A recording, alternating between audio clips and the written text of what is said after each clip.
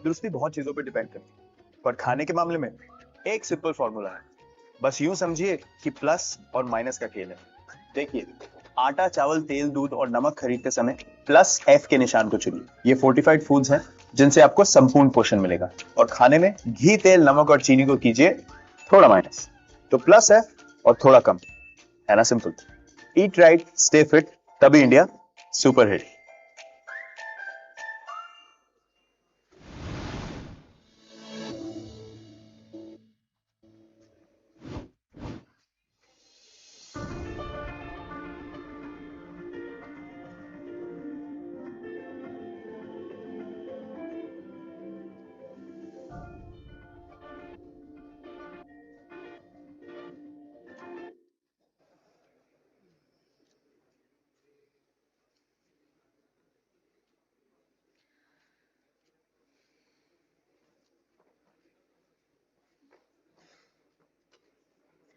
Ladies and gentlemen, can I request you all to please take your seats now? Hi, everyone. Good morning. How are we doing today? Are we doing good? Great. Awesome. Can I just see your thumbs up? All the people who are feeling really amazing today. Superb. Can I see you all smiling? Maybe a little more than that, ma'am. Superb. So, ladies and gentlemen, on behalf of Plant-Based Foods Industry Association, I would like to welcome you all to the fourth edition of Plant-Based Foods Summit in New Delhi. My name is Namrata Sehrawat, and I am honored to be your host for the day. Can we begin by bringing some energy to the room and putting our hands together? Come on, let me hear you. Superb. That's more like it. So, ladies and gentlemen, after three highly successful editions, this platform has transformed from being a conversation starter to a very powerful industry dialogue. And the conversation has matured even further today. By 2026, the plant based food sector has evolved and it has moved beyond the early stage of hype into a phase of real impact and accountability.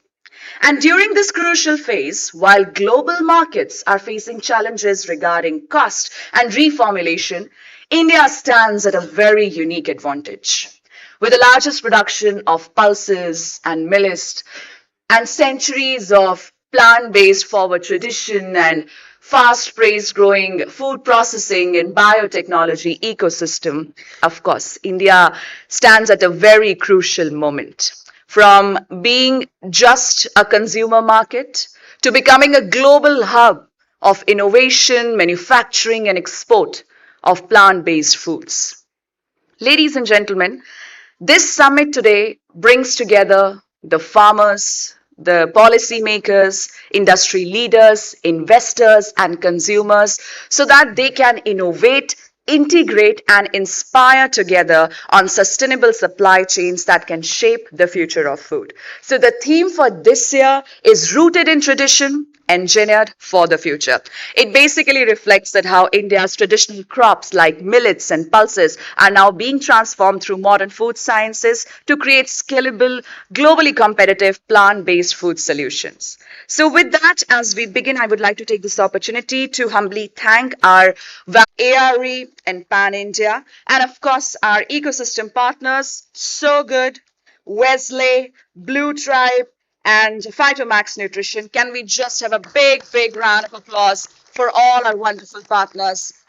And of course, this couldn't have been done without the support of our government. So, ladies and gentlemen, can I request you all to please put your hands together for Ministry of Food Processing Industries, MSME, Food and Agriculture Organization of the United Nations, APIDA, FSSAI, and ITPO. I think we can use some more energy for that. Thank you. With that, ladies and gentlemen, without any further ado, to officially begin this summit, I would like to take this opportunity to invite the man himself on the stage. Please join me in welcoming Mr. Praveer Srivastav, our Executive Director of Plant-Based Foods Industry Association, PBFIA. Sir, can I request you to please join us here and open the proceedings for the day? Thank you, Namrata. Good morning, everyone. Good morning, my dear colleagues, industry leaders, the consultants, the people from academia, people from Canada High Commission, people from the institute like ICRI said, the GFIR ecosystem partners. I can see Dr. Yadav, Dr. Wadekar coming from all the way from Mesuru to attend this summit. And Dr. Suresh Itapu is sitting here. Thank you, sir. Thanks for coming. So when I talk about, can I have the slides over here?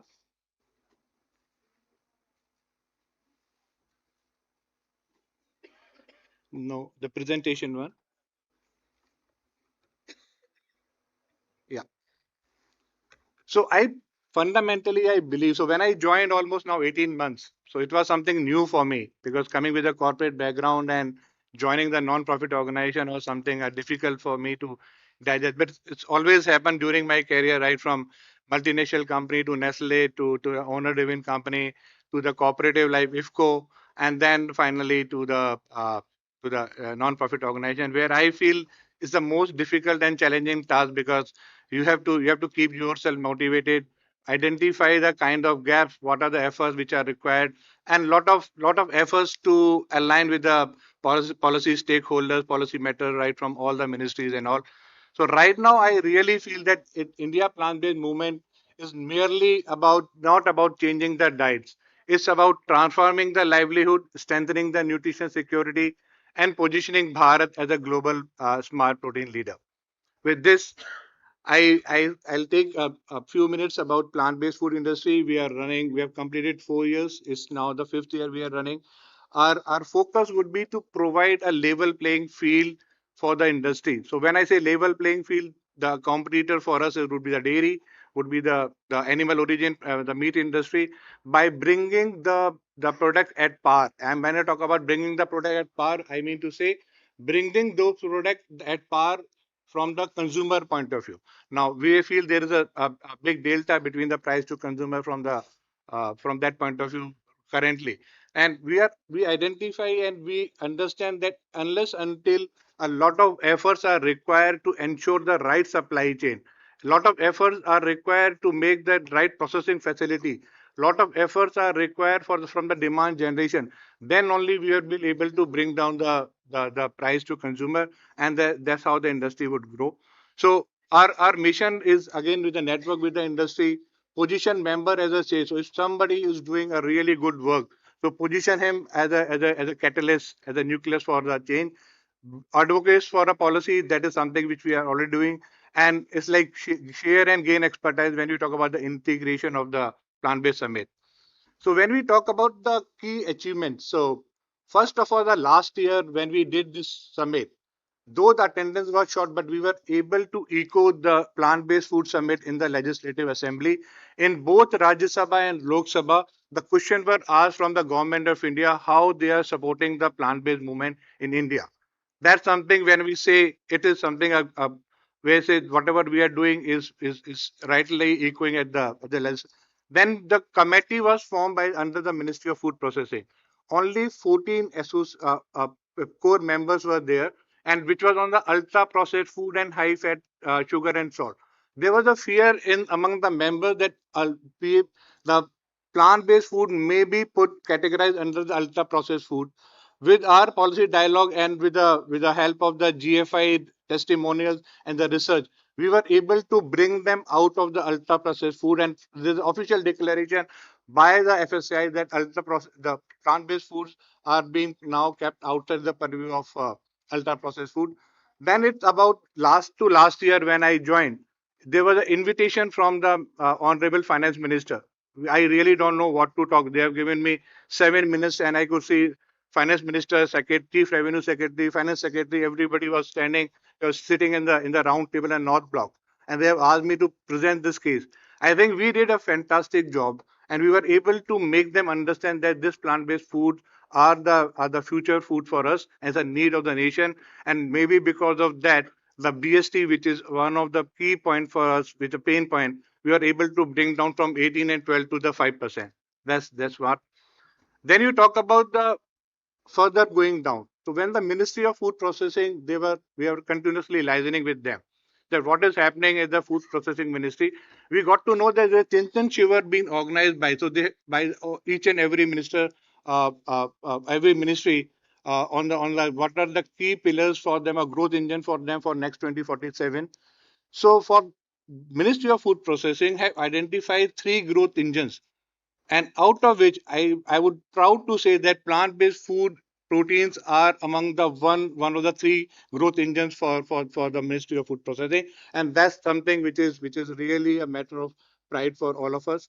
Then it was a call not from the Ministry of Agriculture and Farmer Welfare. They were hosting their Chintan Shiver in Seho. That was on the making India pulse sufficient. So we were the only association. They were seeking the help for the direct market linkage from FPOs to the market, and we were got a chance to present our case also in the World Food India. Every other association industry were paying to MOFPI, were paying to FSSAI, sorry, not FSSAI, but to FICCI to keep their session that, okay, they want the alcohol beverage, the pet food and everybody. We say we don't have any money, but we have merits. We have managed to talk about the goodness of plant-based food, and this was the reason that one of the panel discussion which was organized by ENY, the Food Ministry of Food Processing have decided to keep during the WFI. And in the WFI, there was a regulatory summit organized by FSSAI. The entire focus was on the future of foods. So that is something which we talk about here. When we, it was good to, as an organization had that whatever you are talking is something was echoed by the union honorable ministers. So I'll like to play a small video over here so you can listen to what exactly the Chirag Paswan ji is saying.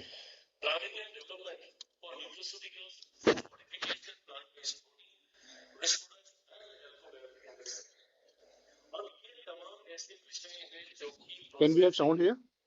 के बाद जिससे हम लोग की निगाह जाती है nutraceuticals कैसे हम लोग उसका लाभ ले सकते हैं प्लांट बेस्ड प्रोटीन आज की तारीख में ये एक ऐसा विषय है जो मुझे लगता है कि हर जागरूक व्यक्ति को बहुत ज्यादा एक्साइट करता है कैसे इस दिशा में भारत अपने आप को एक लीडर के तौर पे स्थापित करे इन तमाम विषयों को लेकर एल्कोबैम एक ऐसी industry plant based protein rich products and एल्कोबैम अब ये तमाम ऐसे विषय हैं जो कि प्रोसेसिंग के बाद जिसपे हम लोग की निगाह जाती है न्यूट्रास्यूटिकल्स कैसे हम लोग उसका लाभ ले सकते हैं प्लांट बेस्ड प्रोटीन आज की तारीख में ये एक ऐसा विषय है जो मुझे लगता है कि हर जागरूक व्यक्ति को बहुत ज्यादा एक्साइट करता है कैसे इस दिशा में भारत अपने आप को एक लीडर के तौर पे स्थापित करे इन तमाम There is a very recently last month February, Honorable Union Minister Shivraj Singh, I was able to talk with him and I was able to present the case of plant-based need of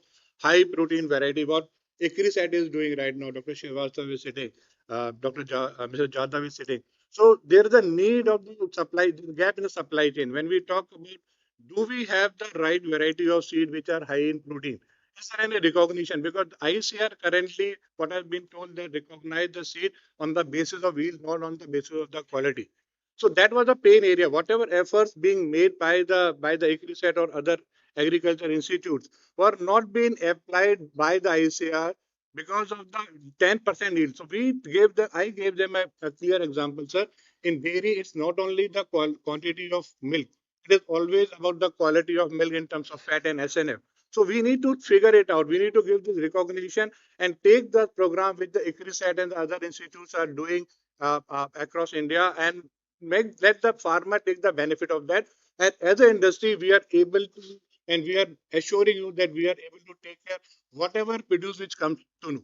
Because whatever, again, the key challenge, whatever the ingredients are coming out through the import route, because we don't have right variety. In fact, we all know that our production have gone down. So that's, and around 6 million metric ton of the pulses have been imported. So there, Chintan Shiver from the Ministry of Agriculture, the only one focus to ICAR is to have to make India's pulse sufficient by 2034. So that is how, and if I have to play this video of हम ही ऐसी दालें बना दें जो protein से भरपूर हो और उसमें से प्रोटीन निकालें और अपने नौजवानों को प्रोटीन खिलाएं, उनको मसल भी बनाने दें। लेकिन हमारे यहाँ ये हो सकता है तो प्रोटीन युक्त फसलें की किस्में, ज्यादा प्रोटीन वाली, प्रोटीन तो है ही लेकिन ज्यादा प्रोटीन वाली, उस पर भी हम तेजी से काम करेंगे। अब बता रहे थे घरेलू प्रोटीन का बाजार आज 1000 करोड़ है, लेकिन ये बढ़ के 10,000 करोड़ तक होगा, आगे और भी बढ़ेगा क्योंकि हेल्थ कॉन्शियस लोग बन रहे हैं। तो इसमें भी हम लोग पूरी ताकत से मिलकर रिसर्च का काम करेंगे। FPO Thank you. So, when you heard the echo, what exactly you want to listen, and when that comes right from the horse's mouth, right from the union minister, it gives me a sense of achievement or sense of security that whatever efforts are being made, we are moving in the right direction, and the people are recognizing that. Then we talk about the big basket. The ministry asked us that, okay, Praveer, we want you to pass on the benefit of GST to the consumer. We immediately contacted Big Basket and we ran 10 days campaign where up to 50% discount was offered on entire plant-based food category which was listed in the Big Basket. We are proud to say that we got 23% category growth during these 10 days. Then we run a media outreach. So when you talk about goodness of the plant-based, so we run this campaign. Again, this campaign was run till yesterday about on the goodness of plant-based. So we have to play this, what we Bite from Taste the Green Life. Did you know producing chickpea and lentils use lesser land and energy, also have a lower carbon footprint in comparison to animal farming? So choose a planet-friendly food. Issued in public interest by Plant-Based Foods Industry Association. Taste the Green Life. So there were different campaigns which also were on the health, sustainability, on the animal cruelty. So this time it was gone on air live on almost 11 cities, and the total 30,000 seconds were, and that's what the Radio Mirchi is our ecosystem partner. Then we talk about the research initiative. The first thing, and coming with the marketing and sales background, you need a data. And whenever you go to any policy a stakeholder. So the ministry here, what is the data? Where's the market? We have numbers which are varying right from, there's no sanctity. With my experience, I said the numbers which were quoted earlier was nowhere the reality is. So thanks to Ipsos, we released the market research report, get the real insight of the market. Now this year also, we decided that the 30% of India is Gen Z. The ministry is asking us to take some concrete step to counter the miscommunication which is going on around the processed foods. So we asked the Ipsos to carry out the market research on the consumer behavior, on the buying behavior. So that we would be releasing today. So these are the two key reports, definitely. And these reports, Ipsos has done charge not even a single rupee for us, because they identify the root cause, the bigger objective why we are doing so. And again, I'm saying if Ipsos team is sitting here, Deepak and Shruti, and thanks to all of you. This is something when you talk about the India as a crossroad. You see 67% growth from 22 to 24. Now the number would be around 450 crores if we talk about now we are entering to 2026. So this is a scenario, but it is always, we have to point here the year only 0.1% of the dairy. So this enormous headspace for us to grow. And I fundamentally believe that those who are working in the eco space, whether they are facing a tough time but the future will be theirs only. We are the foundation, and the foundation is stone. We are laying down the foundation. But after 10 years, I can visualize that the things will be very, very rosy, and the gradual shift would be happening here. And again, coming with a dairy background, I am requesting from this forum also to all the dairy companies to start fortification of plant-based milk in their normal dairy milk. There are companies worldwide. There are companies who are selling the blended plant-based versus in the dairy composition.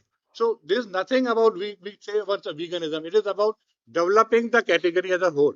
Once the blending would, we can think about the Amul selling a blended plant-based milk, the kind of volume and this will eventually help the smaller brands, because with the bigger brands coming in the ecosystem, the market eventually will grow and everybody would get the benefit of that. Then we all know why the plant-based food, something which we talk about the climate, about the water security, the public health, the green economy. There's a lot we are going to discuss. I'm not taking too much of time over here. Then the doubling the farmer income. We analyze that there's a gradual shift happening from cereals to the protein rich crops. So there's a current status that, and then there's a serious effort through APIDA and government side. The export of millets have touched almost 10,000 crores. The target would be 20,000 crores, and certainly when we have there's a demand of a high indigenous protein crops globally. China is enjoying they're importing the pea from Canada, from Ukraine, Russia, doing the value addition and becoming the market leader in the global supply chain. So we do have that opportunity to produce that, and that is what our point of interaction and discussion with Ministry of Food Processing for setting up the value-added product for the plant-based protein cluster. This is something we all know what how when you compare the water usage per liter. So the lower resource intensity per unit of protein is something at the bottom line of this, whether it's a greenhouse gas emission, the land usage, the water usage, there's something. Then we talk about the protein gap. That's again an argument. Today we have the two special director general, Dr. DC Jain and Dr. R.K. Srivastava. The Ministry of Health have identified that that's why they are sending the two officials to talk on the at the inaugural session. So I think whatever we are talking and with whom we are talking, we are able to leave the impression among the stakeholders. So that is what which is more important, and that is something which we are proud of. Then the Gen Z. So when you talk about the 42%, you know, when we got the result, I'm slightly opening up the report. But what is the health at the forefront? You know, the constant connectivity. You talk about the self-expression identity. These are the four and 7 and 8 parameters. But the 42% of the young Gen Z is buying only because of for the health. So they want the clean label. They want the the value-driven consumption, which is happening right now and which will define uh, the future for this. Then we talk about the myths and reality. I think in the ecosystem, everybody knows this. I let you not talk much on this part. Now that's a strategic interaction at the innovation scale. Currently, what we are doing is a interaction between government, industry, and academia. And I've been proud to say that today we have people coming from Niftin Tanjavur. We have come in, we are releasing the report. There were representation from Niftin Conley. There were representation because of the last movement of Niftin and CSIR and IIST and SIIT, Thiruvananthapuram director and Dr. Vasant, they have to back out because there's a PMO visit which was happened and there's another state minister visit happening tomorrow. So they have to back out. But we are aligned with the best of the best institute. When you talk about CFTRI Mysore, we have only Tanjavur, Dr. Jain and Dr. Polani would be here. And then when you talk about the industry interaction, that from where the consumption is happening. So IHM director and Dean Dr. Mr. Pant would be coming here. So we are talking to IHM to organize the inter-college, regional, all India culinary, plant-based culinary in the inter-IHM. So then we already did an RPH and IHM Mumbai. So again, it's not only the government, it's the interaction with government, industry, as well as the academia, because collaboration accelerates the commercialization. That's what we believe. Then this is something when you talk about the support, there are sessions. I'm not taking from the ministry side. Every speaker would be coming and they will talk about how they're supporting the plant-based ecosystem, right from MOFP to FSSAI to MSME to APIDA. Now, when you talk about the Vision 2030, I definitely see that the market growth would be 3x. That's what the growth would be. We can see the 5x increase in the export. The 40% increase we can expect in the farmer income, what exactly they are making today. And then we expect plus 50 SKUs would be launching in next 3 to 4 years. And there would be 5 policy will be enacted over a period of time. We are expecting the MOFP to release a special scheme incentive for the setting of the plant protein cluster. We are talking to Ministry of Consumer. When I met Honorable Union Minister, he himself said, Praveen, give me the representation, what support you need. Now, when I say what support you need, when the NAFED starts selling the atta, where they have a Bharat brand atta, right? So if we can have the fortification of 5% with the pea protein, That would give you immense potential for all those ingredient manufacturing companies, those who are struggling right now. So idea would be to take it as a, and that's what the theme of a rooted in tradition and engineer for tomorrow. So something out of the box, we have to go beyond burger, meat, and mock meat like this. We have to go for a masses and think like locally and act like for a future. That is the approach which I think all the industry people have to take, and PBFA is moving towards that side only. So there are some of the smart objectives which we talk about, the GST reduction in the logistic for in the frozen supply side. Then the duty drawback for those who are, because most of the raw material are imported. So we can get the duty drawback advantage. Then the plant protein cluster processing infrastructure, we need a subsidy up to 20 crore. When you talk about the new product R&D, so some of the things which we talk about, that okay, can we have the industry webinar? Dr. Padma is here, Dr. Jain, so we do have those guys who are the stalwart in the industry.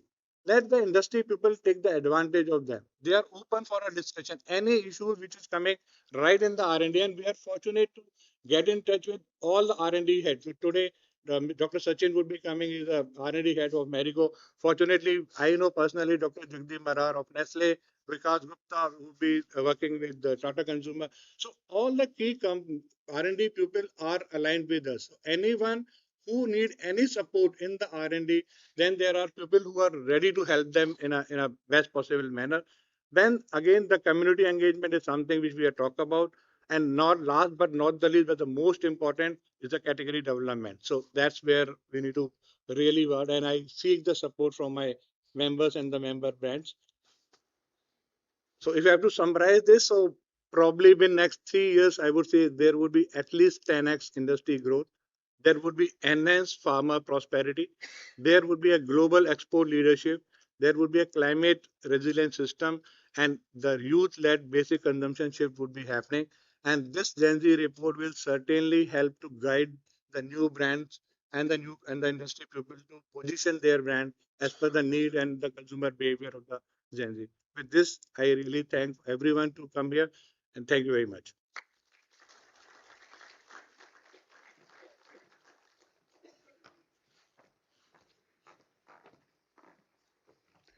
Thank you. Thank you so much, Mr. Srivastav, for taking us through the journey of PBFIA and all the developments that have happened in the past and the vision that we can look forward to in the future. With that, ladies and gentlemen, we are going to officially begin with our first panel for the day. And this panel would be for about, let's say, 35 to 40 minutes. We will keep the last 5 minutes for the quick Q&A just in case if you have any questions. Now, the topic for this panel is Sustainable and Regenerative Agriculture for a Future-Ready India, strengthening cultivation of protein-rich crops, plant protein clusters, and double farmer incomes through plant-based innovation. I would like to take this opportunity to invite our wonderful moderator who would be taking these discussions forward. So, ladies and gentlemen, please join me in welcoming on stage Mr. Rajesh Srivastav, Chairman, Prowess Advisors, that is based in New Delhi. Welcome to you, sir. He has been a corporate investment banker for over 43 years. Ladies and gentlemen, he's also one of the founding members of Rabobank in India. Welcome to you, sir. May I request you to please have a seat at the dais. Ladies and gentlemen, joining us virtually would be Dr. Devendra Kumar Yadav, Deputy Director General Crop Science for Indian Council of Agricultural Research. Welcome to you, sir.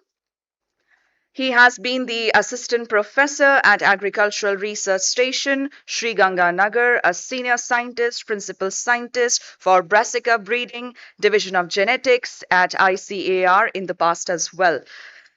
Ladies and gentlemen, please put your hands together as we welcome our next esteemed panelist here on the stage, Dr. Rakesh Srivastav, Principal Scientist at Global Chickpea Breeding Lead Genomics International Crops Research Institute for the Semi-Arid Tropics.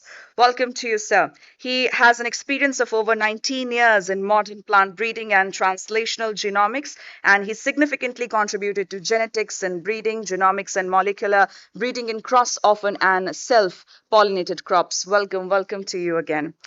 I would totally appreciate if we could just bring some more energy as we welcome our really eminent panelists here on the stage. Ladies and gentlemen, we have Mr. Scott Matthias, who is Managing Director, Trade and Investment for Government of Saskatchewan. Sir, can I request you to kindly join us here on the stage?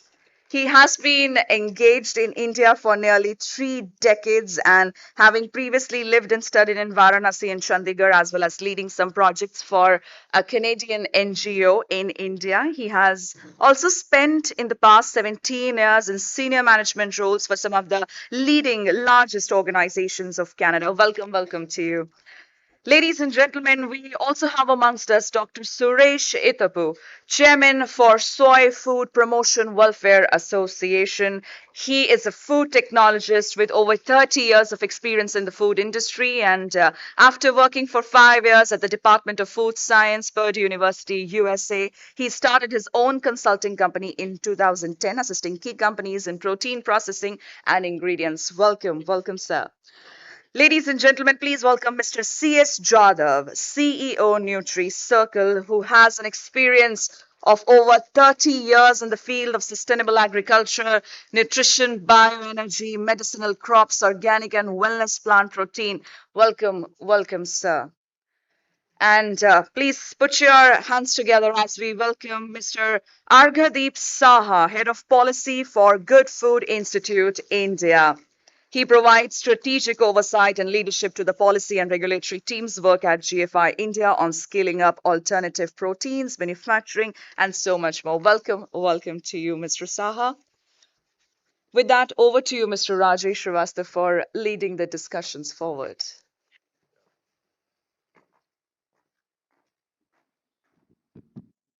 Thank you, Namrata. Thank you very much. This is missing. So is that because somebody is still to join or is on the in the okay, all right, okay.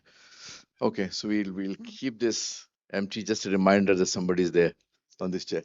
Hi, good morning. So good morning, ladies and gentlemen. I'm very privileged to be here and moderating this session. Uh, we just have about 35 odd minutes, as she said. Um, Certainly very crunch time for such eminent panelists here. We have seven of us, right? And then so it's going to be 7 into 5 and leaving 5-10 minutes for quick Q&A. So that's really crunched. But all the same, I think Dr. Pravir Srivastava, and thank you for inviting me, by the way. He's been an old-time friend from his past, many engagements. Um, I think he gave a very good download of what this association has been doing, and more importantly, taking beyond and painting a picture that where is it headed 10 times in 3 years' time. I don't think many industries and subsectors would be growing like this. So I think it's a by itself. I think that should it's a very compelling reason for all of us to focus on it. The other thing which I noted from Praveer, your download was that Gen Z. I think one thing which I as an investment banker, what do I look at besides other things? Leave the Excel sheets apart. I look at very carefully on the consumerism and the demand projection. I think all of what we do or going to do is going to be driven by the consumer demand as it unfolds and changes. And like the world, India also has been changing. India has been changing more rapidly than many countries actually. And so I would say because we're starting from here, so there's way to go. So I think uh, 42% I saw in your pie that 42% will be based on health and sustainability, which is the carefully calibrated, I would say, uh, metric set by the Gen Z. And that's huge because if Gen Z is going to demand this kind of plant-based foods and which is based on health and sustainability, then it is irreversible. So I think everybody who's focusing on doing something in this sector should also carefully then dissect and analyze the consumerism and the demand as it will unfold in the next 5-10 years. That's important. I think supply side is one part. Processing, I guess, is best, easiest. But supply side, probably with R&D, that's important, obviously. But that's just one link of this entire chain. If I were to assess as a banker, I would say that I would pay a lot more of my own dollar on the demand side of the story. So that's just a few comments. What I would do is that I would not introduce everyone individually. I think first of all, you may have read somewhere, but all the same, I think it's easier and more time efficient. So leave it to all of you to introduce quickly yourself. Take a couple of minutes, maybe 3 minutes each, and to say something about what you've been doing. Maybe I just throw a leading question to each one of you, and then take it on from there, and come back and do a circle again. Is that okay with you? All right, great. So why don't we just move in this order? Maybe we should go to the speaker on the screen virtually, and Mr. Yadav. So, Mr. Yadav, good morning. Uh, and I'd be very honored. Good morning. Good morning. We'll be very honored if you could say a few things about uh, this You're summit. not audible clearly. Not I'm just audible? getting some sound, but not properly audible. Is it better now? Is it better I now? think so that is not properly audible. Yeah, we can hear you all right, but so can you hear now? Is it better? So maybe we'll come back to him. We'll come back to him. And so Scott, let me. I think, and I'm really amazed now when I know of your province for a long time. We met some other people some years ago. Imagine Canada, a province of about 1.1 or 1.2 million people. That's about it, right? And huge in agriculture, innovation, productivity. I think this they have done some astronomical work in this sector. And he's been in India, I just learned, for maybe more than 1.5 decades, right? Imagine, almost Indian. So wonderful. I think we would want to learn from you how you've moved forward. I think more importantly, what have you done in terms of farmer productivity in Canada? I am fully cognizant that the land area is much bigger. Average farmland would be much more than what you have in India. So we have our own challenges. But let's see how you can migrate those learnings to India. And one thing, if there's an underlying theme today, is productivity in India. That's a challenge here. So let's learn from you. I know you do a lot of things in mining, potash, energy. I would hesitate to mention uranium, but but let's hear from you in terms of farmer productivity.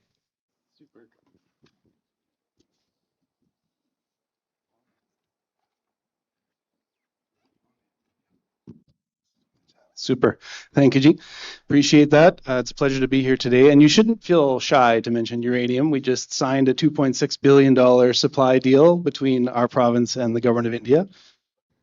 I get it's controversial, but energy is something we all need to pay attention to. And as much as we're talking about farmer productivity, much of what drives farmer productivity is the production of the machinery and the technology, and much of that relies on energy to be built in the first place. So energy is a big part of our value proposition here in India.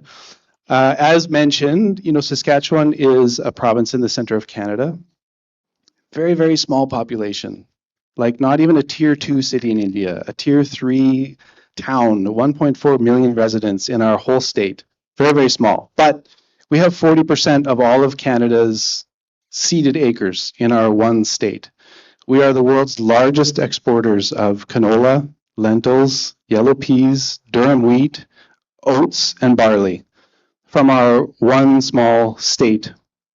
And we have over 45 years of export relationship with India, exporting lentils, yellow peas, previously some chickpeas. And so we have this very long-standing relationship. And I sat with, Honorable Minister Paswan and Honorable Minister Chauhan last week because we have such a strong trading relationship, but also a technological relationship related to agriculture and also an agronomy expertise. And so because we have such large land holdings in Saskatchewan, in India, the average farm is maybe 3 acres. Very small subsistence farming, 2 wells for irrigation. Our average farm, smallest, is about 1,000 acres. And many farms are 5,000 acres and larger. So that comes with some significant considerations. We historically have not had irrigation, so we rely on rainfall. Relying on rainfall, still world's biggest producers with the least carbon footprint globally. That's undisputed. So how have we done that? Well, there's been many initiatives that have come along the way to get there, but the first of all has been precision agriculture, which looks at precision inputs for soil health and plant health. Our province, our very small province, invests 250 crore every single year in agri-research. We have a very large agri-research ecosystem centered around the University of Saskatchewan, the Crop Development Center, the Global Institute for Food Security, the Food Development Center, the Prairie Agriculture Machine Development Center. And so we have a complete suite across the entire supply chain, from agri-science, which Dr. beside me is very versed in, all the way through to post-harvest storage and handling and food production. That's all locally run and operated with great support from the provincial government or the state government, as well as industry. I should also mention that Saskatchewan is the world's largest exporter of high-grade potash, which India consumes as a fertilizer and a soil input. So we're blessed with rich natural resources, but after having come through major depression in the 1930s and 40s and major drought, our entire agriculture ecosystem had to shift to how to produce drought-resistant, high-yield varieties. So it's been a major focus for us. There's been a major focus on having government-led subsidy programs to backstop farmers in the event of a bad season out of their control. Oftentimes we get hail in our region, which will destroy a crop. Farmers can't do anything about that. So there are government programs and incentives to support farmers in that regard. But then there's been quite a bit of work, and I'll get to this, I think, a little bit later, in terms of the juxtaposition of industry and the advancement of technology that has significantly boosted farmer productivity. One particular piece of equipment has boosted that productivity by 30%, while providing tremendous carbon sink advantages and reducing pollution. So we have this full suite across the entire value chain related to pulses, but also all of our commodities in Saskatchewan. And so I would say that, it's a pleasure to be here. And as much as, there's a significant focus on the Indian farmer, 100 million Indian farmers. I also take your point about the consumer, right? There's 800 million purchase power Indians in this country, and consumer demand shouldn't be neglected, because that's really what's going to drive the industry and availability of pulse proteins in India. And Saskatchewan has been a long-standing partner in that regard, and we continue to hope to be a long-standing partner in that regard. And one very unique development this last week, when our two prime ministers met, there was an initiative that was driven by our office that became federalized and was announced by the two prime ministers, and that's the India-Canada Joint Pulse Protein Center of Excellence, which is located at Niftim Kundli and at the University of Saskatchewan. The expressed intention of that project is to work on pulse protein enrichment and fortification technologies to feed directly into the midday meal schemes, into the pregnant women meal schemes, nutrition schemes, and also the lactating mothers meal schemes. And our intention there as a province, many trading partners with large nations like India see India as, an amazing opportunity just to make money because the population is so large. But we have such a long-standing trading relationship with India, and we become such good friends over time. It's important to us that we embed our technology and our researchers and our entire suite of services in to help support India's broader nutritional security requirements. And part of that comes through helping to develop and support maternal and child health and nutrition programs. And we know that pulse protein demand is going up. And through the nutrition programs that are available nationally, pulse protein forms a large part of that, but there's a way to increase the protein density in those meals. And we have something we need to offer there. And the strength of our Saskatchewan-India relationship, the India-Canada Joint Pulse Protein Center of Excellence was launched last week by our two prime ministers. And I think that's a tremendous nod of approval, but also a tremendous signal to not only just the exchange of commodities into more complex food technologies that actually support those nutritional requirements. And so we're quite excited about that and what that means for us, but also what it means for India at large versus its nutritional security requirements. Thank you, Scott. I'll come back to you with a few supplementaries later. Can we get back to Dr. Yadav, if we can try to connect again? Uh, so, yeah, welcome back, Dr. Yadav. And I think, can you hear me now better? Not properly. You kindly speak little loudly. Loudly. I'm getting few words. Is better now? Can you hear now? Now a little bit improved. So I think you will speak. All right. I'll be able to. So I'll very quickly give it back to you and so you can speak. I'm just taking a cue from what Mr. Scott Matthew said just now on pulses and the emphasis which the government of India has been uh, giving to pulses and the kind of collaboration which seemingly is now around the corner with Canada on pulses. So about pulse protein, and I know that you've been talking about the biofortified protein crops. So maybe you can give a comment on that. Thank you, sir.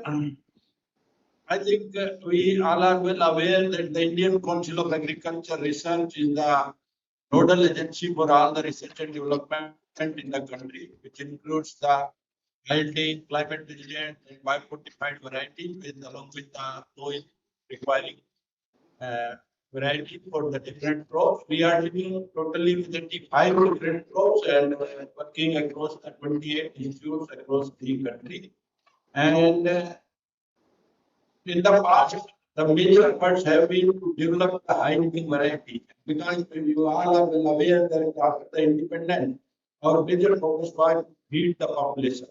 So in that direction, our major efforts, even during the Green Revolution and post-revolution, have been towards development of high-yielding varieties. And now, during last 10, 15 years, we are talking about the climate resilience.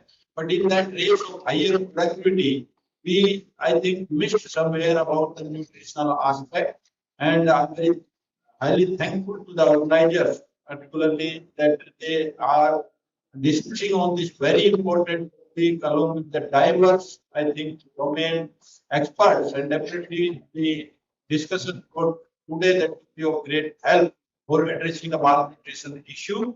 And as far as the ICR's role towards the malnutrition, towards addressing the malnutrition is concerned. So I think we have geared our program, most of the programs in the building for the different crops in such a way that the nutritional aspects are addressed appropriately and seeing that very, I think, good condition in terms of the malnutrition. I think most of the cases, whether you talk about the adults, we talk about the stunted children less than 5 years, or wasting children or wet children. So it is a major problem. And as per one of the studies by this agency, there is also around US dollar 12 billion annually for the addressing malnutrition. So in that aspect, the programs like today they are very important. So we have been working on this biofortification for a very long time. And through the Harvest Plus, our increase at Living is also there, Vigarda, and so many other agencies, National Influence is there, Cement is there. So we have been working and through giving and our own program, the Ministry of Agriculture, we were working on verification of the various crops. But during 2013-14, we launched a special program on social platform biofortification. And by launch this program, we had a very focused approach, which we were earlier working on silos, and there was no, I think, common point. So we are currently working on major crops like wheat, barley, maize, rice, sorghum, pulse millet, finger millet, proso millet, foxtail millet, and some of the pulses like the lentils, they are chickpea, bhaga bean, in case of oilseed, mustard, soybean, groundnut, and some of the horticulture crops.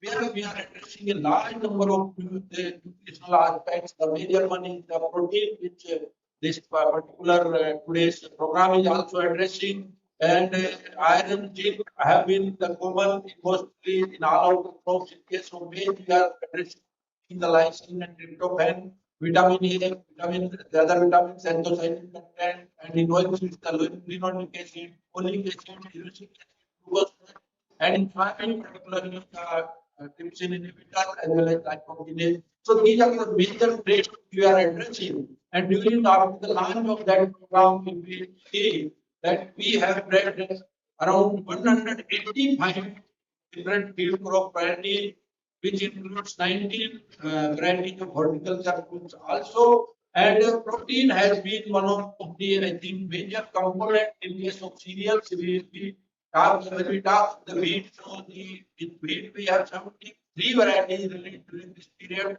and in most of the varieties, along with iron and zinc, protein has also been addressed. As you are well aware that in normal conditions we have somewhere 8 to 9% protein in case of wheat grapes, but we have targeted 12% minimum as a benchmark for identifying any variety along with the high iron and zinc content. Likewise, in case of maize, we are addressing the lysine, tryptophan, provitamin A, and phytate content. In case of rice, again, the protein and zinc content we are addressing, and we have 16 varieties of rice. Likewise, in the various millets, including upper millets, sorghum, and small millets, we have a good number of varieties with high protein content.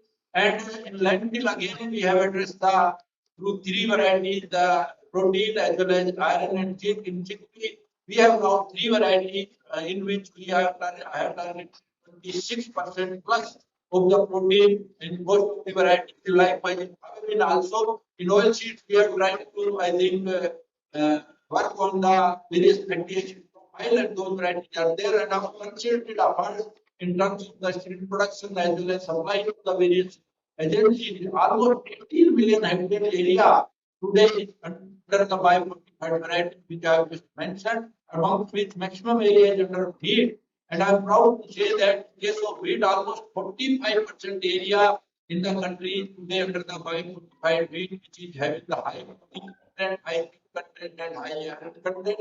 In case of rice, again, more than 1 million hectare area is there, which also has the high protein and high zinc content varieties are there. Millet, lentil also has a substantial area of around 2.5 million hectare area that is also addressing the high protein content along with the other nutrients in the various grains. And we have been our major focus in case of rice, in, as I mentioned, protein and zinc. In wheat, again, protein, zinc, and iron. Barley, again, protein, zinc, and iron. And millet, protein, finger millet protein, little millet protein, and chickpea, our meal, and lentil, again, we are addressing the protein issue. And I think whatsoever the discussions are going on today, so we need to have a proper mechanism. So whatsoever the recommendations are coming, we in ICR, along with the ICRISAT, particularly in the pulse program, as well as in millets and groundnut, we are working together, and there are many products which are coming in collaboration.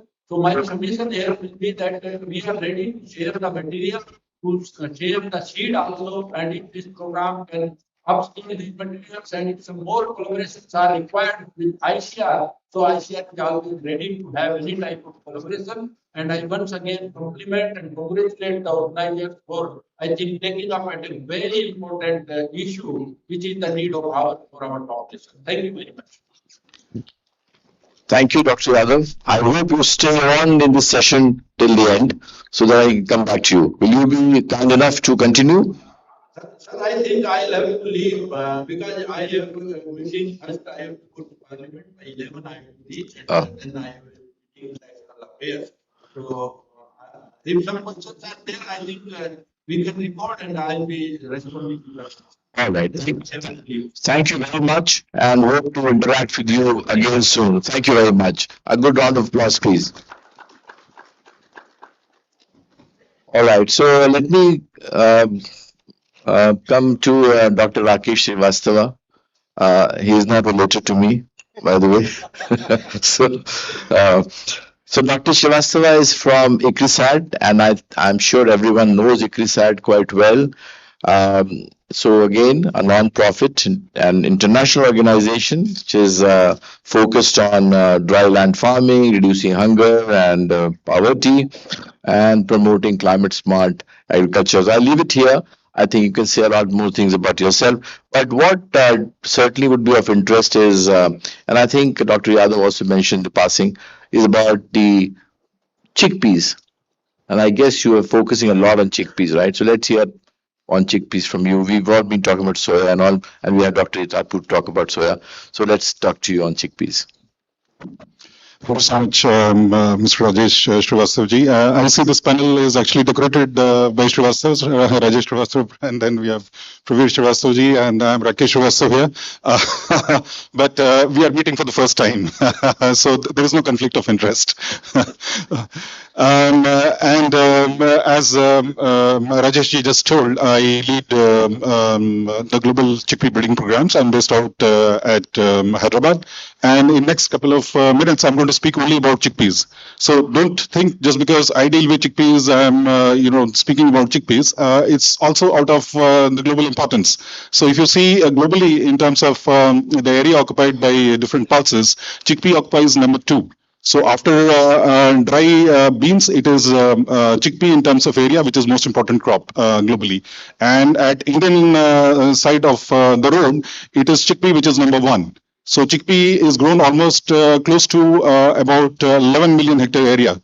Whereas the second ranking crop, pigeon pea, is grown just in about 4.5 million hectare area. And then you have root bean, you have mung beans, you have lentils, you have other pulses.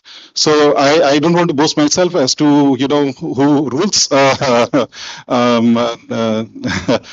pulses world. You guess it for yourself, and you have this person who is working on chickpeas.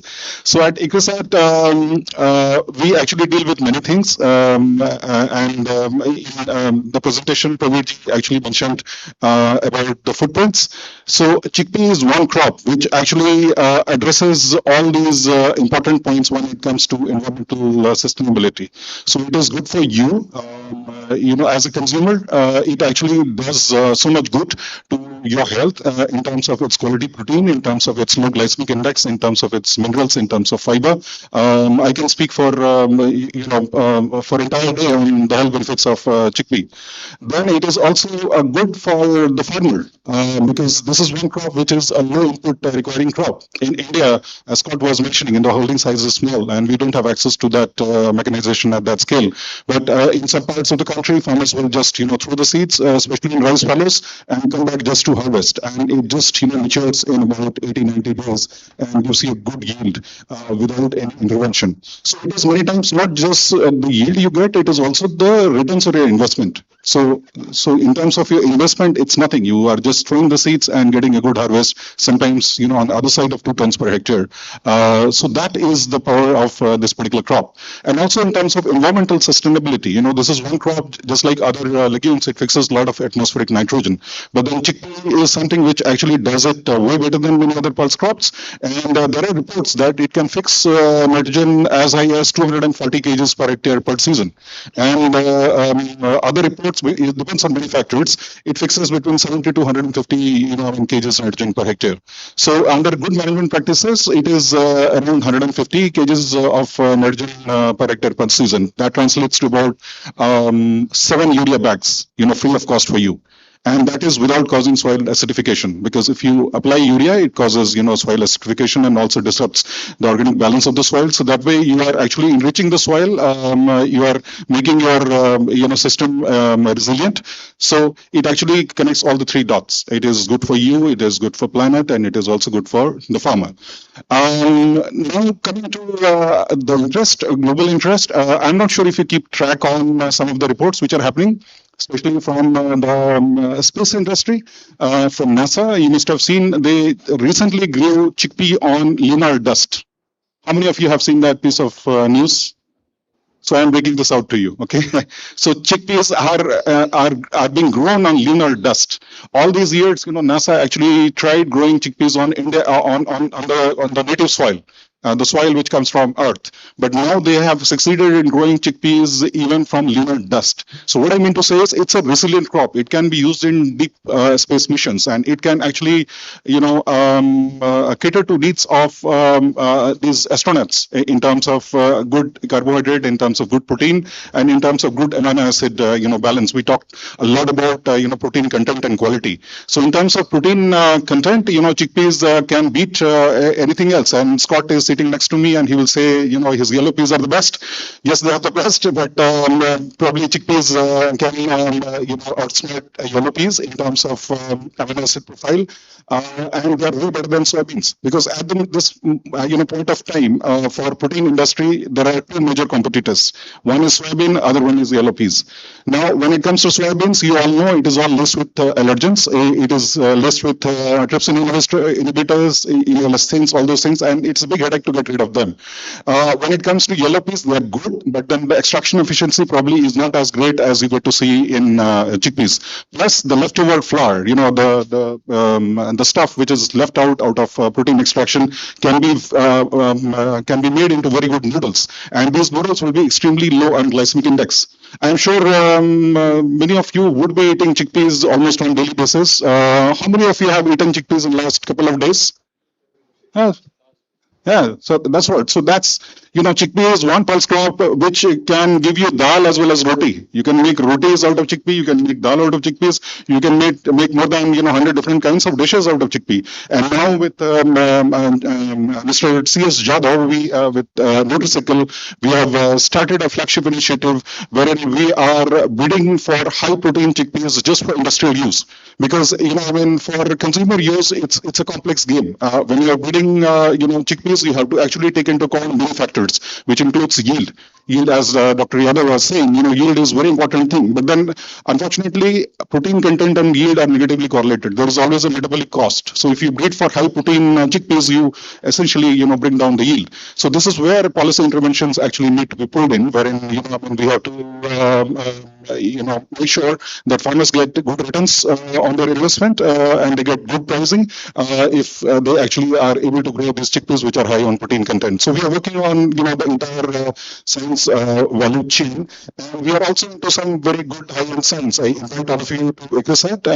It's a beautiful 4,500 acre campus. It has got about 5 lakes, and we get migratory birds coming all the way from Siberia. So you're welcome to visit us, and we'll be able to show you the high-end science we are doing. Including in chickpeas, we have a system of breeding called as speed breeding, where we can actually take 7 generations of chickpea in a year. Which means if we want to cater to needs of any of the clients, we can do it easily by making crosses and taking the generations forward and short circuit the time scale of 15 years to just about 3 to 4 years, and design the right kind of cultivar for our clients. And I was just talking to Scott. So it is, although downstream processing is very important, but then it's garbage in, garbage out. If you get good quality seed, if you are having seed which is dense on macronutrients, which is dense on proteins, and is also good yielding, I think that will fit very well as far as farming is concerned, as far as industry is concerned. In the interest of time, I'll stop here, and I'll be very happy to come back if there are further questions. Thank you. Thank you, Dr. Srivastava. And I have no doubt whatsoever they could speak for the whole day on chickpeas. And there was some revelation, actually, to be honest, some revelation really, on nitrogen fixation, on the other attributes. But I'll come back to you. We are crushed for time a little bit, so I'll move on quicker. And again, taking a cue from what he said and coming to you, Mr. Jadhav, and I think on Nutricircle. But I would not talk to you on chickpeas. We've heard from him. He's the master of it, seemingly. Why don't we hear from you a little bit more on the cluster, first of all, plant protein cluster, and also importantly on quinoa, on the quinoa seeds and all, because I think you're doing something on quinoa as well, right? And that's something which has a lot of demand globally. Unfortunately, it's being dominated largely by the Latin American countries, Peru and Bolivia. So keen to know that what's the kind of prospect India holds for quinoa, and we all know about the benefits and the attributes. Thank you, Rajesh. first answer the question of quinoa to start with. We at NutriCircle are focusing on isolating protein, especially from millets and pulses. And one of the millets we have isolated is foxtail millet and also amaranth millet as well, and also on quinoa as such. So the whole idea, we were focusing on millets and quinoa because these are millet-based, products. So we've almost isolated about 30-35% both in millets and as well in quinoa because of other nutritional benefits like amino acid profiling, bioavailability and things like that. So we are focusing almost about 8 more pulses apart from millets as such. Just to set the context, I think today India is in the sweet spot, and thanks to Niti Aayog and Ministry of Agriculture, where they have set the pulses mission, where the target is to increase from 25 million tons of pulses to about 35 million tons in 2030, and to increase almost about 350 lakh hectares under pulses cultivation. So I think from that point of view, India is at a very high potential. We see a high potential growth in that particular thing. So we at NutriCircle, along with PBFI, we've been kind of initiating an idea on the cluster model. Right from the summit we started in about 4 years back, and thanks to PBFI who are conceptualizing this particular idea, and we think it's very important. Like any other industry, cluster model becomes very, very important. I think this one initiative, especially with the pulses mission happening from Niti Aayog and Ministry of Agriculture, and good support coming from the Ministry of Agriculture as such. So we see a huge potential in the cluster development. In fact, we had already given a proposal to MIDC in Maharashtra, where 250 acres of land had been identified for this particular cluster as such. So in the cluster model, we have about 4 components. One is the agriculture and research side of it, where we develop a center of excellence, where we involve ICRISAT and other institutes in this particular cluster. And thanks to Squad, we've been also initiating center of excellence. Recently, Government of India, when the Canadian Prime Minister had come, they have signed on Center of Excellence. So they're also helping us in setting up the Center of Excellence in the cluster model. The second is where we can involve the FPOs in the particular area. So our target is to have about 50,000 hectares of pulses cultivation in Ahmednagar area, and that's how the cluster model is done. So we involve the farmers and farmer producing organization.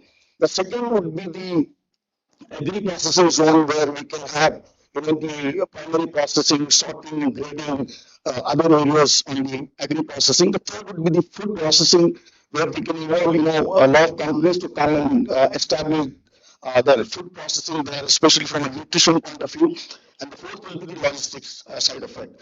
So I think the cluster model, like any other model, definitely would kind of help us to scale and grow this particular industry. And I think with the right timing and the support from Government of India and with the support of other institutes, I think this model definitely is a good as far as the pulses to target and then we achieve the mission.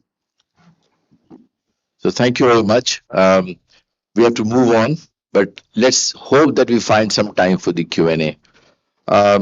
Coming to you, Dr. Suresh Tapu. I think who doesn't know about soya on as for protein, right? But let's hear something new about soya. It's being, the adaptation or adoption in the country, the growth which you're seeing in soya protein and the products. And I think initially I remember that many, many years ago, one had a little bit of a reluctance to consume, let's say soya milk, for instance, right? Because you had this palate issue. So let's hear from you what's changed and what are you doing to change it further?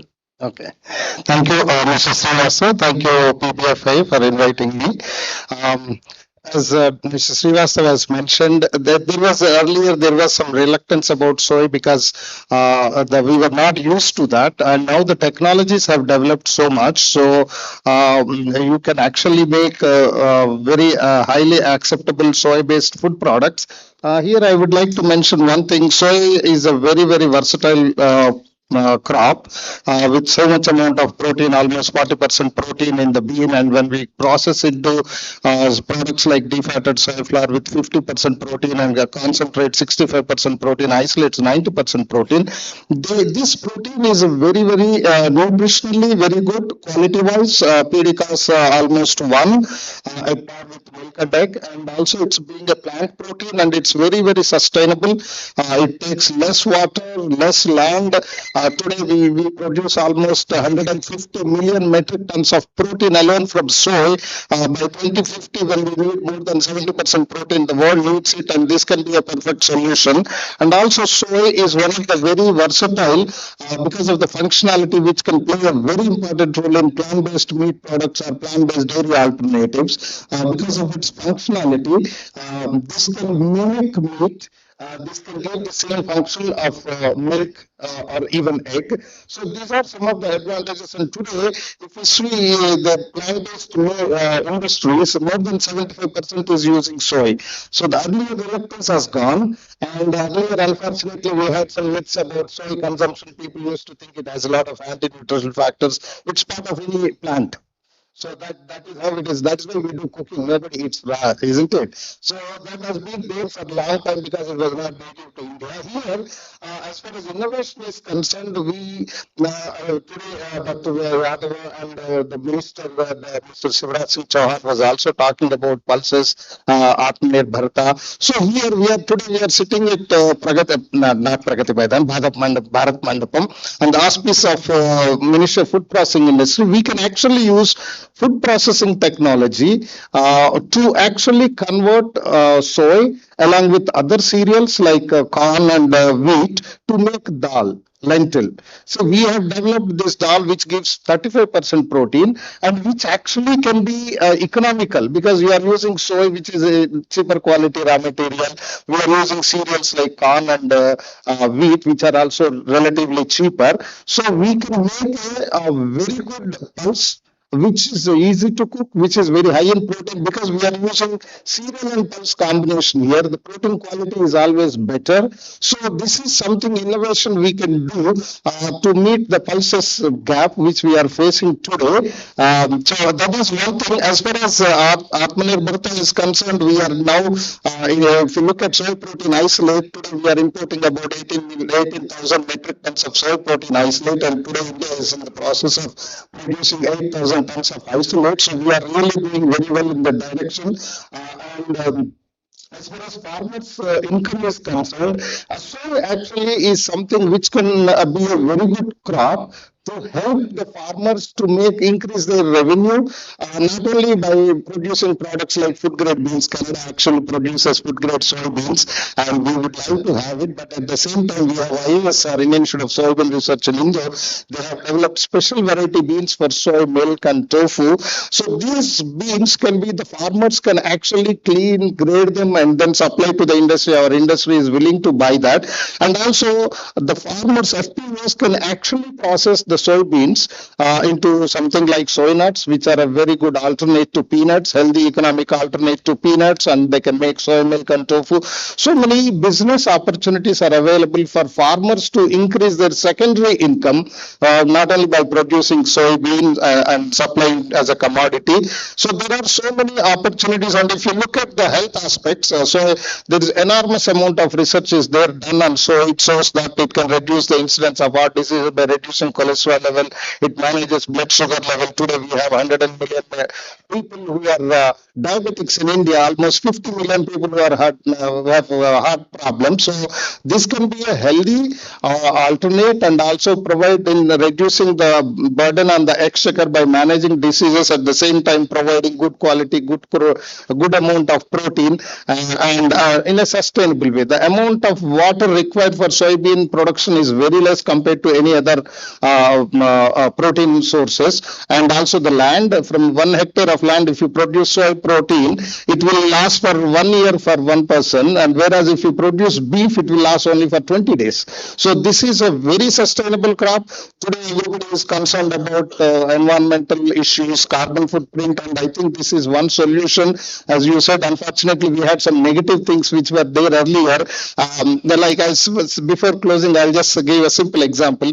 It's about 20 years back, we made soy ice cream. And there's an institute called Avinash Lingam University in Coimbatore. So for MSc Nutrition students, we gave soy ice cream labeled as ice cream and regular ice cream labeled as soy ice cream. 90% of the MSc students who have some understanding about sensory evaluation, they said the regular ice cream labeled as soy has beanie flavor. There is actually no beanie flavor. It's a mindset. So when you say soy, they think, oh, it has beanie flavor. It is not good. It has anti-nutritional factors. These are all myths. And now we don't consume anything raw, and we process. And soy is one of the crops which can actually provide a good source of protein to the industry at a reasonable cost without compromising the functionality and the taste. So this is in brief about that. As Dr. Srivastava said, I can talk about soy for whole day, but I would stop it here, and thank you very much. No doubt. Thank you very much. I wish we had more time, but all the same. Moving on, last but not the least, we have Mr. Argadeep Saha from the Good Food Institute of India. He would talk to us on alternative protein sector. I think my question to you would be that do we need to really look beyond what we just discussed about yellow pea, soya, and other things, and in terms of plant-based proteins? What's your recommendation? What next? Yeah, I think I'm joined by experts on the dais who have spoken so much about chickpea and soy. Now that I'm in a bit of a spot now in terms of what alternative that I can propose. But I don't. But to answer that question, I would actually not propose it as a competitor proposal. But what I think India can do really unique and differently than what is already happening in other parts of the world is focus on some of the more, I would say, underutilized and orphan crops. I'm not sure if a lot of us are aware of them, but the global industry, like Scott and I think Dr. Rakesh also pointed out, was that it's dominated by primarily yellow pea, soy, and now more recently, I think rice protein is also getting quite a bit of attraction because of its hypoallergenic properties. About blending them with other pulses proteins to complete the amino acid profile and so on.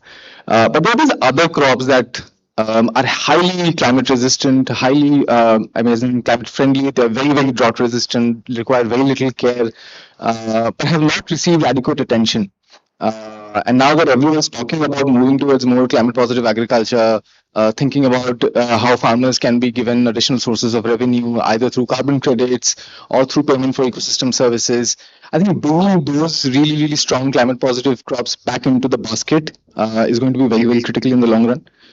We can talk about soy and chickpea, and I think given the place these crops hold in the ecosystem, they will continue to be very, very critical as part of the food basket. But I want to quickly bring attention to two crops, which I recently came across actually, and I wasn't myself aware.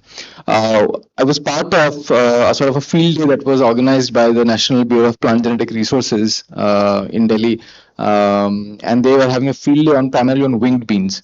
Winged beans, for those who don't know, is a very, very, I would say, unique crop, and it's not found elsewhere in many parts of the country, but is widely consumed in certain pockets in Maharashtra, certain pockets in Northeast, and it's sort of native to India. It's also native to Papua New Guinea, but mostly the Asia, Southeast Asia region, right?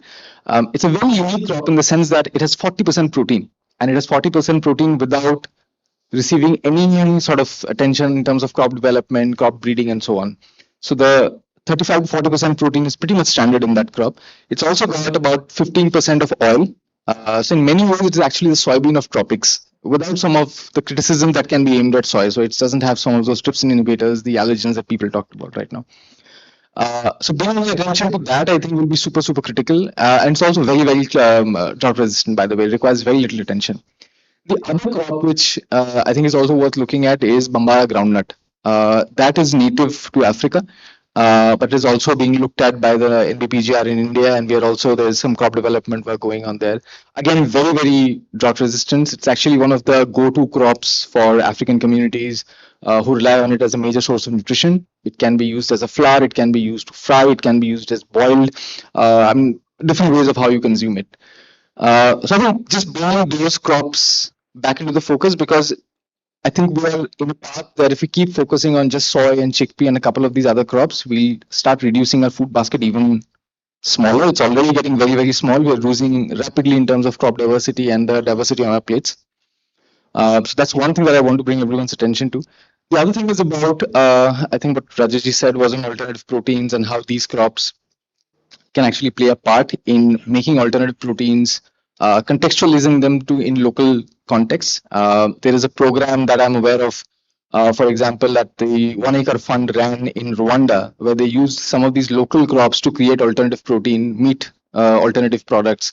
Because meat is very, very expensive. It's very difficult as regular consumption in those regions. And that was a success. And they're now looking at sort of opportunities to fundraise to scale it up.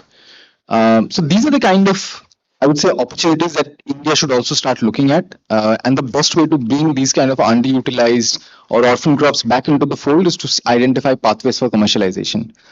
So research into these crops for not just in terms of crop development, breeding and yield, but also in terms of understanding their functionalities. I mean, what kind of uses do you put them in food applications, right? How do they behave when they are subjected to heat? How do they behave when you extract their proteins? How does that behave in a baking application or a meat application or a milk application?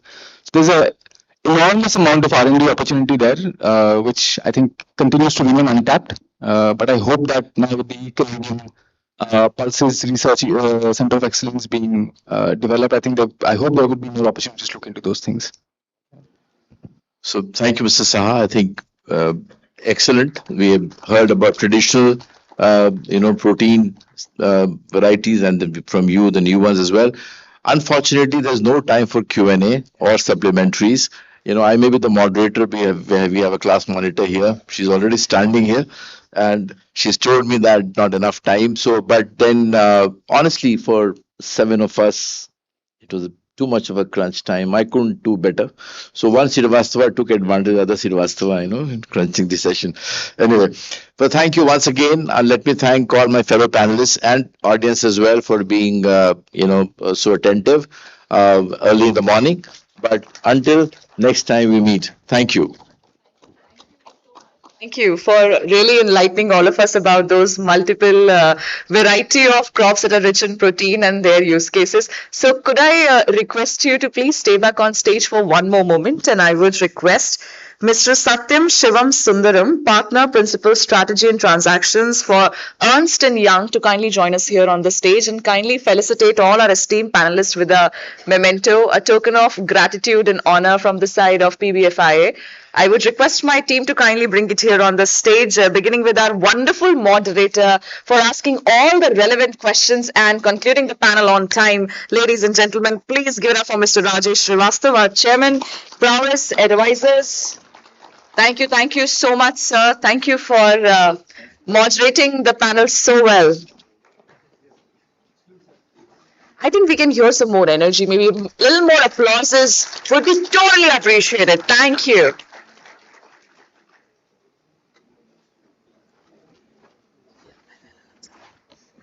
And ladies and gentlemen, please give it up for Mr. Scott, Managing Director, Trade and Investment for Government of Saskatchewan.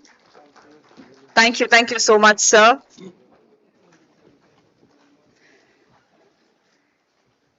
Ladies and gentlemen, please give it up for Dr. Rakesh Srivastava, Principal Scientist, Global Chickpea Breeding Lead, Genomics, International Crops Research Institute for the Semi-Arid Tropics. Thank you so much, sir. We got to learn a lot about chickpeas today, and that we can make the dal, the bread, everything with it. So very, very enlightening. Thank you.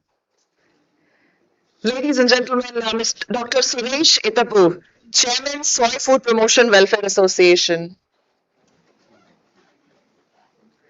I believe we can keep the claps rolling.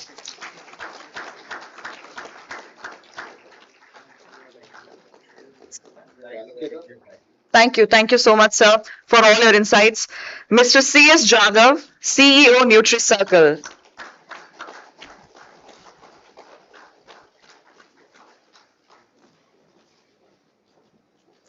Everyone, come on, let's have it rolling for all our panelists. Mr. Argadeep Saha, Head of Policy, Good Food Institute, India. Thank you so much, sir, for sharing your valuable insights on those unique crops we can import from south of Africa, if I'm not wrong, if I heard it correctly. Thank you. So may I now request all the panelists to please rise up from their seats and let's just have a quick photo opportunity here. Just right standing there, superb. We can come together for a quick photo op. And ladies and gentlemen, we are aware that you might be curious to ask your questions. So we would like to showcase a QR code here on the screen and you can submit your questions. And I believe in a week span of time, the moderator would be taking these questions and for sure coming back to you. So you can scan the QR code and ask your questions, and that would be followed by for all the panels. And thank you to our panelists once again. Thank you. And thank you, Mr. Satyam. I think we are looking forward to the next panel with you. I would now totally appreciate if we could just set the stage for the next one. Thank you so much, sir. Thank you again. All right, so with this, ladies and gentlemen, as we are setting the stage for the next panel, I would like to understand that how many Gen Zs have we got in the room? Could we please raise our hands? I think Gen Zs are the generation who are born post 1997, if I'm not wrong.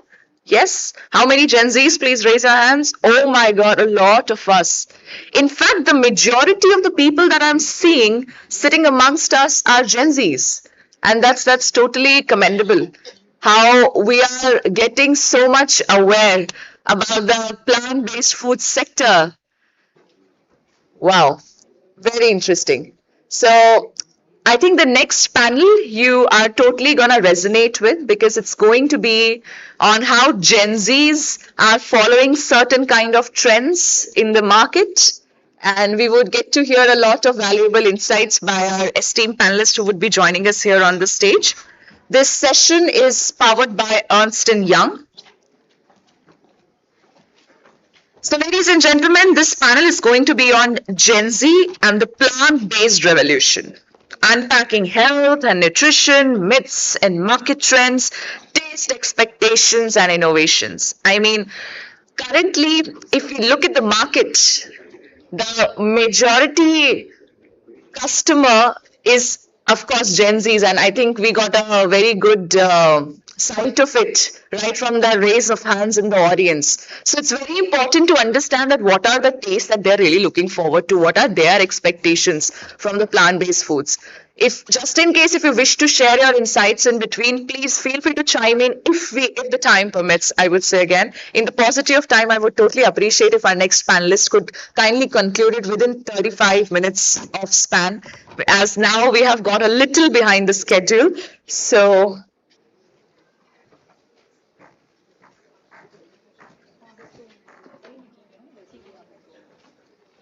thank you so much.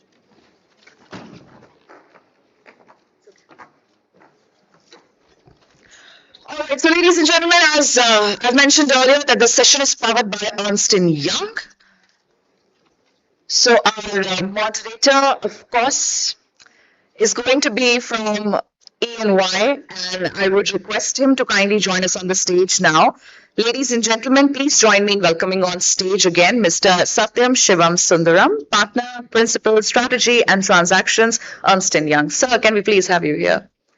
Welcome to you. Ladies and gentlemen, it would be totally appreciated if we could just keep it rolling while he leads the strategy and transactions team for social sector for government market segment at E&Y. So welcome to you. Ladies and gentlemen, it's time that we welcome our esteemed panelists on the stage as well.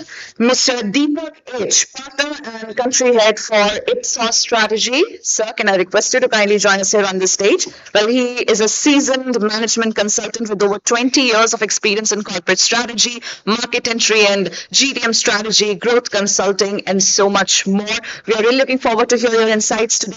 Everybody, can we please have a big round of cheers as we welcome our panelist, and of course the lady who has traveled from a very far distance and she has just managed to arrive here. We would totally appreciate your presence, ma'am. Dr. Nandita Shah, Director Sharan. Welcome to you, ma'am. She is the founder of Sanctuary for Health and Reconnection to Animals and Nature, an organization dedicated to disease reversal through food and to fostering a culture of health. A doctor by training, she believes that each of us can be our own best doctor most of the time.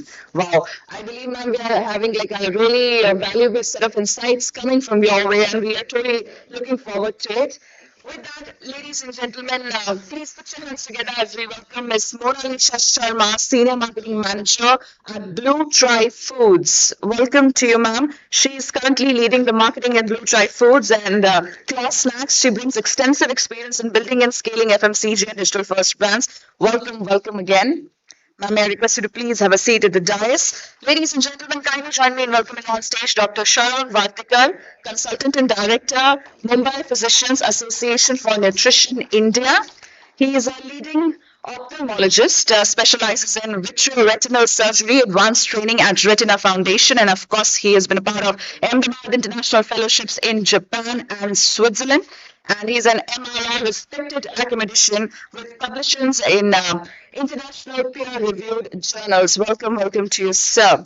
Ladies and gentlemen, kindly put your hands together as we also welcome on stage Ms. Saman Zaman, Senior Associate Policy Engagement and Advocacy Support, PEACE, Global Alliance for Improved Nutrition. Well, she is a senior public health professional with over 12 years of experience advancing healthcare, nutrition, and sustainability and food systems in India. Welcome to all the panelists once again, and over to you, Mr. Sundaram. Thank you so much, Namita. You have made my job easier by reducing my time so I don't have to speak at all.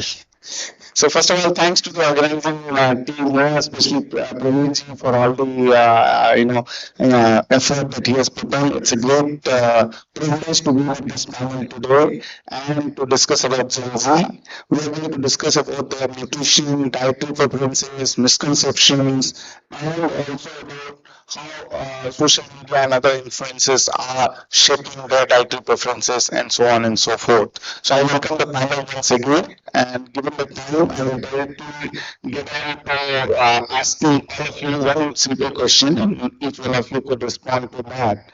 Like, we do hear that Gen Z are people who are quite a lot glued to social media, and there's a misconception around their preferences, about their dietary likes and dislikes. What is one myth based on your interaction that you would like to point out about their dietary preferences? So thank you again, finally, especially thank you for coming us in. So, and also by the count of Jahan, it's quite challenging to challenge what you all think. So the first myth that I would like to call out is, I think Jahan are not casual about food. They know what they're consuming. We've seen enough traits to see that they are well informed before consuming a particular brand or a particular product. So that's one myth that I think I would love to call out, which is basically they're not casual about the food that they're consuming. Thank you very much for having me here. And the one myth that I think is that, Gen Z don't care about what they're eating. They just follow advertisements and do everything as whatever they see. I think that they're really cued in. And I think that, it's because of them, they've understood that plant-based diet can help the planet, and they're also connected to animals, and maybe less to health, but they're also getting there. So I think the Gen Zs are really keyed in, and many of them are helping the older generation to shift? Yeah, thank you again for having me here.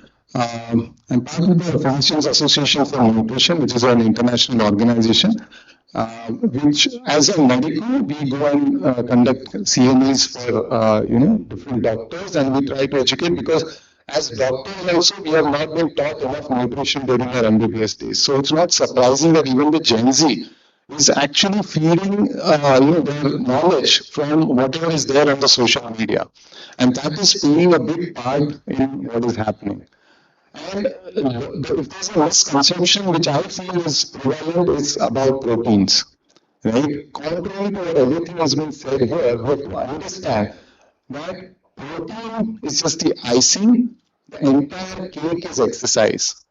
We as a population are becoming more and more sedentary in our lifestyles, and consuming extra proteins has no value unless you create a demand in the body. So there's one message I want to give out to the Gen Zs right now is get your movement throughout the day. That is one thing that I would just like to see. Thank you everyone for having me here. Thank you, PBFIA. So I recently worked in a consumer research study through one of my projects, and the biggest misconception we use here usually are that they are not very aware about the food, but in actual life, they are the most self-aware and value-driven generations. They know what they are putting into their body. When it comes to health, sustainability, and convenience about food, they are more aware than the other generations. There are these young consumers who are actually using social media to question the traditional food systems. They are trying to move towards plant-based diets, sustainable diets, and they're actually shaping the food choices and food narratives. So yeah, this is about Gen Z from me. Thanks. So I represent the Blue Tribe Foods brand, and coming to the misconception about Gen Z is that, like we all said, and we all agree with that, Gen Zs are not the impulsive buyers. They are very well driven with the research and with the value decision that they take. So like we're all saying and agree to that, in today's time, Gen Z is one of our most emerging cohort that we target, and they are very well aware in terms of what they eat, what is the ingredients behind the product, and what is the brand value that stands for them. So yeah, that's the thing that I would like to share here. Thank you so much. Looks like the panel is slightly intimidated by the Gen Z here. Gen Z is going to agree with all the positive things they talked about and their misconceptions. If so, please welcome them with a round of applause. Let's have some energy here, please.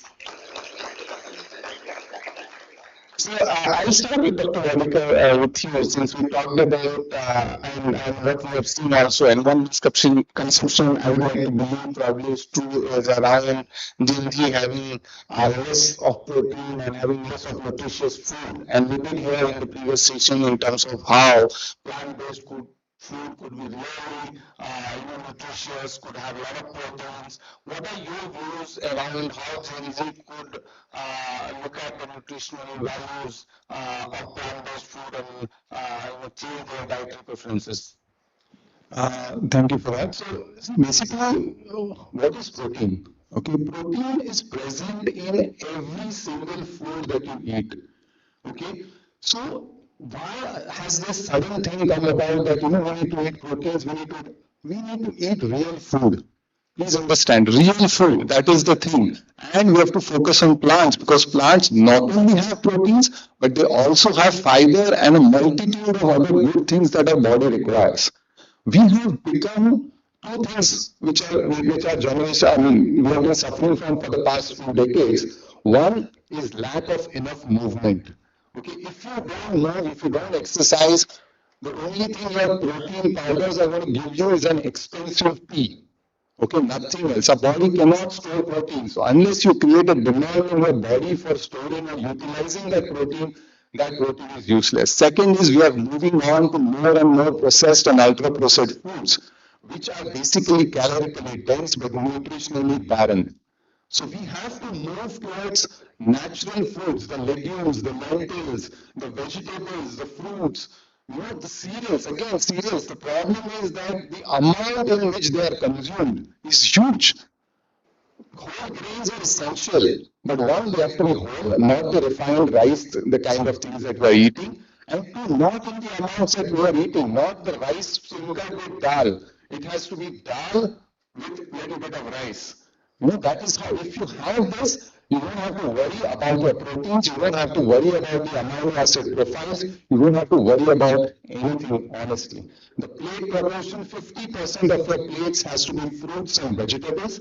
25% has to come from plant proteins. That is basically your lentils and legumes. You can take soy, chickpeas, whatever you wish for. Have variety. Variety is the spice of life. And 25% only from cereals, whole grains, with a handful of nuts and seeds, and your whole meal is sorted. We do not, why are we training ourselves to count proteins, count carbs, count fats? It's not natural. You need to have as much real food as possible, not too much.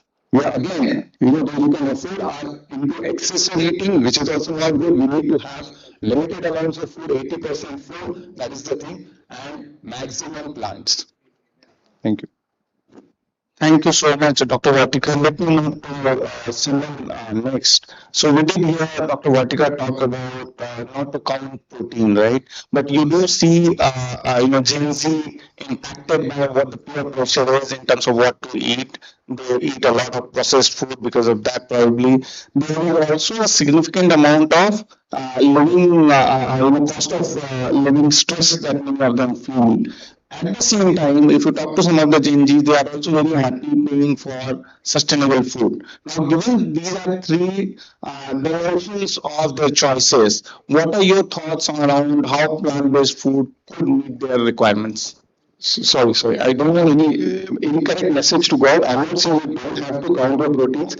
It is not necessary if you are eating the right kind of diet, but most of us are not getting that right kind of diet. So yes, having proteins and knowing how much you're getting is important. So thank you. Yeah, that's what I mean.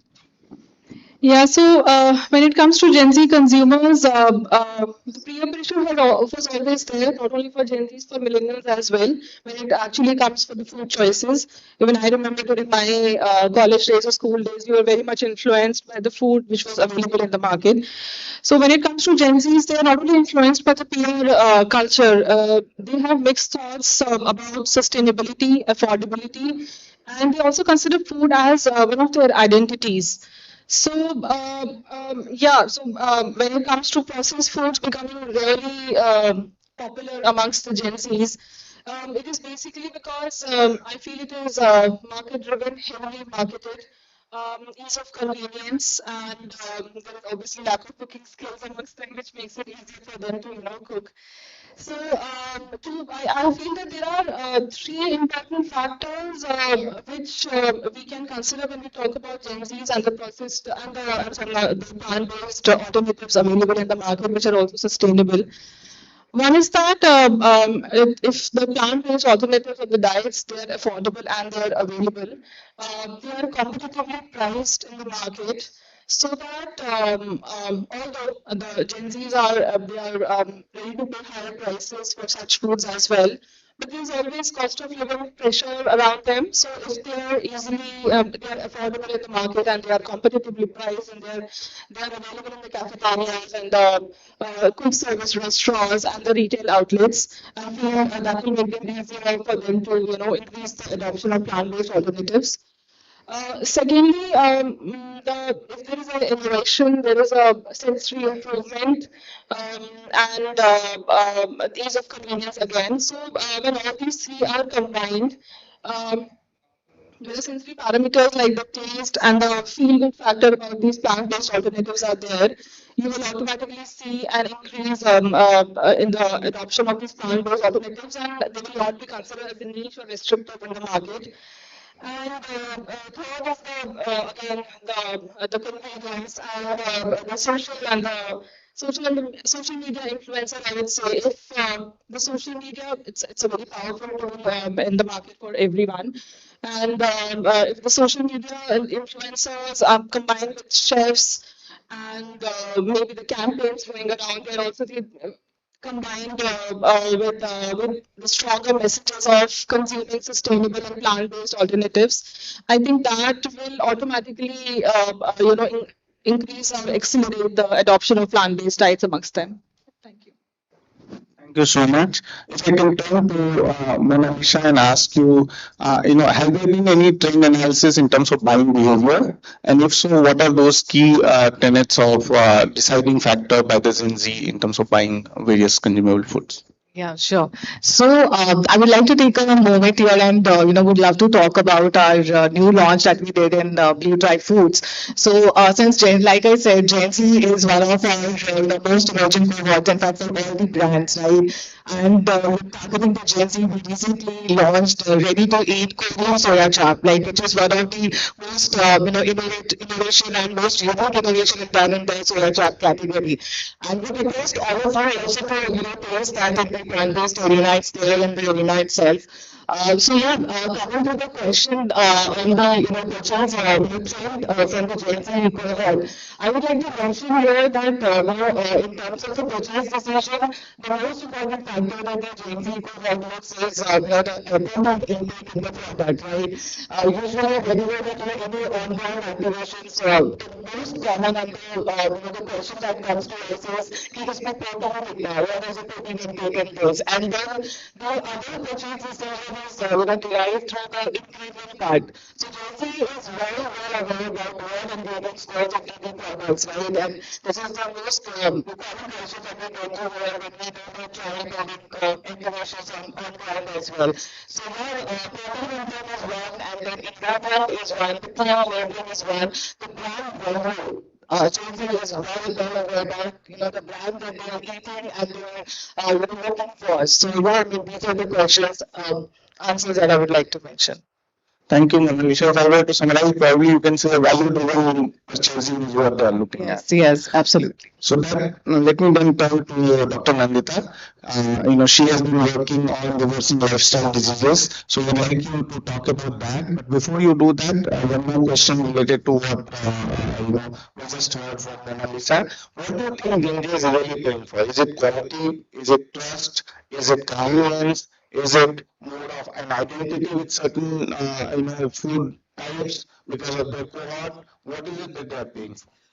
So personally, I think it's the identity, like what brand is very important, but also they are connected with the messaging.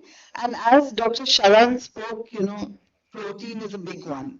And I just want to say that, protein, the whole protein myth has been used to sell products, animal products especially. And one of the big problems today, so I just want to say a little bit before that I'm the founder of Sharan, and Sharan is the first organization that started with plant-based foods for health, environment, and animals in India. And so we've been working for the last 21 years, and we've helped thousands of people prevent and reverse diseases with lifestyle changes. And I think that, the plant-based food sector is very important because the Gen Z and the younger generations want things ready-made. And I'm so grateful that some of these ready-made foods are really healthy foods as well. So it's needed, and there are more healthy foods that are required. But coming back to the protein thing, just to say, I read an article recently saying that 60% of urban Indians are protein deficient. I'm sorry to say this is not true. These are myths that are being promoted by the industries that want to sell certain products. And if we think about protein, if I were to ask you in the audience, how many of you know somebody that has protein deficiency? Maybe no one. Or put up your hand if you know someone with protein deficiency. Right?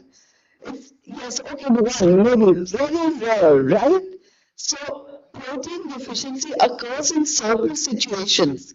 But the main situation where protein deficiency occurs is in malnutrition or starvation.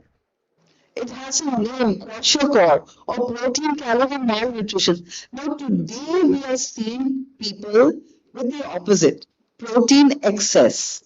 Protein excess causes, we all know, gout and kidney disease, but also protein is a food for growth. It also has a connection to the cancers, which are growths that we're seeing more and more today. Excess protein causes acidity. Proteins or wrong proteins also cause allergies and autoimmune diseases. Autoimmune diseases are caused by wrong, let's say, foreign proteins to our body. And we have to understand that we humans are actually herbivores. Like, if we were on a farm or an orchard, we would pick fruits and vegetables, but we don't jump on chickens or goats or cows because we can't tear them apart and we can't eat them whole. We definitely cannot eat them raw like any true omnivore or carnivore. So we have to understand that all this protein hype needs to be re-looked at because elephants, horses, and even cows get their protein just from greens, and eventually greens are the only um, producers of protein in this world. All the other protein is second hand because the only manufacturers, only plants can manufacture proteins. So that's my input for it. Thank you, Dr. Nandita. Let me move to Deepak ji. One quick question, because you have recently done a survey also which you are releasing. So in terms of Gen Z, what is it that they are more influenced by? Influencers or peers? I'll use that. So, interesting question. So, like Satyam said, there's a paper on Gen Z that we're going to launch or release this afternoon. So you'll all get a copy of that. So it's not influencers nor reviews. It's a combination of the two. So what Gen Z is our influence primarily is by very curated content with a social proof is important from a Gen Z standpoint, which marketers are leveraging well. So when proteins being sold so well, means it's actually landing the message in a very powerful and impactful manner. So the social Gen Zs today are not just on on what influencers are saying. So even though an influencer says something, they look for reviews around it. They do scan for product reviews, both positive and negative reviews on where that differ in their channels. One of the interesting things that we saw was it's not just limited to them eating, but they're leveraging AI to read back of the pack. They're reading nutrition facts back of the pack using AI and then trying some of those products. Now this doesn't happen in every product that they consume, but because by nature they're experimentative, which is one of the 7 facts that we put out. So whenever they're looking for a new brand, they're trying a new brand, they definitely look for these aspects, both AI influence, social influence, before making these choices. So it's definitely a combination of the. Thank you so much. So before I move forward, let me try and sneak a few more questions, which will give us an insight into some of the inputs that you are releasing in today's report, right? In real life, Gen Z, what is more important for them? Is it taste, or is it price, or is it their health focus? So, yeah. So, looking for the balanced answer for this, so taste is the most important thing for them. But before tasting, the value of the product is super important, which means price defines how many times are they going to consume the product. Will even buy it again is what price will define. And then health becomes a choice driver in what they are doing. So So basically, taste determines if I should continue buying. Health is a driver for even picking the product on the shelf, and price defines repeat purchase of the product. So that's in summary how these things. Okay. So when Genji says something is healthy, or I want healthy options, what is it that they mean? Is it less sugar, more protein, or something else? What did you arrive? Yeah, no, it's a combination of 3-4 different things. It's multifaceted in that sense. So one definitely is protein. So I will not debate into why not on protein. You're the specialist, but perceptually, protein plays a very important role. Over half of the Gen Z that we surveyed during the report, they said protein defines health for them indirectly. So there is a strong connotation of protein. Then there are functional benefits. So they believe that more than 80% perceive that being health conscious is a super important thing in their lives. So health conscious for them is imbibed into their mental health as well, physical health, and the dietary health. So all three as a combination is what defines that. Then gut or lactose issues also impact what health means. And then clean eating is another aspect that we believe are all part of what Gen Zs think as being healthy. Last question. For Gen Z, is it accessibility a problem or is it affordability a problem? Because many of them say that good plant-based products which are of certain quality are difficult to find. Yeah. So I think what we found is close to 45-50% of Gen Zs don't find the product at all on the shelf. So product availability seems to be a problem. What definitely is not a problem is awareness. So there is a fair bit of awareness that we do see among the Gen Zs, but they don't see the product. Even if they see the product, it doesn't taste the way they want it to taste. So these are big problems that we're potentially seeing. It's both availability and taste profile. Thank you. May I give a little insight here? Yeah, so the current issue which I find with the plant-based industry right now is we are trying to play catch-up. Right? Because most of the people out there are already consuming dairy in huge amounts and consuming animal products. And the plant-based industry is trying to replace those products, right? And like very rightly pointed out, taste becomes a very important factor. So it's constantly a struggle to try and mimic the taste of dairy, mimic the taste of meat, mimic the taste of chicken. And that is where a lot of processing comes into play. Honestly, on its own, plant-based diet is far superior to any animal-based diet. There is no doubt about it. Hundreds of studies which have proven that. But this catch-up is the problem. I'm not saying it is necessary because the Gen Z sold out on taste. Without taste, they will not consume anything else. So this food is necessary. But if you look at the health aspect, it is really not necessary for a plant-based industry to try. We have to try and sell our own advantages of the plants, which are way more than what the animal industry can claim. So that is where the issue comes. As transition foods, these are great. You can transitionally use soy milk, almond milk, whatever. But honestly, milk is not needed. It's an infant food, where adults stay stuck on the infant foods, which is completely wrong. If you just think logically, it doesn't make sense. But because people are addicted to the dairy, we're trying to replace things. Soybeans on their own are far superior than any soy milk that you can ever manufacture. But we're just trying to mimic the other things. And that is where the whole trick comes into play. Thank you, Dr. Hatika. That was really helpful. That takes me to the next question of ultra processing. And I'll start with Dr. Nandita. In terms of, if you look at ultra processed food, there is a lot of criticism around the amount of processing that happens, the kind of ingredients that get used, and particularly you have been working in lifestyle reversal. So what are your thoughts on some of these ultra processed food, and is Gen Z still hold to such kind of food behaviors? So being a doctor and a health professional, and helping people become their own best doctors, I definitely don't advise ultra processed foods.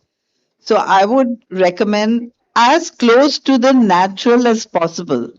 So, for example, the processed foods that I would recommend could be peanut butter, almond butter, things that are just the nuts that have been ground up and used. And they're delicious as well, and they're versatile, and you can take them to work and things. And one of the one of the biggest problems of the Gen Z to me is stress. Like they suffer from anxiety, depression, um, so much of this. And I just want to say one thing, that we experience emotions through hormones. Like when we're stressed, we experience emotions through adrenaline and cortisol. And animals experience emotions through the same hormones. So when we're consuming animal products, we're actually borrowing their emotions through these hormones. And many of these mental health problems can also be reversed by less ultra processed foods and more real foods. So we just need to, like Dr. Sharan said, we need to bring people to closer to real foods, even if they're packaged. Like one of the things that comes to my mind is, what if we could have healthy, delicious meals that are freeze dried or packaged in a way that people can just open them and pour water, hot water, and have a meal, like we do in flights, but in a healthy style, right? Thank you, Dr. Mamita. That was really helpful. Given the time, I had busy twice coming, so I'll just reach out to Manisha and someone asking the same question, because two of you haven't got a second chance to speak. If I were to ask you the question in terms of how Gen Z trusts a product, are they looking at ingredients? Are they looking at nutritional table, or are they looking at some certification or branding? What is it that will make them trust it better? So the same questions to two of you, you can respond one by one. Yeah, sure.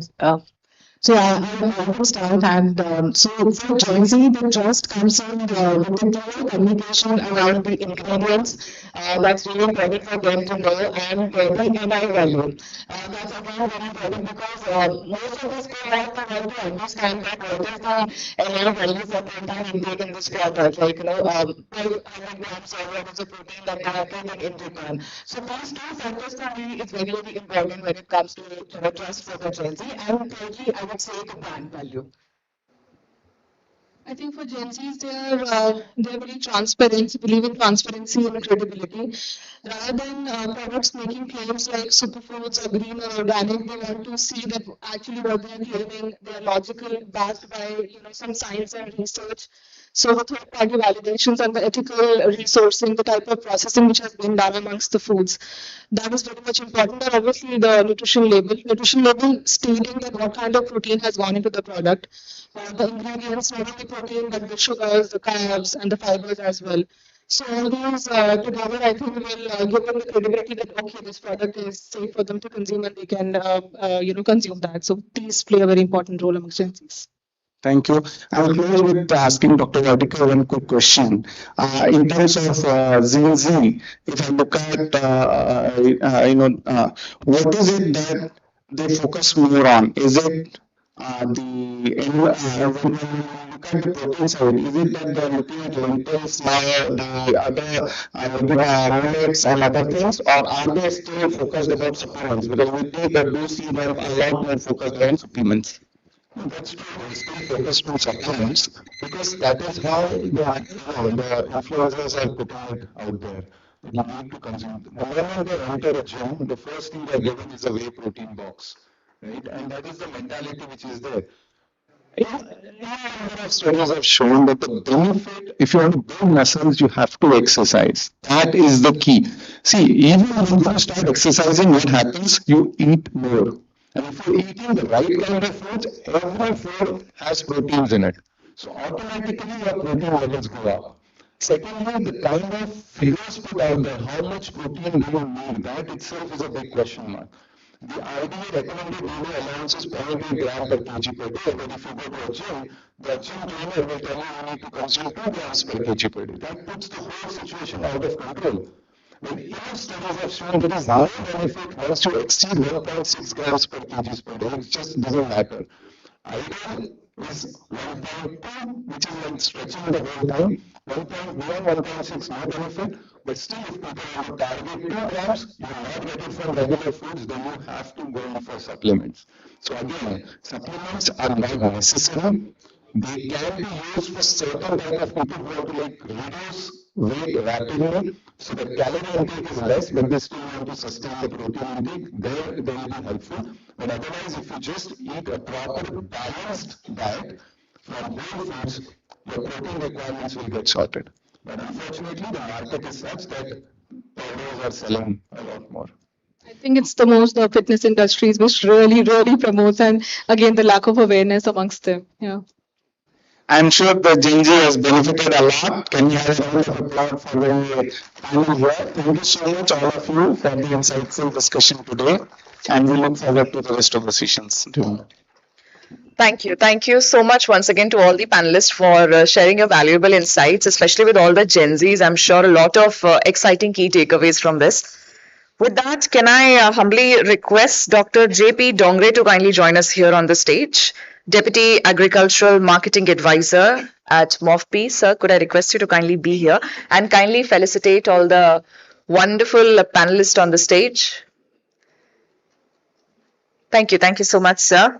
Of course, beginning with our great moderator, Mr. Satyam Shivam Sundaram, Partner Principal Strategy and Transactions, Ernst & Young. Meanwhile, ladies and gentlemen, I would request your attention to the screen. You can ask your questions via this QR code. And let's keep it rolling for our esteemed panelists. We have Mr. Deepak H., Partner and Country Head for Ipsos Strategy. Thank you so much, sir, for your really thought-provoking insights. Thank you again. Starting with how much Gen Z should at least walk for as much as they can, right? We have Dr. Nandita Shah, Director Sharan. Thank you, ma'am, for all your eye-opening thoughts. Thank you. Dr. Sharang Vartikar, Consultant and Director, Mumbai Physicians Association for Nutrition India. Thank you so much, sir. Ms. Saman Zaman, Senior Associate Policy Engagement and Advocacy Support for Global Alliance for Improved Nutrition. And Ms. Mona Lisa Sharma, Senior Marketing Manager at Blue Tri Foods.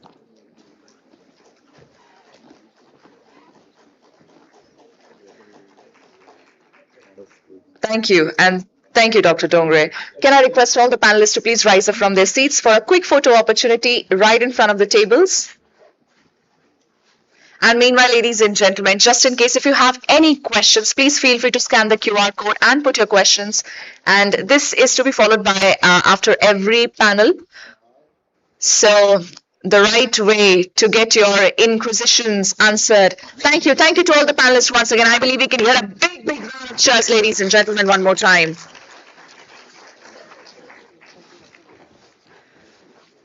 I would request the team to quickly set the stage for the next part.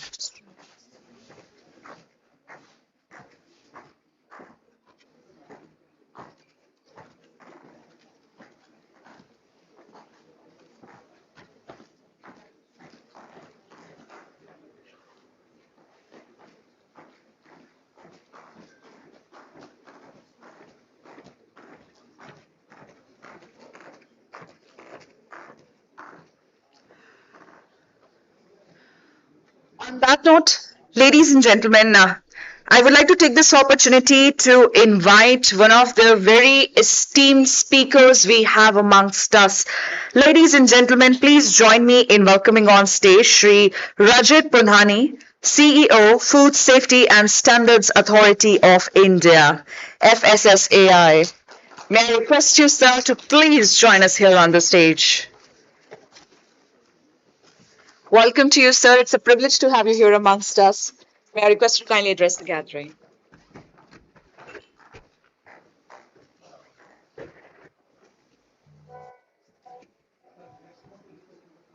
Good morning. I've kind of barged in because I thought I must address the gathering here today because it's so important. and then I have to rush for another meeting.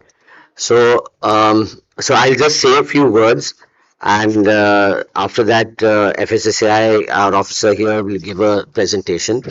As you all are aware, plant-based movement in India is evolving rapidly, and as a regulator, it is our responsibility to see that this growth assures consumer protection. I was just listening to the previous session, and it was interesting to see how the new generation is thinking and thinking differently. But as you all are aware, there are a lot of, and I think some of the doctors pointed out also, there are a lot of contradictory feedback that the generation is coming, and even we get. So you have on one side, we have the industry, which explains certain things, what is important, what is not. On the other hand, you have some doctors who say that this kind of food is not good. We should have this kind of food. But so as a regulator, we face such challenges, and to be very frank, it's a little difficult. And if you see our feedback on social media, it's not very pleasant. And largely, it is due to a lot of misconceptions, a lack of communication. And that's why I thought I must come and at least address the vegan food in people who are interested. So we have a notification of the vegan food regulations, and I'm very happy to see that people do at least notice the nutrition label. I'm urging the industry also to try and put a QR code giving all the ingredients. What happens is that in many cases the label is too small, it's difficult to read and difficult to comprehend. So we are urging everyone, we don't want to make it mandatory, to have a QR code which at least Gen Z and the younger crowd can easily scan and see exactly how many ingredients are there. If there are 10 or 12, it's easy to scan and have a look, and also see how much or how many grams and how much is a requirement in a certain day. So there also, like it was said, that doctors prescribe, our ICMR NIN has prescribed a certain level in a day, while as I said, just some gym or sports trainers might advise differently. So the regulatory framework for vegan, we have a vegan logo. I think most everyone here would be aware of that. And these measures have provided a regulatory guidance to industry and transparent identifications for consumers. Because after all, what is most important, as was mentioned, is strengthening trust. So it provided a long-awaited regulatory clarity to the plant-based sector, ensuring transparent product identification for consumers and guidelines on vegan foods for the structured compliance pathways for businesses. The regulatory framework reflects a broader vegan charter approach based on shared responsibility between the regulator and the industry. While FSSAI provides standards and oversight, industry must also commit to truthful labeling, scientific substantiation of claims, and ethical marketing. The focus is on building a credible and transparent plant-based ecosystem grounded in integrity. FSSAI's support to vegan foods is anchored in public health priorities. Evidence-based health claims and accurate labeling are essential to ensure that consumers receive clear and reliable information about vegan foods. Sustainability is another important objective, and this is no longer just a compliance mandate, it's a business imperative too. Recognizing that much of the plant-based innovation ecosystem is driven by startups and MSMEs, FSSAI has focused on transparent processes, stakeholder consultations, and guidance mechanisms. The aim is to ensure that compliance system remains facilitative, predictable, clear, and innovation friendly while maintaining safety benchmarks and nutrition guidelines. Regulation alone cannot drive change. We need multi-sectoral partnerships. Another objective is that our global competitiveness. So we try and maintain standards which are globally recognized and globally accepted. This supports export readiness, builds global confidence in Indian plant-based products, and positions India as a standards-driven hub for sustainable food innovation. Gone are the days when each country and local populace confined themselves to food produced domestically. Whatever is produced today in one part of the world is available in other parts and should be vice versa. When countries engage in global exchange of food products, they are not just trading goods. It has an impact on the health and well-being and culture of their populations. Any lapse in food safety can lead to serious health crisis, disrupt trade, and damage the reputations. Therefore, it is very important to follow the regulations. FSSAI's support to the plant-based sector aligns with the broader national priorities of sustainable consumption, food system resilience, and innovation-led growth. By embedding safety, transparency, and nutrition at the core of regulation, the authority is helping to ensure that the plant-based movement in India evolves responsibly and sustainably. As we move forward, I would like to congratulate the organizers for having this seminar today. FSSAI remains committed to building a food system that is safe, transparent, and sustainable. Let us continue to share best practices, strengthen institutional networks, and invest in research and innovation. And above all, let us remain united in our mission to ensure safe food and healthy lives for all people. Thank you. Okay. Thank you. Thank you. Thank you so much, sir, for sharing your wisdom and your thought-provoking insights with all of us. Can I humbly request Mr. Praveer Srivastav, Executive Director, PBFIA, to kindly join us here on the stage and felicitate Shri Rajat Punhani ji.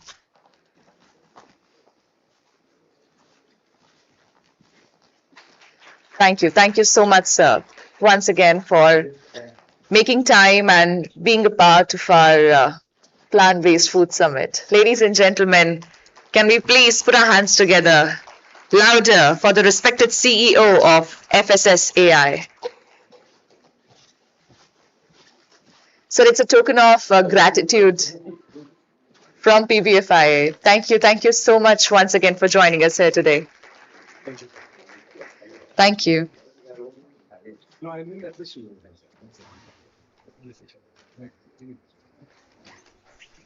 Thank you, Mr. Srivastav. I have time for a few questions if anyone wants to. Okay, just in case if anyone has any questions, yeah, so we do have it. Would you like to come here on the dais?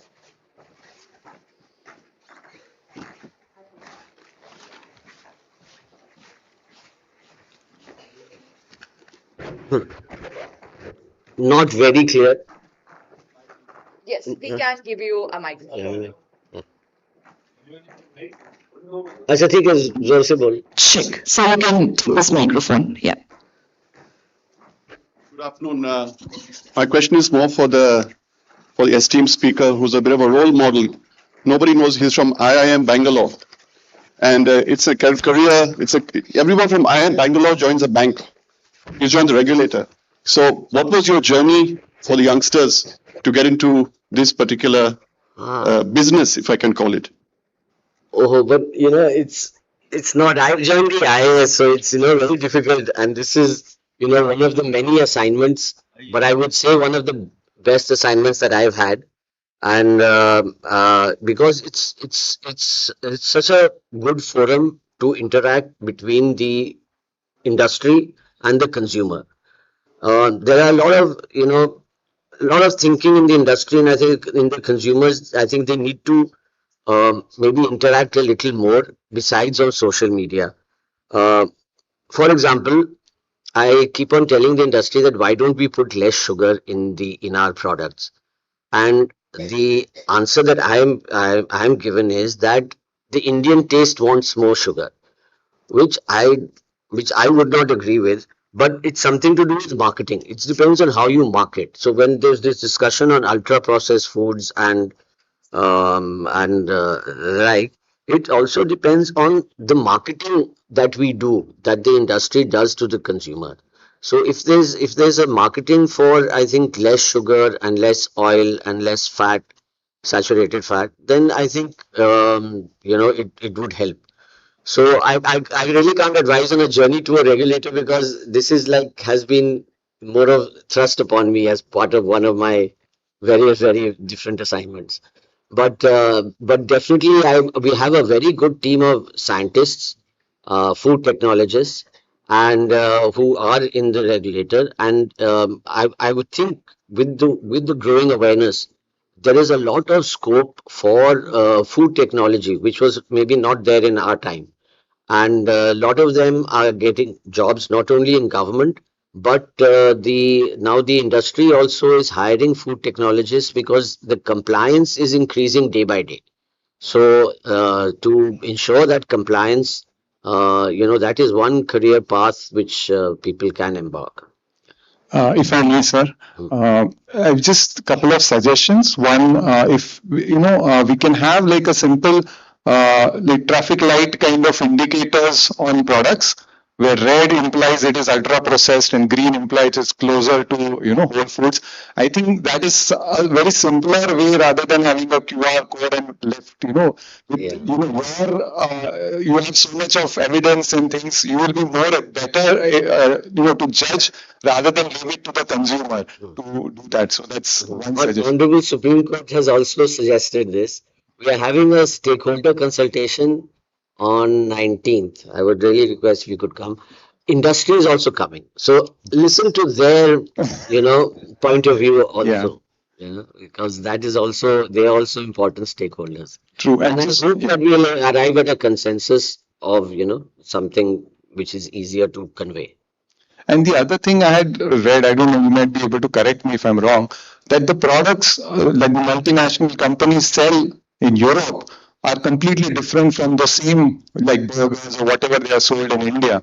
And India probably, they're allowed to have a higher saturated fat content or more ultra processed foods. I don't know if that's true, but maybe something we can do about that. So I'd like to clarify this. Our standards are global.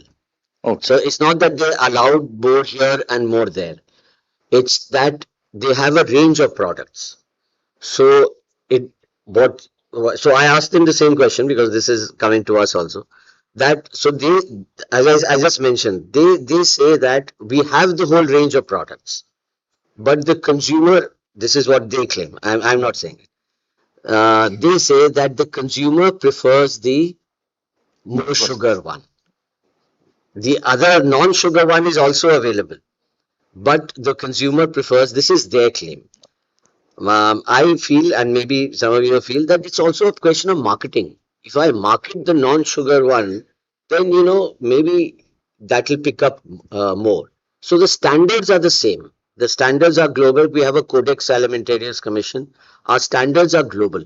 There's no doubt, because we also export according to our standards. But this issue does arise when they say that, the sugary one sells more. So this is something which maybe I think Gen Z will change it. I'm very sure of that. Thank you for coming out with the vegan logo, which is mentioning V on the products. But my question is related to the other products which are coming out from animal agriculture, though we have a red logo for them. And I don't know if FSSAI is the right organization or body. There are animal welfare standards as well. So when FSSAI is certifying those products, are we also confirming the animal welfare standard when we are confirming those products? I'll have to check on that. I have my team here. But what we do check is that there's no lactose, there's no animal fat or anything of that. That we do check. But I'll have to check whether we are also following the animal welfare standards. That I'll need to check. Is that a requirement while approving the product? Again, I'll need to check. My team is giving a presentation, so they might be in a better position. Thank you. Thank you so much. Thank you. So just one last question. Is there room for one more question? Sorry. Actually, the team will take it up because the team is here as well. So it was good to have to be joining the next session. Thank you so much, sir. Thank you so much, sir, for sharing your experience and knowledge with NFS. Thank you again.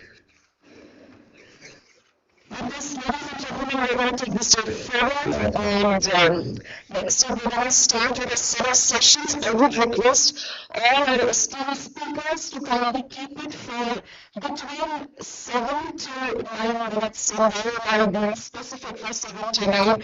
Just in case, if you wish to extend it, maybe we can have it till 10, but let's try to keep it about the best of time. With that, ladies and gentlemen, I would now like to take this opportunity to invite on stage our next esteemed speaker here, who will be presenting and unlocking opportunities, multiple schemes and benefits for India's plant-based food sector. For the same, I would request Dr. J.P. Dorway, Deputy Agricultural Marketing Advisor for Ministry of Food Processing Industries, to kindly join us here on the stage. Dr. Dorway, can you please have me here? And ladies and gentlemen, please put your hands together as we welcome him on the stage. Over to you, sir. Very good afternoon to everyone. Yeah, it's on, it's on. Good afternoon to everyone. I'm audible now? Yes. Yeah, thank you. So, from Ministry of Food Processing Industries, I would like to highlight some of the schemes which have been beneficial for even plant-based protein manufacturer, processor, or startups also. So, as you all know, my ministry has a basic vision of reducing the post-harvest losses of the perishable commodity and promote the supply chain value additions, and of course to create on-farm employment generations and enhance the processing and preservation capacities and encourage agro-processing clusters. So with that vision, we have certain schemes. These are the main umbrella schemes we are having. First one is Pradhan Mantri Kisan Sampada Yojana, what we call is the PMKSY. Then another one scheme is the Pradhan Mantri Formalization of Micro Entrepreneurs. This is one of the scheme which is very useful for the all startups. And third one is the Production Link Incentive Scheme for food processing industry. This scheme basically for these big industries who wanted to establish their product in global market. For that purpose, we have this particular third scheme. So I will not explain all the scheme. I will explain only those schemes which are very helpful for the plant-based protein manufacturers or processor. This is one the scheme that is called unit scheme, that is creation expansion of food processing and preservation capacities. This scheme specially designed for the all processing industry, including plant-based protein also.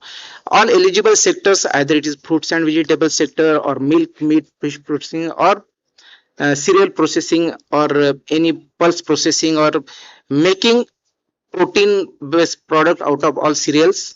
This scheme is useful for that one. Eligible activities also included over there, like blanching, drying, pasteurization, for fermentation, which require for the plant-based proteins, or freezing, crushing, or extraction, or pulp, de-seeding or preservation kind of things. So all eligible activities, these are indicative eligible activities. If particular plant-based protein processor, if they wanted to add further activities in that one, that will also be included in this one.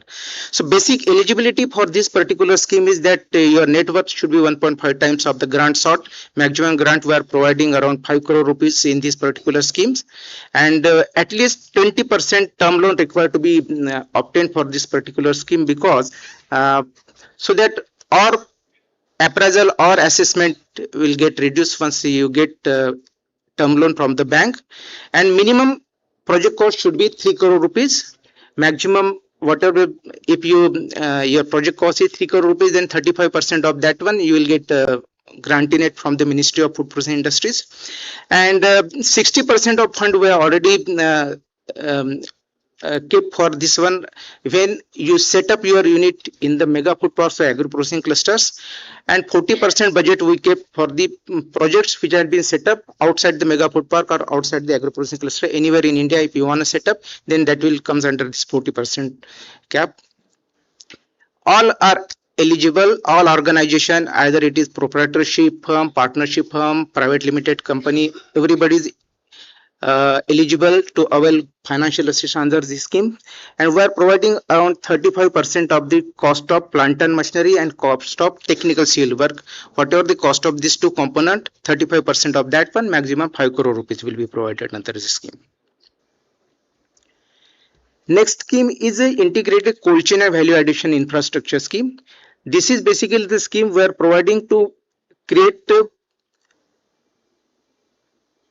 cold chain right from production area or farm gate to the consumer. You'll have to establish the complete cold chain infrastructure, or you are setting up the cold chain infrastructure at the processing level, production level, or farm level. So complete chain required to be established under this one. This is basically required for those products wherein right from farm to consumer you require a particular cold chain or cold temperature required to be maintained in your supply chain. For that purpose we have this particular scheme. Under that scheme also we have all frozen, deep freeze, IQ tunnel, spiral, blast freezer, everything is covered. Even distribution hub, if you are setting up some cold storages for to store your product, or you are processing the product for processing facility, also it will cover. Plus if your product has to be transported under certain temperature, chilling temperature, frozen temperature, for that purpose you require a reefer trucks and all. That component also will be considered. Or standalone irradiation facilities, if you want to set up somewhere. Now coming up is product preservation is being done through the irradiation process, so that there will be reduction of preservatives in the product. Clean level product if you want to process, then irradiation facility is the best facility. Nowadays US market, they are taking our mango only after we get it irradiated, right? Like that other packaged products, so now they are making a mandatory that those products should undergo the irradiation facility, then only they will be accept our product in the US markets. So for that purpose we will be providing financial assistance up to 35%. In northeastern area, if somebody wanted to set up this units, then we will provide 50% of project cost, maximum 10 crore rupees we will be providing for this particular project. For here also all applicants are eligible, either FPOs, FPCs, self-help group, government or private sector or private limited company, partnership company. Everybody is eligible for this particular scheme to avail the financial assistance under this particular scheme. Then third scheme is a very important scheme. This is called the infrastructure for agro processing cluster. We call it as a mini food park. Normally we got one concept from Nagpur, Maharashtra, that side also. They wanted to set up a complete agro processing cluster for the plant-based protein itself.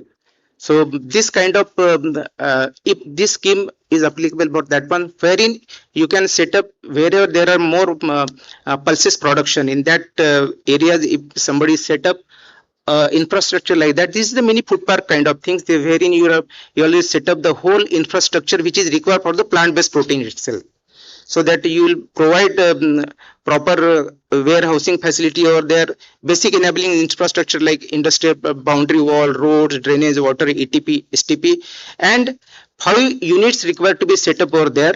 So for that purpose also we will be providing financial assistance under the unit scheme. For this particular scheme we will be providing 10 crore rupees just to establish the basic infrastructure and common facilities like food testing lab, cleaning, grading, sorting facilities, dry warehouses, cold storage, IQ ripening chambers that can be set up with that, so that whosoever is setting up their processing unit, or they can avail these all basic enabling facilities from your this processing cluster. So for that purpose, one project we are considering from that Maharashtra region. Let us see how it is go up. So we will be providing 10 crore rupees for that one. Then another scheme is the Operation Green scheme. This is basically we designed for this tomato, onion and potatoes, because majority when there is a glut season, when there is a harvesting time, there is always see the challenges for the onion and tomatoes, and lot of the farmers, they are throwing their tomatoes and potatoes on the road. To avoid that situation, we have provided we are operating these schemes just like Operation Flood. in this particular scheme also will be providing up to 10 crore rupees and 15 crore rupees for integrated value chain development. It is basically developed for these FPOs, farmers organization commission, organizers or farmers producer companies are there. They have to avail this particular scheme. Then, of course, quality assurance under this scheme will be providing financial assistance to set up the commercial laboratories as per the FSSAI requirements. All the food products they require to comply certain conditions, certain product integration over there. For that purpose, FSSAI compliance, you'll have to have the proper laboratory network across the country. So, we are providing financial assistance to the laboratories to set up. We are providing up to 5 crore rupees over here, so that 50% of the cost of your equipments ministry will be providing you the 100% for government, 50% for the private organizations. If you are setting your laboratory in difficult areas, then we'll be providing 70%. Then we have this another scheme, PMFME scheme, basically designed for the startups, wherein we'll be providing 10 lakh rupees, 35%. Very simple scheme. This is the scheme wherein small startups, they are starting their units. They can avail this. This is online integration. You have to go to the bank, get the loan, and after getting the loan, submit the application, online application to us. We'll provide 10 lakh rupees to your bank itself, so that if you have taken the 20 lakh rupees worth of the loan for your project to start up, so you'll have to repay only 10 lakh rupees, and interest also to be paid 10 lakh rupees. Once you repay 10 lakh rupees, whatever the subsidy we have provided, that will be adjusted against your term loan. So this is one of the scheme. These are two institutions we are having, Niptam Kundali in Haryana and Niptam Tanjavur in Tamil Nadu. They are the people who are providing all the technical know-how, advanced technology or product development, all types of requirement, technical requirement, if you require those things, so you can take help of these two institutions. Last not least, every year we are organizing World Food India to give the global platform to our Indian domestic manufacturers and industry. This year we are not holding the international event, but we are going regional. So all in four regions we will be organizing World Food India Reach 2026. That is a regional expo augmenting collaboration from harvest to home. So whenever we will be organizing, we will be announcing these all four regions. So I would request you to participate in that one. Thank you very much.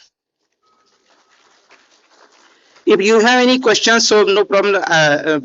For paucity of time, I will not take much time over here, but we are there in hall number 3, ground floor also. So please visit us. We will be happy to respond to your all queries over there. Thank you. Thank you. Thank you so much, sir. Sir, can I request you to please stay back on stage for 1 more minute? I would humbly request Dr. Ashutosh A. Murkate, Director General for National Institute for Micro, Small and Medium Enterprises, to please join us here on the stage and kindly felicitate Dr. Dongre.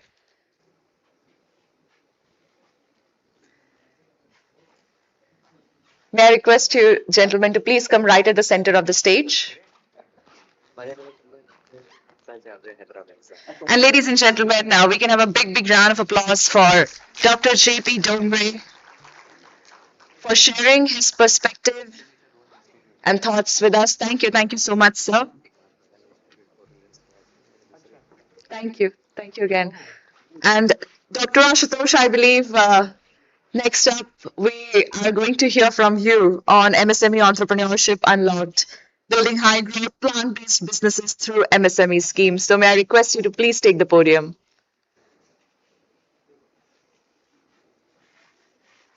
Let's start. Yes, over to you, sir. Yeah, thank you.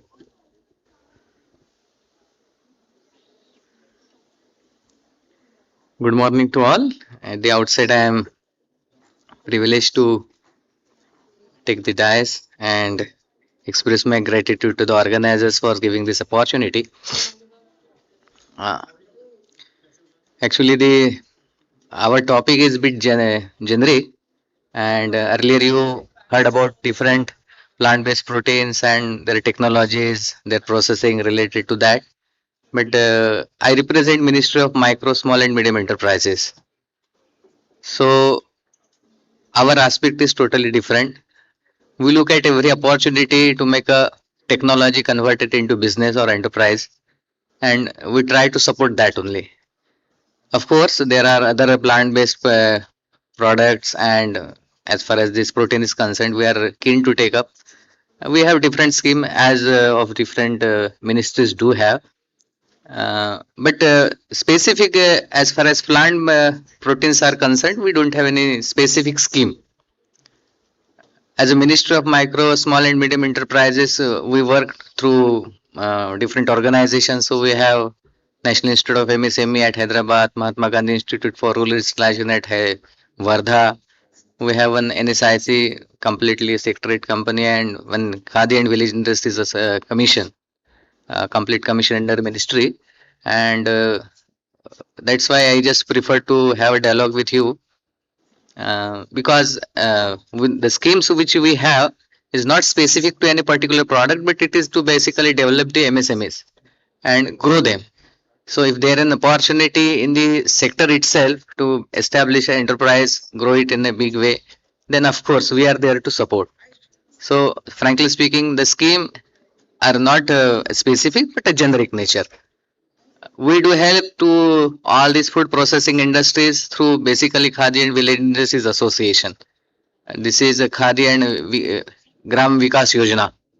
Under that, all these aspects that is covered under the definition of rural industries, those are taking care. Khadi and village industries, there are two parts. Khadi comprises, of course, Khadi is the brand of our ministry and that too of KVIC, that it is a hand woven, hand spun fabric. And apart from that, based on Gandhian philosophy, whatever products are being produced in the rural ambience, those are taken care under that Yojana. So we support a financial or credit guarantee scheme through PMEJP. PMEJP is the most successful scheme of the ministry, and under that the credit is given based on this category, general category and other privileged categories. Also based on the setup, whether urban or rural, based on that we give subsidy to that, and so rather credit to that, and we establish. So as far as this forum is concerned, the plant-based industries are coming under that category, not specifically but in a generic nature. So we do support that. Lately we have taken rather we are in the process of taking decision that we, and as far as ministry is concerned, we follow cluster-based approach. So unless there is a good cluster, generally all these plant-based products and their processing comes as an individual or sole enterprises. So for ministry mandate, it sometimes become difficult to support because we work in a cluster-based approach. So there should be at least based on different scheme, and just a Spurti scheme you might have heard about. So we need at least 500, 600 artisans working. Artisans means I am talking in the ambience of our ministry's terminology, but workers there. And different aspects of that particular industry, as this scheme of the food ministry, Dr. Dongre has recently told that the technical aspects, laboratory testing aspect, marketing aspect, so they can be clubbed into cluster, and then it is to be submitted to ministry, and we are there to provide credit link subsidy. Apart from that, the basic aspect for this upcoming industries that we have CGTMS. CGTMS is basically a trust specifically made to support the credits through banks to any businesses. It is not specific to any particular business, to any business. But the support is up to the corpus of 10 crores. Earlier it was 5, but last year it was raised to 10 crores. And banks are there to take the guarantee of collaterals. So that is the flagship scheme as far as the establishment of entrepreneurs are concerned. So as we pass on establishing the enterprises and different aspects of this industry, these schemes are there to support. Apart from that, we are here today through Mahatma Gandhi Institute for Rural and Industrialization. If there are some S&T support is needed, although NIFTEM and Food Processing Ministry is doing through their network also, but MSME is also coming in a way. So if you have any suggestions, or if you want to establish some livelihood incubations, so ministry is there, Ministry of MSME there to support through their livelihood incubation centers, and we can take care of that. This is related to production and quality assurance aspects. Apart from that, although it is not yet tested, at least I don't have that data with me, but there are enterprise related skill development schemes. which I don't think so they have been harnessed as far as plant-based proteins are concerned, but they qualify under that. Any skilling is needed under this industry, those can be taken care by this skill development schemes of the ministry. Maybe ESDP, EDP, we have development schemes, enterprise development scheme, village entrepreneurship development scheme. So under that, these different government organization, PSUs, and of course in partnership with these state governments also, because Ministry of MSME have larger coordination with the state governments. So we generally work in a whole of the government approach. So we have through RAM scheme, raising and accelerating micro and small enterprises. So we have all across the country through state governments, we have skilling mechanism established in the field. So if these requirements is given to the state governments, of course, we can help through these skilling schemes, and we can establish the skilled manpower for this particular cause. But again, as I said in the earlier, it is not a specific scheme, it is a generic scheme. One has to customize the scheme for plant-based industries. Of course, we are working to customize some of the training courses, some of the skilling courses, some of the quality assurances supports from our ministry. But those are at present, those are in nascent stage, and with this association, I am glad to share here that our Honorable Secretary, Shri Das sir, had at length discussion with the Association of Plant-Based Proteins, and we are working towards this direction. So apart from that, if there is any help is needed from Ministry of MSME, do let us know, and we will work together to work in the skilling, quality assurance, marketing, and whatever aspect comes as far as the enterprise establishment is concerned. With this, I stop you over here. I think I have saved much more time of the organizers. And once again, thanks for giving this opportunity. Thank you so much, sir. Thank you so much, sir. Can I request you to please stay back on the stage for one more minute? I would request Mr. Shailendra Kumar, Deputy Director, Food Safety and Standards Authority of India, to please join us here on the stage and kindly felicitate, sir. Thank you so much, Dr. Murkute. Thank you again for sharing all your insights with us. And yes, absolutely, sir. Thank you for concluding it within the time span. Thank you. Ladies and gentlemen, please put your hands together for Dr. Ashutosh A. Murkute.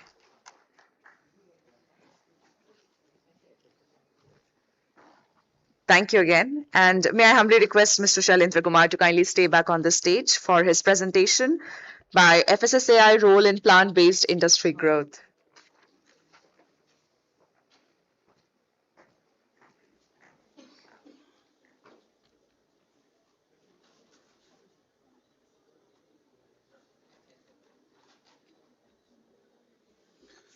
So good afternoon, everybody. And I will not take much time on my presentation. I will leave some few minutes for the interaction between you and me, because we will not get the opportunity for the question answers. So I will complete my presentation in very short manner. So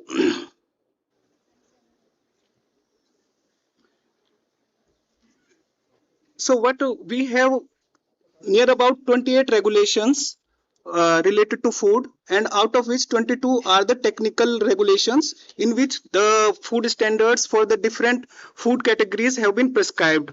That like organic food, vegan, we have that other infant nutrition, and for other maximum residue limits, and for all these aspects of food safety, we have the regulation and standards in place. So what we in 2021 we felt that there must be some regulation for the plant-based, specifically for the plant-based food products. So we brought out a regulation called Food Safety Standards Vegan Food Regulation 22, and this was followed by the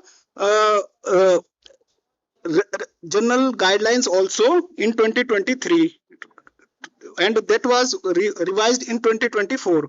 So the basic idea is that without vegan logo, nobody can market their produce as called as vegan. So it is mandatory for the food business operator to get their product endorsed for the vegan logo. The product is certified by FSSAI for the endorsement of vegan logo. But you can market your product without vegan logo also, but you cannot you can get the license for the product for the normal marketing also, but if you want to your product to be marketed as vegan, so you have to follow this vegan regulation. So this there are the general requirements on this in this regulation that no person shall manufacture, pack, sell, offer, sell, market, or otherwise distribute, import vegan food, and this should not contain any traces of animal DNA, etc. And we have a simple form A for the application for this vegan endorsement. In this is a very simple form. In this form, you have to simply give the technical specification of the ingredients and the certificate of analysis. Apart from that, you have to give the animal DNA absence report of the final product and submit to us on through online. You can submit the application to the vegan-food@fsi.gov.in, and you have to give that one self declaration also that this does not contains the traces of animal any part, animal origin part, and any ingredient including additives, flavoring agent, enzymes or carriers are of animal origin. So this self declaration is also essential along with the application. And these are the few labs which we have identified for the testing of this absence of animal DNA. And apart from these, some more labs may be having the scope of accreditation for the absence of animal DNA plus cholesterol absence and the lactose absence report. We require 3 test reports from the lab. So these are the labs which we have identified presently having the scope of accreditation for all these 3 parameters. So you must be careful that please do check that the laboratory is having NABL accreditation for the 3 parameters: lactose absence and cholesterol absence and the animal DNA, free from animal DNA testing, and they have a scope of accreditation in their accreditation. Otherwise, we will not accept that test report and you have to again spend the money for the testing of that your product. So once we receive the application, what we will do, we will examine the application at our secretariat level, and thereafter we have an independent expert committee. This is the expert committee, and you can see that there no involvement of FSI at this stage. This expert committee independently works, and this recommend FSSAI to give that product or reject the product for the endorsement of vegan logo. So these are the eminent expert which we have identified for this committee. So preliminary scrutiny, once we received application, we assign to the officer, and within 30 days or 15 days we scrutinize the application. After that, we will put this application to the that assessment of application by the expert committee, and if expert committee needs further clarification, then we will send the query to the applicant, and thereafter we will again put up to the application to the expert committee. After that recommendation of the expert committee, either approve the application or reject the application, and we issued that rejection letter or approval letter in the form B. And in case the applicant is not happy with the decision of the expert committee, then he has the opportunity to appeal, and after appeal they have the another opportunity for the revision also. So in case this is the very short presentation that simply what you have, but I also want to inform you that in case the your product is single ingredient like rice, wheat, flour, or etc., then we are not going to provide the vegan endorsement for that single ingredient product. But if it is a processed product, or if it is a single ingredient product like the protein isolate, if it is containing the anti-caking agent or something else, then in that case, if the additive or a particular processing aid is added to that, then in that case, then we will then you can take then you can submit the application for the vegan endorsement. So, and another thing is that simple thing what you have to do is to give the three test report: lactose absence and cholesterol absence, and animal DNA free report, or self declaration, and submit the application to FSSAI. Simply this is the process, and within 2-3 months we can complete the whole process and provide the approval to you. And another thing is that I want to share with you is that that there are three common three different logos. That one is non-veg logo, and one is non-vegetarian logo, one is vegetarian logo, and one is this vegan logo. So what is the difference between all three logos? So vegan logo is specifically for the plant-based products, and vegetarian logo is plant-based food as well as the milk products and honey. So there should not be a confusion between that logos. And non-veg is brown triangle for the non-veg. So vegan is specifically for the plant-based products and not for the milk, like vegetarian logo is there. So this is there, and now the forum is over. Can we have few questions from the? Yes. One question perhaps, sir, we can take in the positive of time. Okay. Yes, we already have had the buzzer. Okay, yes, please, sir, go ahead. Earlier, there was a fees is 25,000 and now it is 10,000. The 10,000 fees only for a single product or for the particular product at a company?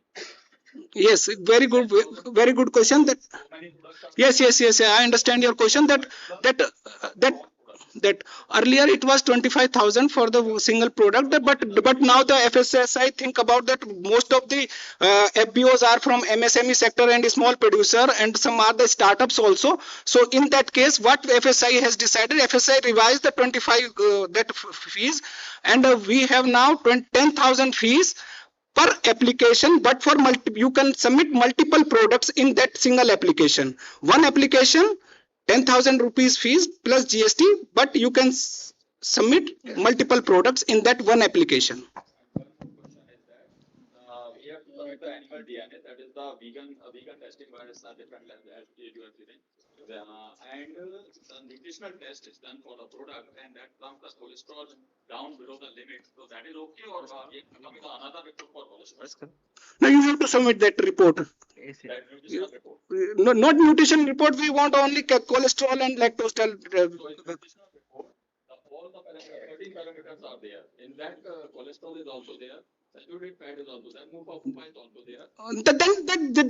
That will work. No, that will. We will take one last question from the lady in the pink sari. Yes. Ma'am, we have a mic right there at the back. Yes. Thank you. Sir, it was a very informative lecture. Sir, I just want to know, I am from ICR CFIT, and we guide the entrepreneurs to how to take the FSSAI.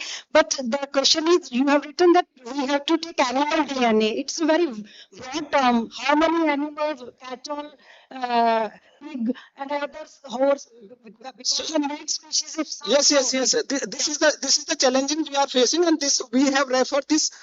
Actually, right now, what laboratories have their own methods they are following. So, we have scientific panel for sampling analysis. We have referred this method, matter to that scientific panel to formulate a proper test method, so that all the laboratories can follow that single method. And what your question is that animal DNA free. Yeah. There may be that crustaceans, there is separate marker. Actually that animal DNA, that RT-PCR method is using that laboratories, and there is marker for that bovine porcine, and crustaceans. There are different markers are available. So we are examining the reports which we have received in past. So we will come up with that for which animal DNA, like bovine, at least bovine, fish, crustaceans, and we will prescribe that. Yes. Thank you, sir. Thank you. Thank you so much, sir. Thank you for a great session. Just in case if you have any further questions, I believe sir would be with us during the lunch time as Yes, well. yes. So Up to lunch. please feel free to reach out to him. And with that, I would request Dr. Tarunendu Singh to kindly join us here on the stage and kindly felicitate our esteemed speaker. Dr. Tarunendu Singh is Chief Agriculture Officer at Indian Farmers Fertilizer Cooperative Limited, IFCO, on sustainable farming. Thank you. Thank you so much, sir, again for sharing all your valuable thoughts with us. Very, very enriching session. And thank you for making it very interactive for all of us as well.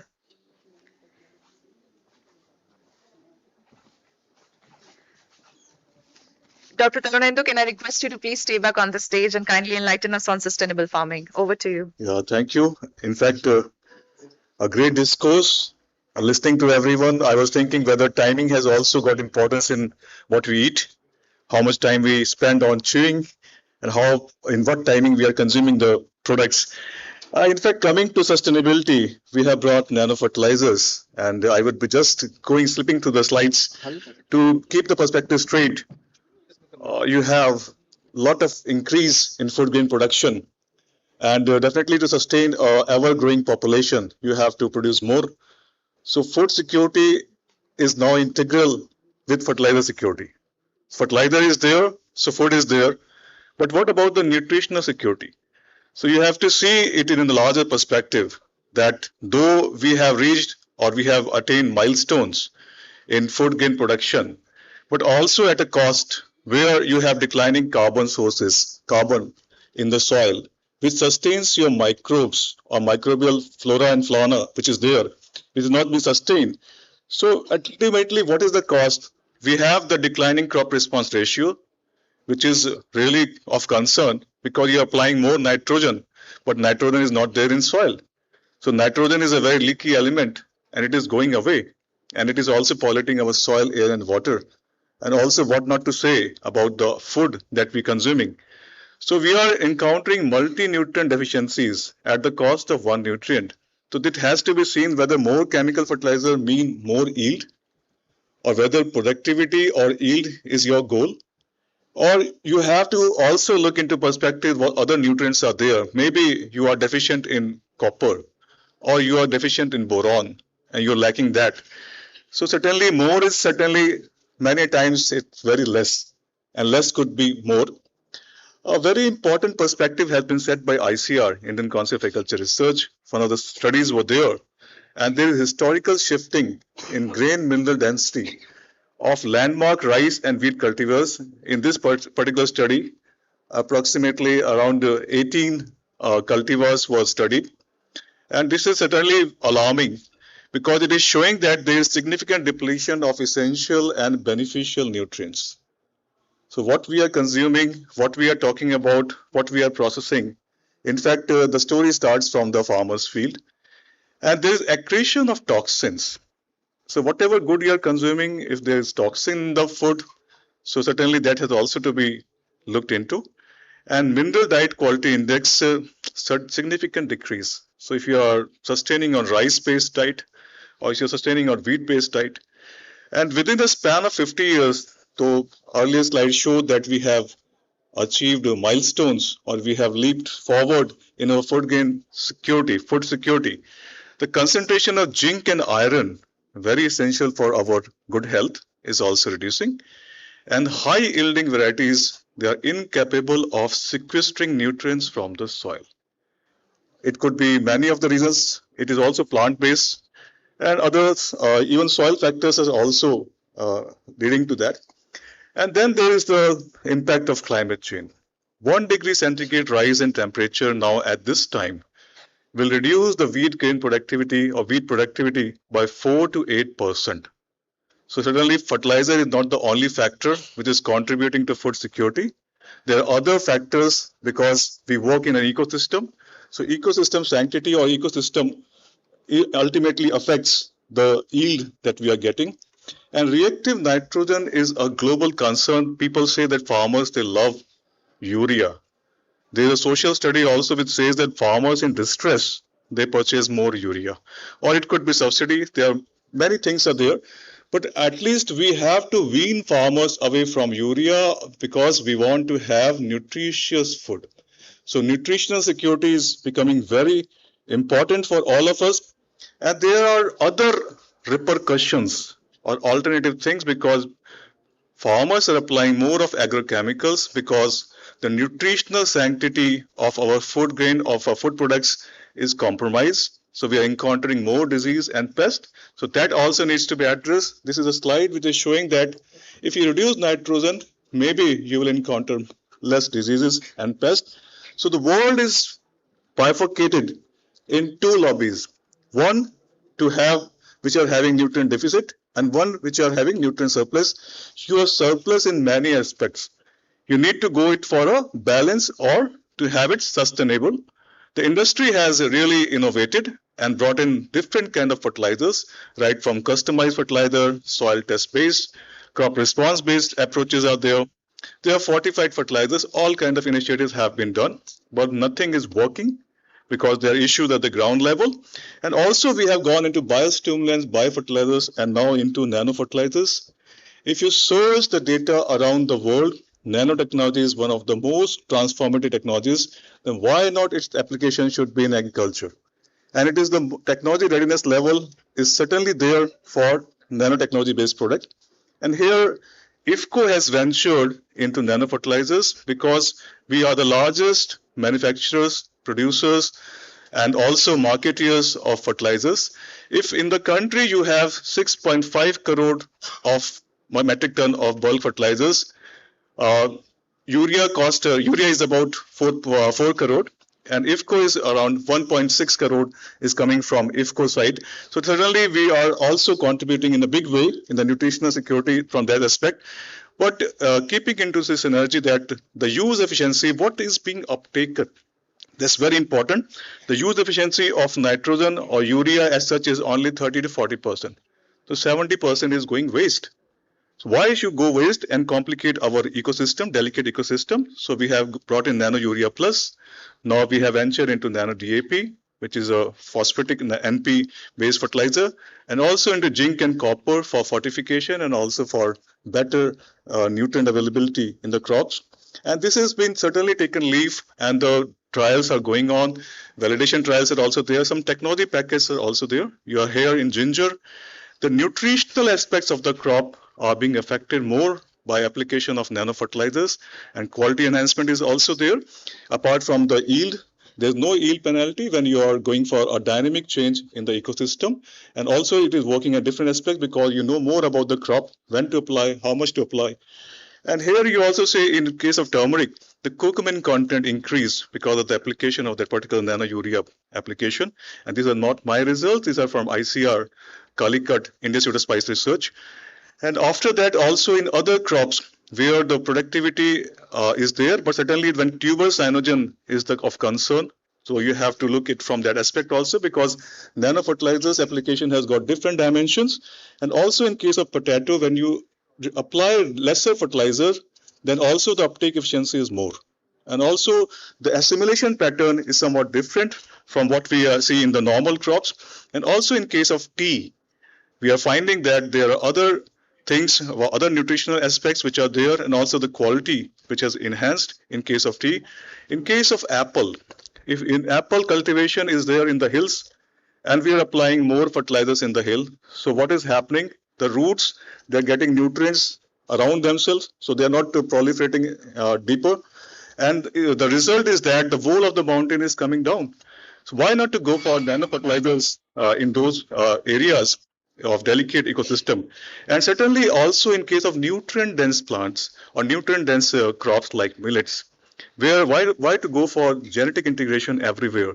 Why not to go for application of precision application of nanofertilizers? So this is also a good aspect, and we are now reaching globally. We're reaching to different countries. So The product is being tested there. And also there are different dimensions now coming from different part of the countries, because nowhere other countries are not giving subsidy on fertilizers. So definitely nano fertilizers is becoming a game changer there. And ultimately the last slide tells us that we have to go for innovative science-based disruptive solutions, because the same business as usual is not going to work for long. And ultimately nutritional security, because there is a Malthusian theory which tells that more richer we get, less we spend on food, because we are now concentrating on quality. So I think that we have to think in the broader aspect. And also nano fertilizers, they fulfill the vision of Make in India, made for the world. That show the path to the world, that less is also more. And repurposing of agriculture subsidies will be really good.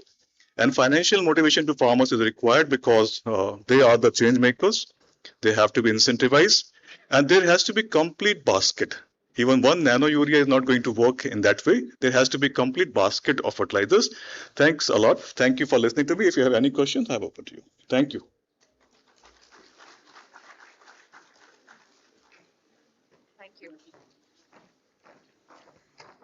Thank you. Thank you so much, sir. Can I request Dr. D.D. Wadekar, Head Grain Science and Technology, Defense Institute of Biodefense Technologies, Mysore, DRDO, to please join us here on the stage, and kindly felicitate Dr. Tarunendu Singh.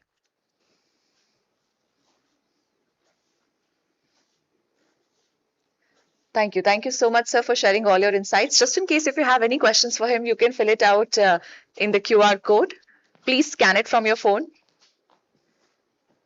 And ladies and gentlemen, please put your hands together for Dr. Tarunendu Singh for sharing his valuable insights on sustainable agriculture. Thank you. Dr. Wadekar, can I request you to please stay back on the stage for your presentation on plant-based meat alternatives? Can I start? Over to you, sir. Yeah. Good afternoon, everyone. Respected delegates here and the people present here. I would be talking a little bit about the more scientific aspects of this, because it's a little odd man out in this gathering, but why I'm here I'll tell you, because we're working on the plant-based proteins and plant-based alternatives.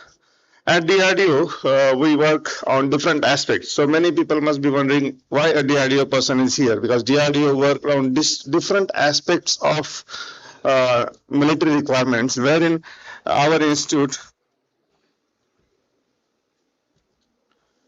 was established as Defense Food Research Laboratory way back in 1961 after the China War.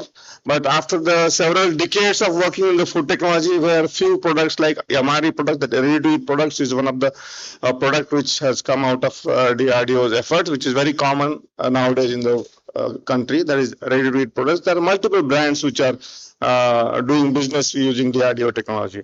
But after several decades, the government of India and MOD feels that there is enough food technology people working, and the force or the scientists who are involved at DFRL need to be repurposed, because normally we work way ahead considering the futuristic requirement. The country needs that we should work on biodefense aspects, though recently our lab was renamed and repurposed as Defense Institute of Biodefense Technology, wherein the mandate was slightly changed, wherein the detection of technologies for foodborne pathogens and toxins in biodefense is an important area where we are working, as well as military nutrition is the area where we are continuing to work, wherein we will not be working much on the core food technology.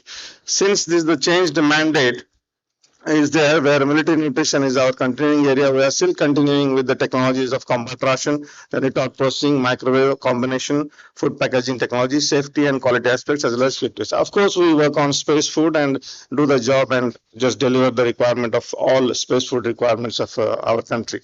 In the area of biodefense, we are working on biotoxins and other possible bio-threats which can happen to our country. In that area, we are working. That's the Now, because of the military nutrition, we are working on the different aspects of military ration. Military rations involve vegetarian as well as non-vegetarian components. The protein comes from plant as well as animal origin in the diet.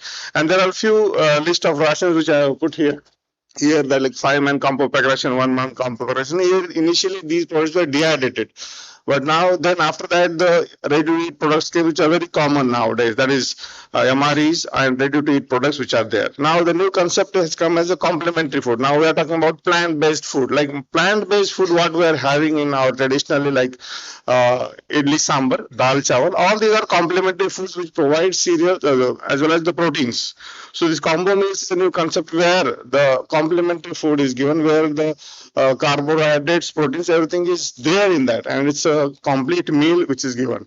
So what happened? Recent advances in food technology has brought in alternatives for animal proteins in future services may need. That's why we have worked in this area in a few years back. So why do we talk about alternate proteins? To meet global meat demand, which is increasing day by day, and it may reach by 50%, like somewhere it is, I have read this information. So enhancing and trending popularity of vegetarianism as well as veganism is happening across the globe.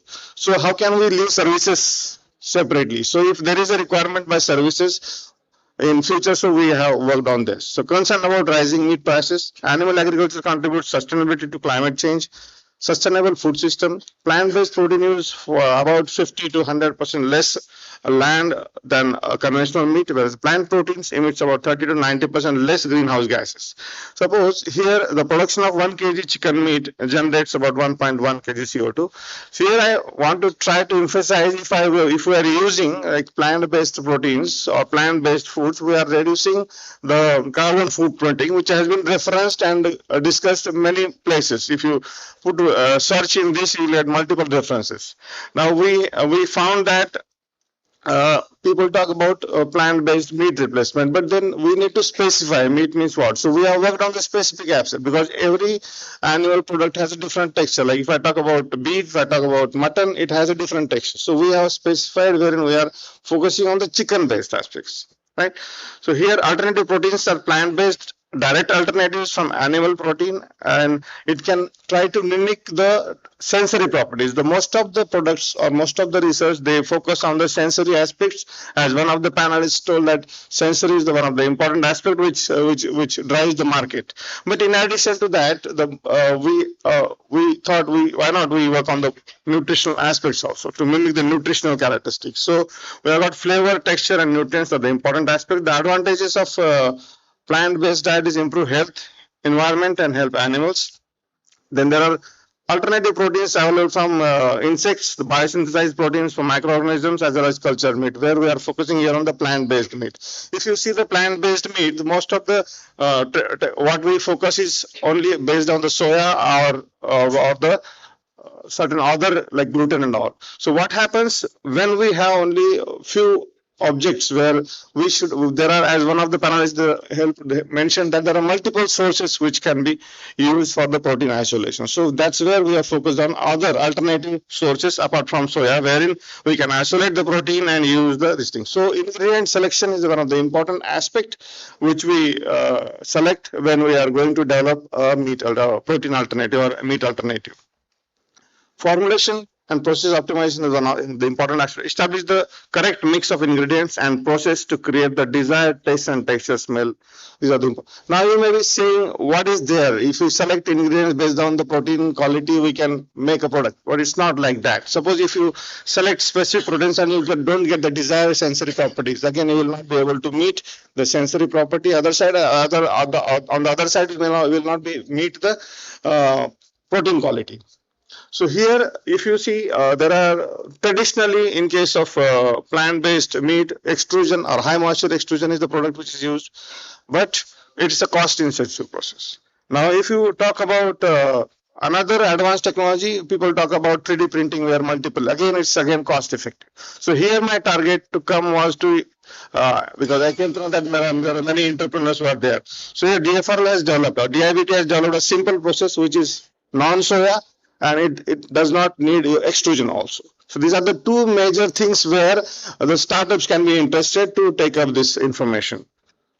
These are some of the products which we have developed. These have been compared nutritionally with the nutrition, as well as the products have been whatever the chicken analog we have developed, we have made into different products, and the stability of these products have been established up to 1 year. So if we talk about textural profile, it matches the texture of chicken. Of course, the color profile is not able to match to maximum, but other profile like different texture and all, it is able to match. Browning index. When we talk about the nutritional attribute, total ash, protein, crude it, all these when we talk about, we are able to match the protein content like chicken by using this texturized plant proteins. Vitamin profile, mineral profile, amino acid profile, water soluble vitamins, fat salt. Why I'm showing this information? We are backing the industry with nutritional claims. See even the micrograph level, when you say the actual what is happening during the process, the micrograph, how at the minor level the processing is affecting the texture. So what I want to tell here to the community that the work what we have done will give you enough scientific backing so that you can say that your chicken what you are going to make using plant-based, you can say that it is nutritionally matching the plant protein. These are some of the products which are available across the globe, and in India also. They are most of them are based on the soya and soybean based products, and some of the products are using mushrooms and all other aspects. So what happens if you see the industry across the country, the mainly soya is used. Here I have not used soya, neither I have extrusion. So here if anybody the interested, like any startup is interested, because I was told that there are many young entrepreneurs who are going to come here. So maybe post lecture they are free to interact, because we are being away from getting away from the food technology. I would like the generation or the information what we have generated here should reach to the industry, and I request whoever is involved or whoever wants to initiate a startup with low cost company, they are welcome to contact us so that we can tell you about the know-how of the process, because most of the things we have filed for the patent. And with this I conclude that plant-based protein mimicking meat, egg, seed, soya milk and dairy products could be organized food chain devoid of emotional, regional and religious sentiments attached with animal proteins, because some of the component was told that whether animal welfare aspect is taken by FSSAI. So such things will not arise here. Now the simplified non-extrusion based process developed by DIBT can be easily adopted by industry to produce retail as well as shelf-stable packed food products. You find that most of the companies are like hotels or small chains are where they are directly selling to the consumer. But in addition to that, whatever the product we have developed, we have established shelf life up to 1 year. So they can really go into commercialization of the product where the product can be marketed. Thank you. Thank you. I hope I have used the time. Yes, absolutely. And thank you so much, Dr. Vadekar. These look like some really scrumptious alternatives. So thank you. Thank you again. And can I now request Dr. Supreet Kaur, Head Programs, Policy and External Relations, Global Alliance for Improved Nutrition, to kindly join us here on the stage and kindly felicitate Dr. Vadekar. Thank you so much, ma'am. May I request you to kindly do the honors. And ladies and gentlemen, please put your hands together one more time for Dr. D.D. Vadekar. Very promising plant-based meat alternatives we just witnessed via his presentation. Just in case if you have any further questions, perhaps you can scan the QR code. And Dr. Kaur, can I request you to please stay back on the stage for your presentation on India's journey towards food systems transformation and the role of plant-based foods. Over to you, ma'am. Thank you so much, and very good afternoon to all of you. And at the onset, I would like to give my heartfelt gratitude to the organizers for having me here and taking this topic forward, because when we are talking about plant-based solution, that it has to be taken into and considered as a whole picture, not as a silo. So through this presentation, I would like to connect that what is the zoomed picture of food systems overall, which ultimately is affecting our meals and diets, and finally the nutritional outcomes. So before I start, I would like all of you to have at least a glimpse of what is happening around and how we are challenged and not able to meet the nutritional needs of our population. 1 in 3 people worldwide are malnourished. 1 in 5 deaths are linked to poor diets. 2 in 3 women in the reproductive age group are affected by at least 1 micronutrient deficiency. And this picture is even more serious when we think and talk about the Indian scenario, where 9 in 10 women are suffering from at least 1 micronutrient deficiency. So to resolve this, there are so many things which are happening globally. 56 SDG indicators talk about nutrition as the major component, World Health Organization is also coming up with the global targets, which has nutrition at the center stage, and they were certain speculations that these targets will be met by 2025, but I think we have already missed the bus for them. So, what are the challenges which are there for us? And I've been hearing from many of my previous speakers that affordability is a challenge. We can see that nearly 2.8 billion people worldwide cannot afford the healthy diet. And the bottom line is that if we improve the diets, 1 in 5 lives could be saved. And I strongly feel that plant-based solution is one of the major, career to take, and we can at least save the life of the people through these interventions. Now I would like to take that how India is moving in this. When we talk about the programs which are related to nutrition and health, we see that through our large data sets of NFHS, we've been seeing that we are doing so well and the coverage is continuously improving. It can be for immunization, it can be for Anganwadi centers, and so on and so forth. The second aspect is India is doing so well in agricultural productivity. Nearly 353 million metric ton is the food production, and which is up by 6.5%. The third aspect is the malnutrition. We are doing somewhere fairly in between. Few indicators improved, few are not improved. So we are in somewhere middle as far as nutritional outputs are concerned. But the fourth aspect is where we need to put our concentration is the percentage of vulnerable population are not receiving the minimum diverse diet, which is very low. It is in the range of 23% and 11%. We can see that our children, our women are not being able to eat what we call so-called healthy diet. At least 3 to 4 food groups, good proteins, good vitamins, good minerals is completely absent. So why this is happening? On one side, we are seeing that we are doing good in agricultural performance. Our program coverage is also good. Mixed performance in nutrition indicators. So the missing piece here is the missing middle. What we call is the middle food systems. So what is this magical term of food systems? So food system is what we eat, where it comes from, and who is consuming it. So it is a complete gamut of all the things put together to and why we are doing this, because it is the time not to work in silos but is as a complete approach, so that at one point of time all the systems should move in a way that we can lead to a positive light of improving the nutritional outcomes and improving the diets of our population. This is a very complex model of food systems. I'm not going into the details, but broad 4 buckets are food supply chains, food environments, individual factors, and consumer behaviors. They all are influencing our diets, and the external drivers like urbanization, the geopolitical, the wars which are happening are affecting our food systems. Of course, the climate. I've been seeing speaking. My previous speaker is also discussing about the effect of climate on nutrition. So all these are external drivers which influence our food systems.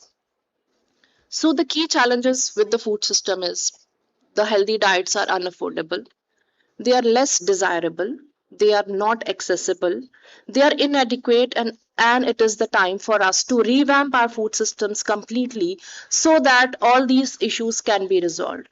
If I think one solution which helps can be the plant-based diets, which check almost all the tick boxes for the challenges which we are facing with the food system at the present. I'll skip this. So how we see that food system transformation in India and how plant-based diets can support us. Of course, they provide the nutritional security because they help in curbing the triple burden of malnutrition. Of course, supporting the climate resilient agriculture, and they also helps in promoting the crops like millets, which are climate resilient. Environment stability can be met because we have seen that how a kg of chicken and beef and pork is the carbon footprinting is so high as compared to the plant-based things. And of course, it helps in strengthening the local food systems and generate the livelihood for the women, for the small and medium enterprises, and so on and so forth. So why it is need of an hour is it aligns very well with the Indian priorities. Indian government has already few programs and policies in place like Millet Promotion Initiative, Nutrition Sensitive Agriculture, Poshan Abhiyan, and food-based dietary guidelines are available, which supports this. So, although India faces the triple burden of malnutrition, but plant-based diets can give us the triple win by providing better nutrition, sustainable agriculture, and of course, the climate resilience. So at the end, I would like to conclude that India has made the impressive progress in some dimensions of nutrition. Stunting is reduced, nutrition program coverage is reduced, agriculture production remains high, but diet diversity is a challenge. So food system with a special focus on plant-based diets have potential to do much more for nutrition, for improving the nutritional indicators and promoting diet diversity across the cultural acceptable plant-based food solution can accelerate India food system transformation.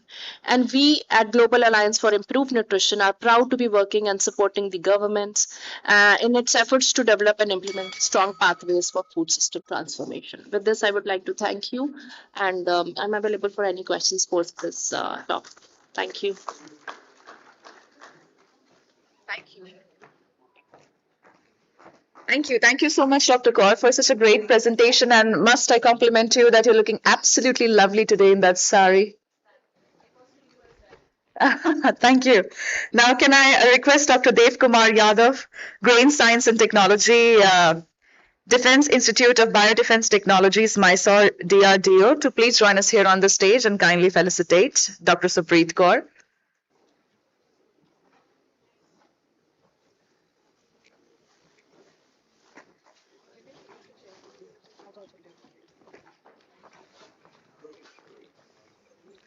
Thank you. Thank you so much, ma'am. Thank you for a great presentation once again.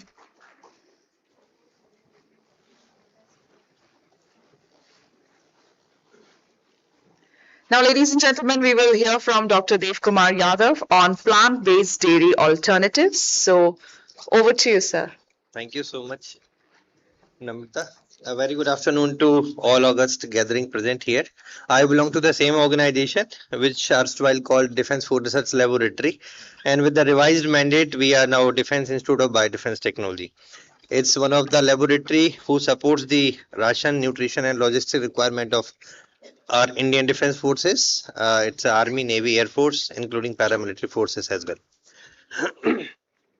As my previous speaker, Dr. Wadekar said that we are basically into R&D and trying to find out the alternative which are cost effective as well as nutritional with a similar potential as we discussed for the other milk alternative. So the environment is aware about the concerns about the dairy products. So I must not say that these are the alternative to dairy products. I must say they are the complementary to dairy products. A huge population, Asian population, is having rising concern about intolerance. The doctors earlier mentioned that almost 60% population, especially the adult population, is intolerant to lactose. I must clarify that lactose intolerance is not milk allergy. It's about intolerance for particular component, right? And of course, the animal products have their own concern about environment. We talk about the water footprint. We talk about carbon footprint. We also know about the greenhouse emission. So of course, these kind of concerns are there. And then other drivers are the urbanization, and then of course the Gen Z, and of course the other generation who are basically trying to convert themselves into flexitarian diet, and then of course the preference to the vegan diet. And as I say that defense forces are the largest institutional consumers. So whatever it is provided to them, of course it's a mass feeding sort of thing. So we need to cater for their requirement. Of late, after their uniform, they are the civilian, right? So they also eat the same food what we eat at home. So India has a huge market potential for dairy alternative, as I told that the limitation and opportunities. And of late, when we celebrated the International Year of Millet in 2013 by Indian stake on, at United Nations that, millet has to be promoted. of course, the defense forces also included. It has become mandatory for them to include minimum 25% of millet to their diet. Now, again, there are urge like what is a variety, right?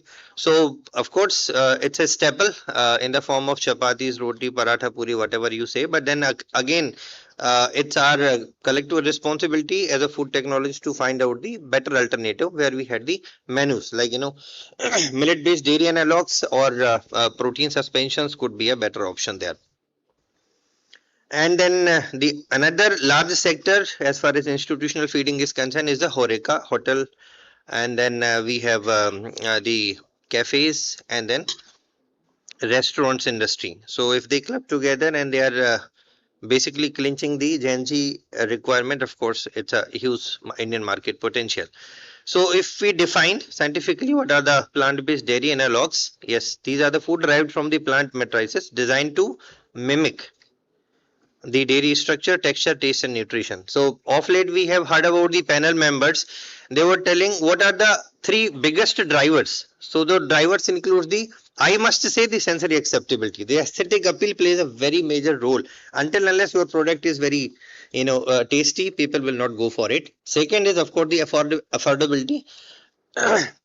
And third comes the nutrition, unfortunately. But now Gen Z or the customers are now aware. They definitely go through the nutritional panel, what is in it, and then it becomes the responsibility of our regulators also to see that there should not be any mislabeling. So as you can see, market is growing with the milk analogs where raw material use is soya, oat, cashew, and other nuts. Of course, there are some curd and yogurt analogs also. And then we had the paneer and cheese analogs in the market, which are very few. So if I say about the raw material use, of course, legume is very promising. Soya is dominating this. We had another alternative like nuts, oil seeds, and then and the certain cereals also. And the key functional components includes the protein. Suspension become the challenges, starches, lipid, hydrocolloid.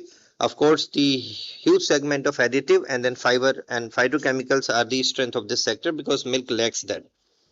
So if I say about the global leader, as you can see, Danone is leading. It's a France-based company which basically produces soya, almond and coconut with a brand name of Silk and Alpro. And then if you see the whole gamut, you can see that it is dominated by mainly soya, almond, and then of course the coconut, especially the leading Asian companies where Thailand is dominating and India is also producing a good amount of coconut milk. So when I say the other segment, of course, there are the industry partners here, Life Health Foods India, we have Hershey India, of course, with the brand ambassador of John Abraham, who very frequently appears on the TV screen and say that soya is very good for health, of course. And so what I say that, the industry is also putting their step into the new alternative, new and cheaper source and nutritious source of dairy alternative. So the sector is spending rapidly with the innovation in fortification and protein enhanced formulation. So as you can see that these are the technologies which these companies are using. The unit operation, which I must mention, is a wet grinding, filtration, of course the enzymatic hydrolysis with the help of alpha amylase and galactosidases, where they basically break sugars into simpler starch into simpler sugar to give a texture, creamy texture. We have emulsion stabilization technology, especially lecithin, naturally present in soya, but lacking in other plant-based sources like almond, oat. So, and then of course for self-life extension, the high pressure technology, ultra heat treatment processing are also being used. So if you see the comparative technical profile, yes, coconut being highest in fat and it is being used to prepare various cuisines across the restaurant. And then if you see the major nutrient, of course, the soya and pulses based milk are high in protein, where almond, coconut and oat milk are not. The beauty is that all are devoid of lactose. They have good digestibility and then less allergenicity. So what we need to focus on, of course, to see the PDCAS score, the completeness of amino acid, to compare the nutrition with the milk. So key point is fortification is very essential and it has to be looked into very seriously. So these are the milk analogs, and as you can see, the technological challenges what we have here: phase separation, sedimentation, mouthfeel issues, beanie, flavor, and protein solubility problems are there in milk analogs. And I say that homogenization, enzyme treatment, ultrasonication, oxalate removal, especially in case of sesame milk, is the promising processing solution. Similarly, for curd, we need to find out the specific hydrocolloid and optimize fermentation using the targeted strains. In case of cheese, meltability, elasticity, texture, and protein cross-linking is the other challenges which can be addressed by the enzymatic cross-linking and structured emulsions. And then other part is the presence of anti-nutrition factors, which basically impact the reduced mineral bioavailability if we need to ensure the nutrition.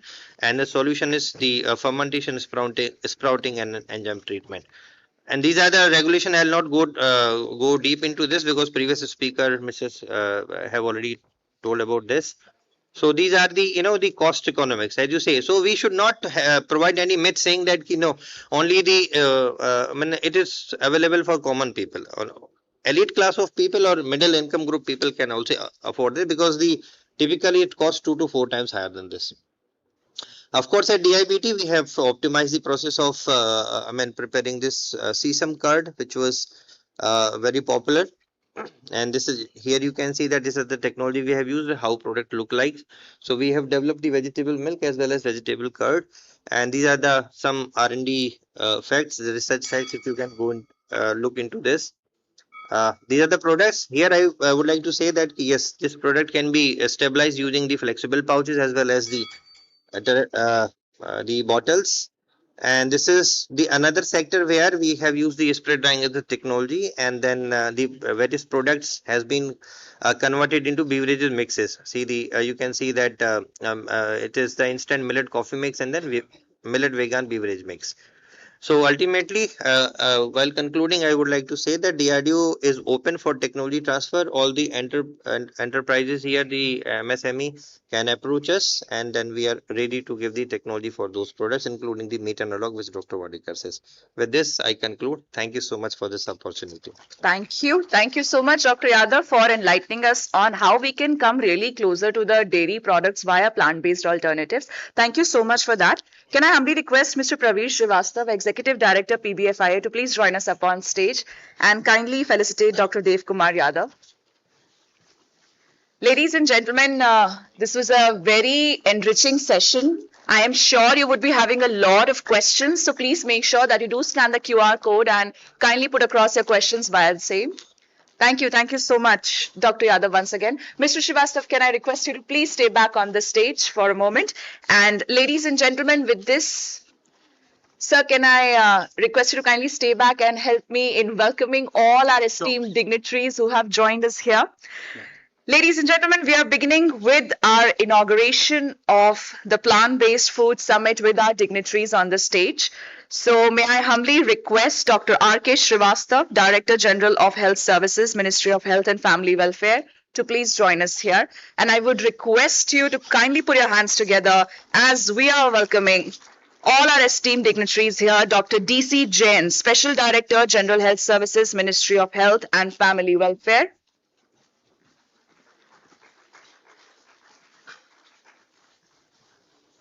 So may I request you that as we are welcoming the dignitaries, you're requested to kindly present them with a bouquet. And ladies and gentlemen, let's keep the applauses going.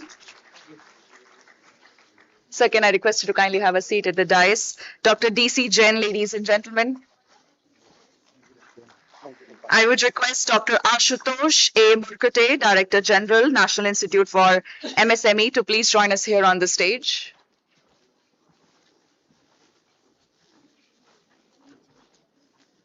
Welcome, welcome back, sir. And it was a pleasure hearing you before. And can I also humbly request, yes, let's keep it rolling, Mr. Takayuki Hagiwara, Food and Agriculture Organization representative in India, to kindly join us here as well.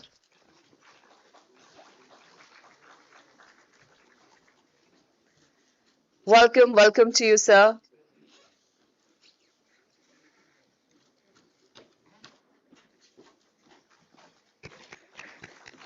May I request Mr. Volker Kalma, Head of Agriculture and Food Division, Embassy of Germany, to please join us here at the dais. Ladies and gentlemen, some applauses would be totally appreciated. We have got some really esteemed dignitaries to be a part of the inauguration ceremony. Can I request Mr. Scott, Managing Director, Trade and Investment, Government of Saskatchewan, to please join us here as well? It was a pleasure hearing you during the panel, and we are really looking forward to some more insights from you, Scott. Can I request Professor V. Palanimuthu, Director, NIFTEM Thanjavur, to kindly join us here? Welcome, sir.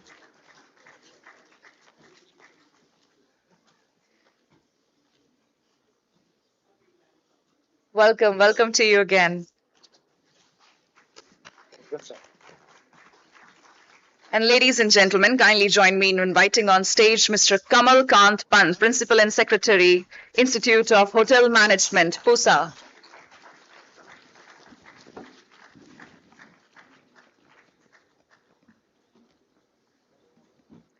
Thank you so much to all our esteemed dignitaries for joining us here today, for making time and be a part of this summit. Thank you. Welcome to you, sir. Welcome again. May I now request all our dignitaries to kindly join us for the ceremonial lamp lighting. Could I request you all to please join us forward and do the honors of lighting the lamp. Ladies and gentlemen, lamp lighting in India holds a very pivotal significance. It's a symbol of victory, the victory of knowledge over ignorance, of light over darkness.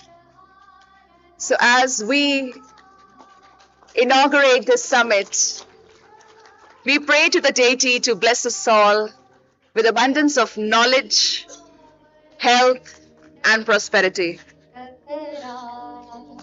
As we do the honors of lighting the lamp, I would totally urge you to please keep the applauses rolling. And let's have some more light and positivity in the room, ladies and gentlemen. Wow. What an auspicious start to this inauguration. I would like to urge all the dignitaries to please come together near the lamp for a quick photo opportunity as well.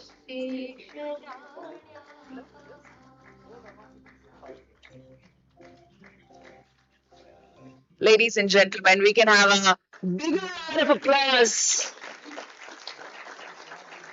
What an auspicious beginning to the inauguration. Could we request you all to please look at the camera for a quick photo opportunity? Let's take some great pictures, some good smile, and some more positivity to the room. Wow. Thank you so much once again. May I request the dignitaries to please be back? Yes. Ladies and gentlemen, we would like to take this opportunity to do the unveiling of two very insightful reports, beginning with the consumer report on Gen Z and the plant-powered plate trends and insights that has been done by PBFIA in association with Ipsos, which is a market research company. I would request Mr. Deepak and the team of Ipsos to also please join us up on the stage as we do the honors of inauguration on unveiling of this report. Ladies and gentlemen, this report comes at a very pivotal moment for India's food ecosystem, and it offers critical insights into how young consumers perceive health, sustainability, nutrition, and the role of food in expressing identity and values. May I request all the dignitaries on the dais to kindly rise up from their seats and do the honors of unveiling this report. It highlights that Gen Z views food through a multi-dimensional lens where taste, protein, transparency, convenience, and climate consciousness converge. Ladies and gentlemen, health is not a trend for them, it is a lifestyle commitment, and we have tried our best to incorporate all the valuable insights in this report. So may I request you to please put your hands together as we, PBFIA in association with Ipsos, is unveiling the consumer report Gen Z and the plant-powered plate all the trends and insights you will find inside this.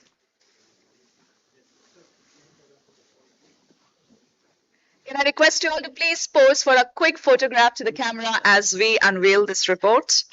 Ladies and gentlemen, some more applauses. And I hope the entire team of Ipsos is here as well. I saw them earlier. Yes, thank you. Thank you so much. With that, as we set this stage, I would like to take this opportunity to enlighten you about the next unveiling that is going to happen. It is an unveiling of NIFTIM Thanjavur GFI India report. India as a global manufacturing hub for smart protein processing equipment. I would request the team to kindly hand over the next report to all the dignitaries on the dais. Starting from right there, yes. Ladies and gentlemen, this report represents a NIFTIM Thanjavur-led national study supported by the Good Food Institute India on how India can emerge as a global manufacturing powerhouse for the three most critical categories of smart protein processing equipment, namely extruders, separators, and dryers. I would request of course, we have the director of NIFTIM already here on the stage. I would also request Dr. V.R. Sineja, Professor in Head Department of Food Process Engineering, Dr. J.N. Arthur Moses, Assistant Professor, Department of Food Process Engineering, Dr. N. Venkatachalapati, Dean and Professor, Department of Food Process Engineering, to please join us here on the stage, along with Dr. Pratibha Singh, Associate Professor, Department of Food Plants Operations, and GFI India team, Mr. Argadeep Saha. Can I request you to please be here on the stage, Dr. Padma Ishwarya, Ayana Beliappa, and Akash Raj Bhople. Could I request you all to please be present here on the stage as we unveil this report? Ladies and gentlemen, please put your hands together for our next unveiling by NIFTIM Thanjavur and GFI India together on India as a global manufacturing hub for smart protein processing equipment. Very, very insightful report, and I think everybody should definitely have a quick look at it. So thank you so much to all the dignitaries and very well conducted research by both the teams. Thank you so much again. May I request all the dignitaries to please take their seats back at the dais as we take the inauguration ceremony forward. And I would like to thank the NIFTIM and GFI team who has joined us here again. Thank you. With that, I would request Dr. Praveer Srivastav to kindly address the gathering. Over to you, sir. Thank you, Namrata, and good afternoon, everyone again. Thank you once again, Dr. Srivastav, Dr. DC Jain, Dr. Ashutosh, Takayaki, Mr. Golkar, Mr. Scott, Dr. V. Palanimuthuji, and Dr. Kamalkant Panji for honoring us with their presence. And we know we are running really late by almost an hour or so. Mr. Taka, he informed me that he has to rush for another meeting at 2:30. So I'm not holding anyone. I would request Mr. Taka to please come on the dais and say a few words because he has to leave. So I need to really rush this because we have to. I'm sorry, sir, we have delayed you for an hour, but I'm not holding you for further. So please come and say a few words and then have a lunch, and then maybe we have a lunch of all the dignitaries at MR19. So MR11 or MR19? 11. So we'll have a lunch together, and then that would be. So over to you, sir.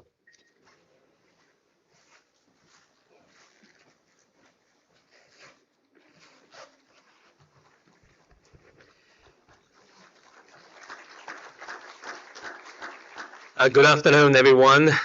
My name is Takayuki Hagiwara. As you know, it's a long name.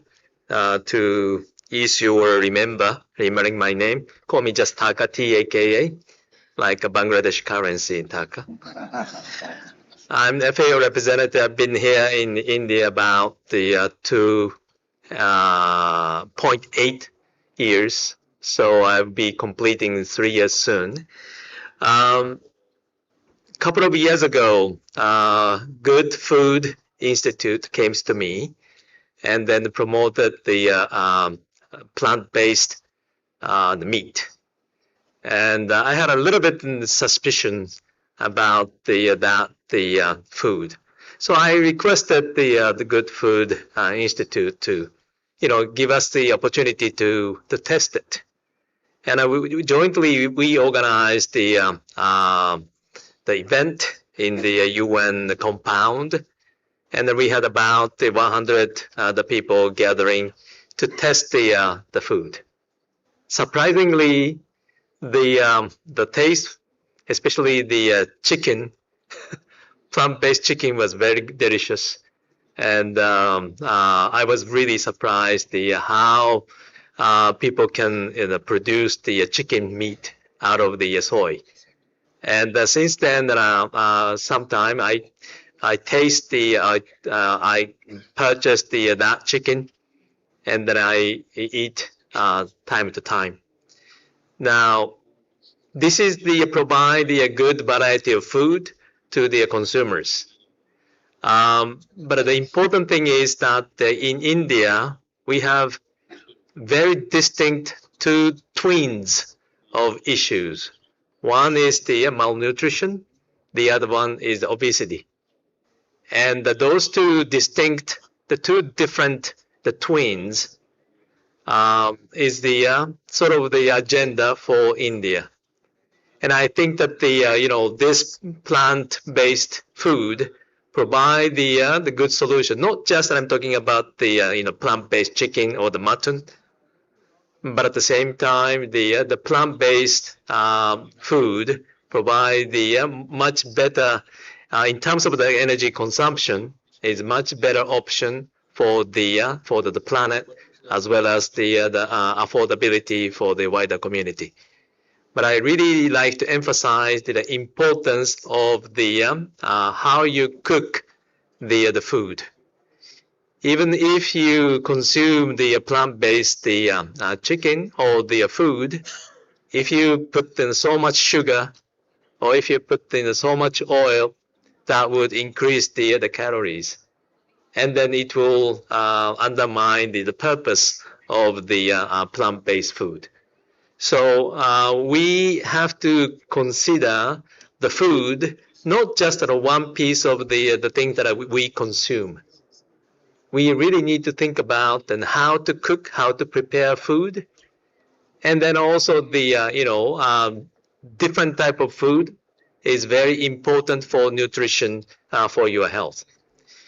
FAO has been working toward the better nutrition and then a healthy diet. I know that the healthy food is not really affordable for the many people, but I hope that as market grows and this type of the food will be widely available even for the less privileged.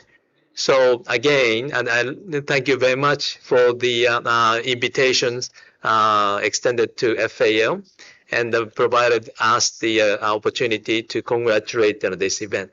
And I hope that through discussion today, you will have the better idea about plant-based food, and then promote a healthy diet for the future. And thank you very much again. Thank you. Congratulations. Thank you, Taka, for your insightful word. May I now request Mr. Scott to come, Managing Director, Saskatchewan Province, to come and speak, if that's okay for you, sir? Yeah.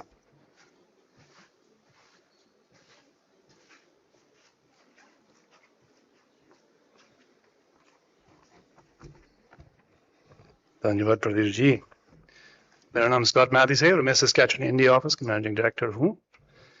एक सवाल है, Saskatchewan क्या है और मैं क्यों ध्यान दूँ? अंग्रेजी में एक minute. My name is Scott Matthews and I'm the Managing Director of the Saskatchewan India Office based at the High Commission of Canada here in New Delhi. And there's a question, what is Saskatchewan and why should I care about Saskatchewan at a plant-based food seminar? Saskatchewan is a Canadian province and it's an important one for India and for India's farmer and for the plant-based food conversation. Saskatchewan only has 1.4 million residents, 14 lakh, that's it. But we are the world's largest exporter of lentils, peas, canola, durum wheat, barley, oats, and we're a major trading partner with India. We export 70% of absolutely everything we produce across all sectors, not only in agri. So we have a small population. We're landlocked. We're in the middle of Canada. And if you've looked at a map lately, you know it's very far to get to an ocean on either side of our country. So that's meant we've had to become very, very productive in our agricultural efforts. Our little province has 40% of all of Canada's seeded acres.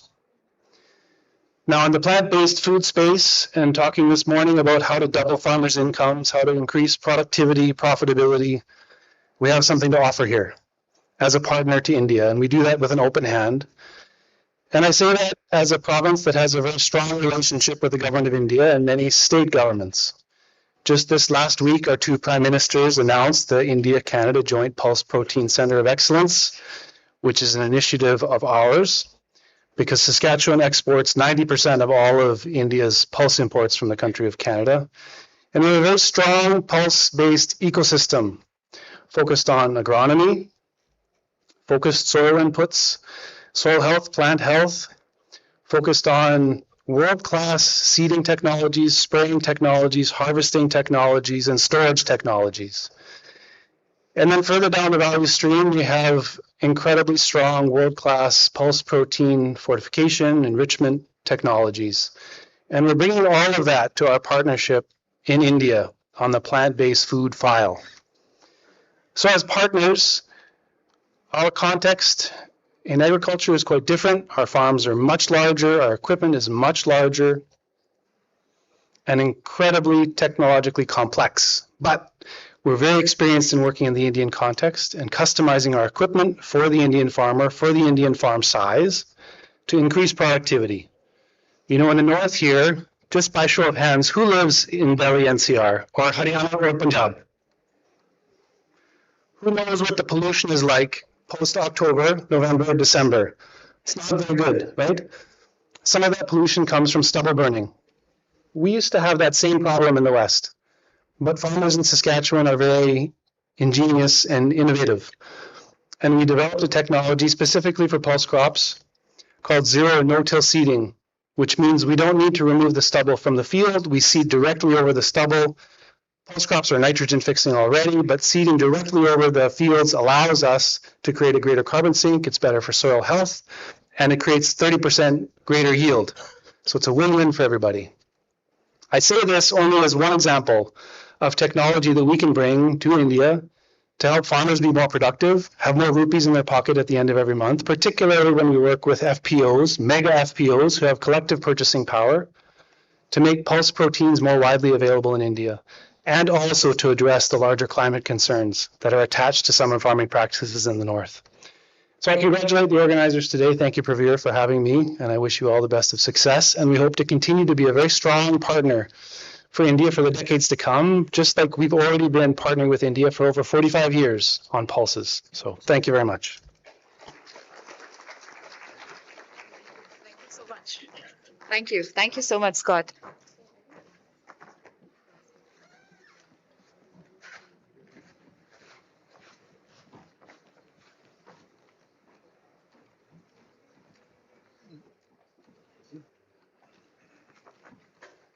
Scott, could I request you to please stay back on the stage for one more minute? Thank you. We just time 10 minutes till 2. Okay, Scott has to leave, so. Yeah, Scott has to leave. Yes. Okay. So, Mr. Srivastav, could I request you to kindly felicitate Scott because he has some other commitments as well. So, Scott, thank you so much. And thank you for all the words in Hindi that you have spoken today here on the stage. You have got everyone here by surprise. So, thank you again. And ladies and gentlemen, could we please put our hands together for a very brilliant man we have amongst us.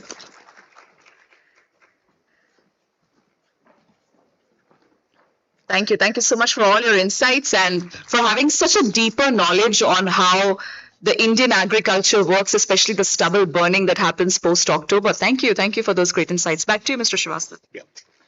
Now may I request Mr. Volkar to come and down the dais and say a few words for.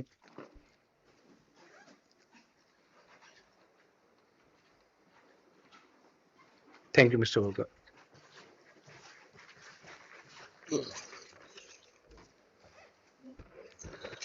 Hello, good afternoon, everybody. Distinguished honorable guests on the dais, distinguished audience. On behalf of the German Embassy, I'm very happy to be here, to be part also of this inaugural session of this fourth plant-based food summit.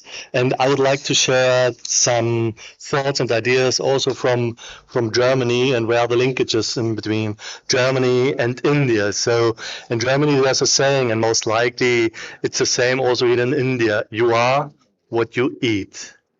So who are we and who we want to be? That's a good question. And actually, I'm also very happy that Mr. Thacker from FAO is also here, and all the colleagues from the Indian institutions, because what unites us in this question is actually the UN Food Systems Summit, which took place in 2021, where the whole world thought about transforming agri-food businesses. It was organized and hosted by FAO, and it was a global process. We all asked ourselves, how do we have to, or how do we want to live in the future? That means, how do we change our agri-food systems? But also, when we talk about food and production, we have to think of us, the consumers, the people who eat on a day-to-day basis, from the very first day we are born until the last breath we take on this planet. So food is culture, food is tradition, and unfortunately, or happily, as you might see it, changing culture, traditions, it's the hardest thing to do. It's easy to change the technology because at the end, the money, knowledge tells you what to do or not to do. It gives you limitations. But changing a culture, that's quite complicated. But this is a task we are aiming for. That's a task India is aiming for. And India has a huge advantage because veg food is already a crucial part of Indian culture. So actually, to do this transformation for India, it's maybe easier than it is in Germany or in Europe. When I look into to Germany, let's say, because of climate change, because of limitations of our natural resources, because of the impact we had, also the consumer demands, food patterns are changing. People, especially in urban areas, are now much more aware, how do I want to live? Actually, I want to reach 70, 80, 90 years old. And also people in Japan, because of their diets, they reach many times years of more than 100 years of age. So how do we want to live?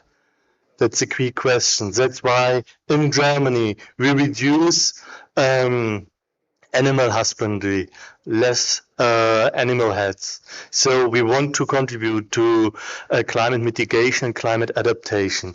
But also we want to find and think of new business models. We want to reduce fertilizers, plant protection, chemicals. So we want to be more organic, more natural, a little bit back to the roots. And especially young people, young generation want to have this change.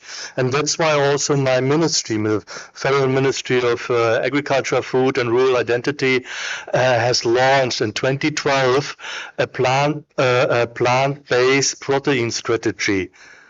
It has been adapted in 2024. So now also in Germany, we are looking at new technology, novel food. We look into new products which are not common to our food patterns, but also German society has gone through years of starvation, of famine in the past. So we are eager to change and adapt our food patterns, and this is what's happening. So if you want to change agri-food system, you have to change agri-food patterns, and plant-based proteins are one solution. to reach that goal.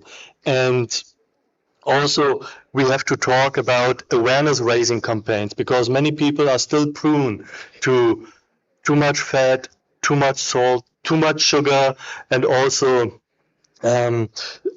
too much actually unhealthy food because it's convenient. So we have to make food alternatives convenient, regional, easily accessible, and also we have to use new means of communication, social media, which impacts especially the young generation. Also here in India, the younger generation is huge. And also Indians, they are always looking ahead into the future. So in Germany, we would like to drive the European Union to have a EU-wide plant-based protein strategy. It's not yet reality, but we are pushing it so that paradigm shifts not only exist on the paper, but also in the minds of the people. And therefore, India is spearheading this development.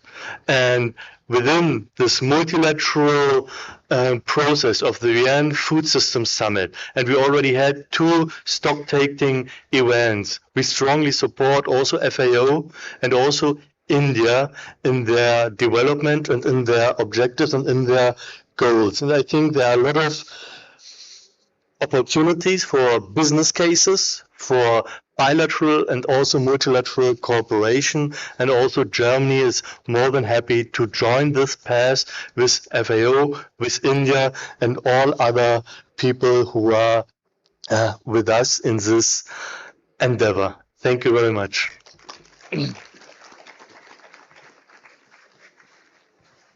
Thank you, Mr. Volker. I still remember when I was working in Germany, and I used to go every quarter for my review, and the German always say that there's somebody who comes as a vegetarian. So for them, to arrange my lunch and everything was a big task for me. So for them rather. So, and it was heartening to see that this one policy shift which is happening in Germany also. So thank you, Mr. Volker, for taking your time and honoring us.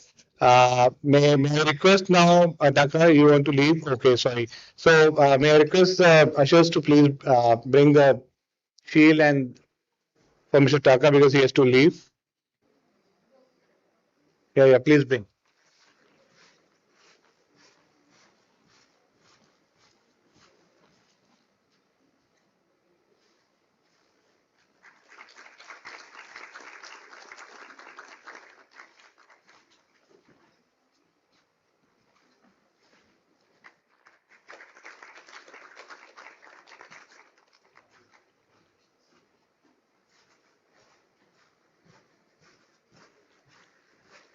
Now I request Mr. Kamal Kant Panji to come on the dais and say a few words, sir.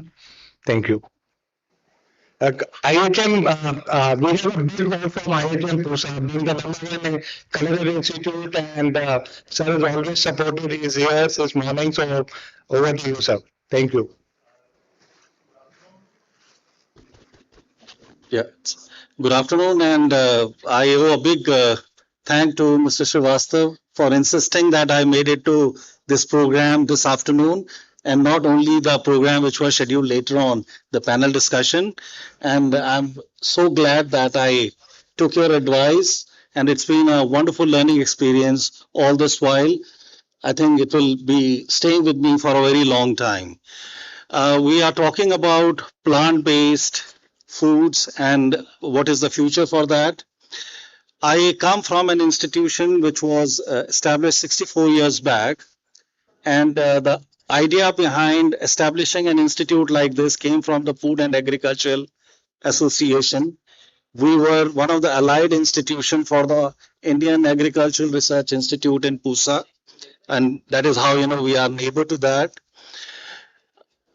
Our objective to begin with was to increase or improve the nutritional profile of our labor, agricultural labor, especially industrial labor, because the kind of meals that we ate, it gave us glucose surge for a few minutes, and after that we were short of energy.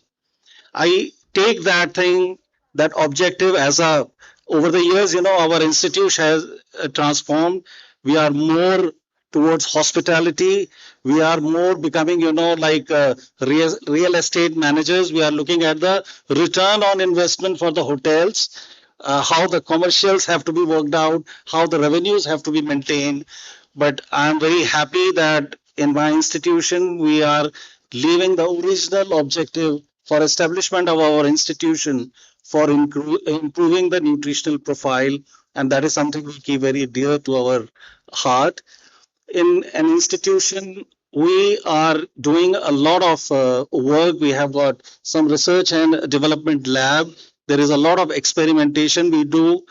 We recently had the International Year of the Millets. And as a run-up to that International Year of Millets, in association with Indian Institute of Millet Research, we developed many recipes. We have handheld many startups, for developing millet-based things. And it was very nice to go through the presentations made by the Defense Research Institute, the kind of meals which are being served to the soldiers in this country, and that 20%, 25% ration. We have the pleasure of, doing a lot of work with the armed forces, with the paramilitary forces, because these people came and the only thing that they were trying to put millets to was either eating it in the rice form or making chapatis out of that.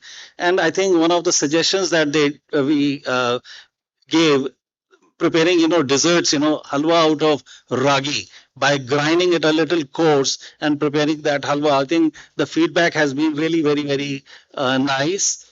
And in Indian Institute of Millet Research also, everything that people so far were trying to do was preparing another kind of dosa or another kind of a pancake with different kind of millets. We curated a meal in Delhi Heart. It was called the Millet Carnival, in the year of the millets, where all the ministers, agricultural ministers, and top bureaucrats of agricultural ministry was there. And the entire meal, we curated it out of 8 different millets that we were trying to promote. So it is a mindset that we have got, that whenever we are working with the millets, it is only rice or staple that we can try out with them. We tried number of koftas and other vegetable dishes made out of millets, and it was not possible for people to really make out what these things actually were made out of. So a lot of research and development we are trying to do, plant-based for people like us, from our continent, our culture. Frankly speaking, we are basically vegetarian people. We have been heavily dependent on plant-based throughout our history, barring the coastal area where the fish eating comes naturally. This is one thing, very dear to my heart, and we keep discussing these issues with our fraternity, chefs and other people. And many people, they have told in North India, meat eating was very, very occasional. And one particular reason, it was men folk, which were involved in slaughtering the animal and processing it and probably cooking it. And this was something which was reserved for special occasions. Basically, everybody, you talk about Punjab, you talk about Uttar Pradesh, other places in northern India, meat was something reserved. So it is very easy for us to go back. I have had the opportunity of trying some plant-based meats. I have tried, salmon made out of plant-based ingredients. I have tried chicken made out of this. I have tried, even I can't accept, having beef, but somebody tried to prepare a steak, plant-based steak, and I tried to have that, to look at the texture and other thing. But something which is not really welcome is that if fish made out of plant-based is more fishy than the actual fish, what is a big deal, right? I come across people, soya food, soya chop is like you're preparing something out of the plant-based and you are making it appear like a fish. You're making it appear like a rib steak or something. It does not really make sense. I think what we need to do going forward is the traditional foods in whichever way they were presented. We don't need to imitate meat in order to, promote plant-based. There are so many opportunities we have got.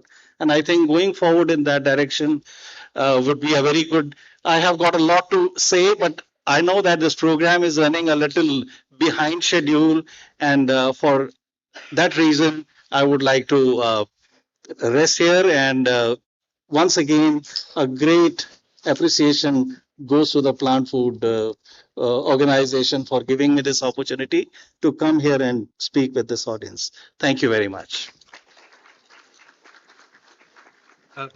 Thank you, Pansar. Actually, you are the second person, because then the first person was the CEO FSCI, Mr. Rajat Punani. He also pointed out that we should not try to imitate the meat product. So something needs to be worked upon what to call is probably is basically the positioning in the terms of marketing. We have what to call and where to position it. So should we put it as a meat alternate, or should we keep it something a very simple and traditional thing? So thank you very much, sir. It's an association, and IHM Pusa will keep on engaging for many activities for the coming months. We have a big plans for us. Thank you very much. So now I would invite Dr. V. Muthupalani ji to please come on the dais and say a few words. Thank you, sir. And Nifty Tanjavur, sir, I think under your leadership is a mine of scientists. We have the people like Dr. Jain, we have a good team over here. So I think we have really got impressed with the kind of work which has been done by the institute. Over to you, sir. Thank you. Good afternoon to each one of you here. Dignitaries on the dais and off the dais. Tired people, because lunch is waiting there. I don't want to stand before you for a long time. Though I made a lot of speech, then I put it in the pocket.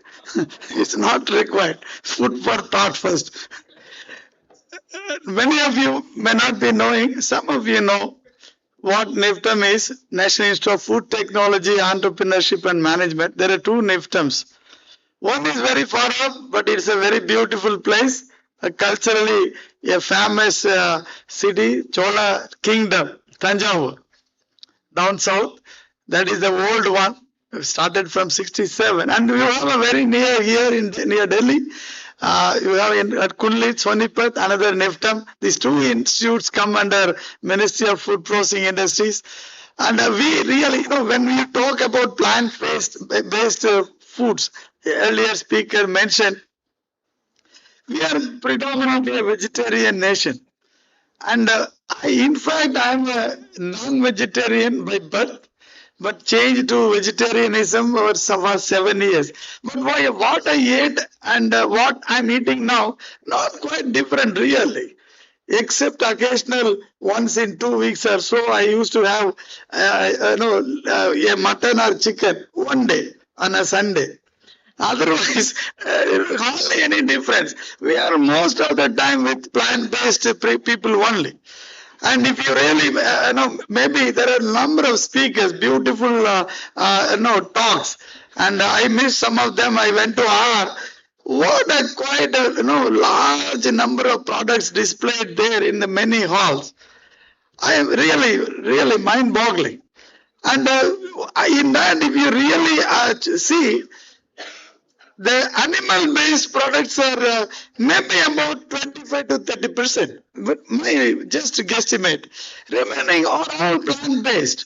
That means we love to have plant-based products. And these we are trying to promote, because basically when we talk about plant-based foods in the summit, we are mainly focusing on protein only. But then there are many other things like supplements which you get from the plant-based systems, that we are not concentrating much. Even you take vitamin or other supplements for functional ingredients which you get from plant-based system, and all of that possible from different raw materials. Now, for all these things you need technology. Technology is the key if you really want to take these things to market. NIFTMs or any other institutes really play in this area.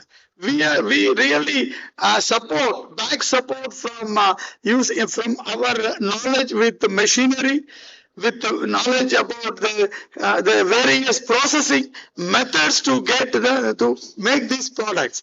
No, that is the key. And the NIFTM is in the forefront. The book which was released today is a key area, because we really want to make India as the manufacturing hub of all machinery, food processing machinery. Though we import most of the high-end equipment from Europe, mostly from Germany and Italy. Of course, we have another dignitary on the dais, Deutschland.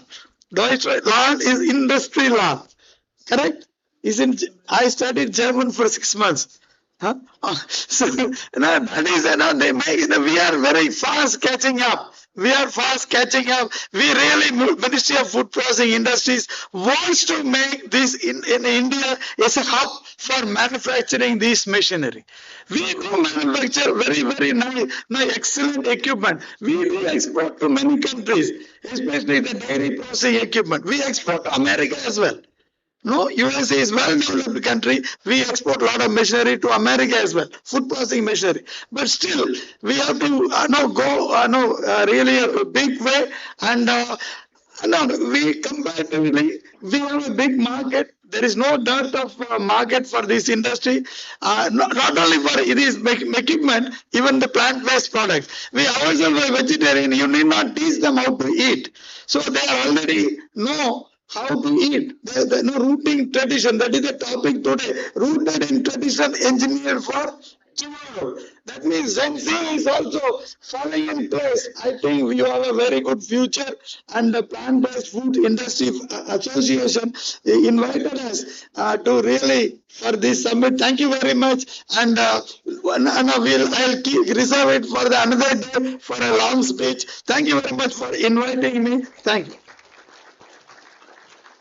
Thank you, Dr. Saab. Now I'll invite Dr. R.K. Srivastava, sir, to please come on the dais. And Dr. R.K. Srivastava is the Special Director General in the Ministry of Health, just for your everybody's information. Yeah.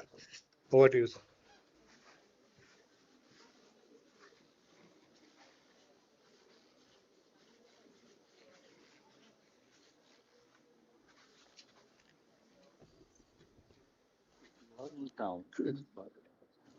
Good afternoon. Dignitaries on the dais, off the dais, ladies and gentlemen. I am Dr. R.K. Srivastava, not present Special Director General, but a past Director General of Health Services. Long back, I retired in 2012. At present, I am 77 years, and I have seen the changing diet in Indian household.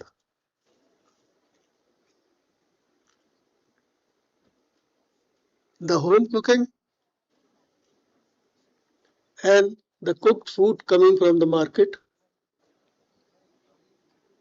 If I try to understand it, during early 60s, 1960s, then practically in majority of urban area, the home cooking was routine, and getting from outside was exception. It was in urban area. I am not talking of the rural area. Now in 2025, in India, the things have changed. The home cooking is not a routine. A good number of ladies want to cook, but due to reasons other than not knowing cooking, compulsion of job and other things, they prefer already cooked meat from the market. So this change is visible, and I think everybody sitting over here understand the forces who are responsible for bringing this change in the cooking pattern in the Indian household. I'm not going to elaborate about it, but this change I have observed. The second change which I have observed is animal protein. and the plant protein. There is an aggressive shift towards animal protein, and there is lesser emphasis, except for certain things which has happened during last 10 years. Thanks to the government, thanks to the various organizations, thanks to the ISO, thanks to the World Health Organization, who had been able to create large number of evidences in favor of plant-based protein. But these changes are really not perceptible in the Indian food scenario. When we try to make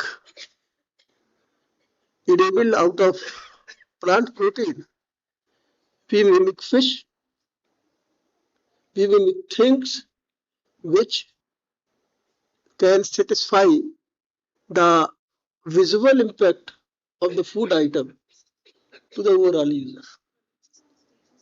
It means that the thing have imprinted in our DNA, and we have got an appetite for a visual satisfaction by eating a fish or by eating anything which is meat-like. So this change is also perceptible. The third thing is, which I have seen, organizations. I belong to Health Ministry. At my time, the nutrition department was under Director General of Health Services. Then FSSI was established. But it is a fragmented organization in India. Nutrition at one end, food at another end, and the other things are there. So there is a lack of coordination. That's why there is difficulty in reaching to the end consumer.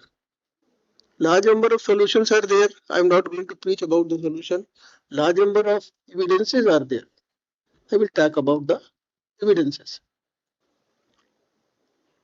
At present, non-communicable disease, which means diabetes, hypertension, cardiovascular diseases, cancer, and there are many others.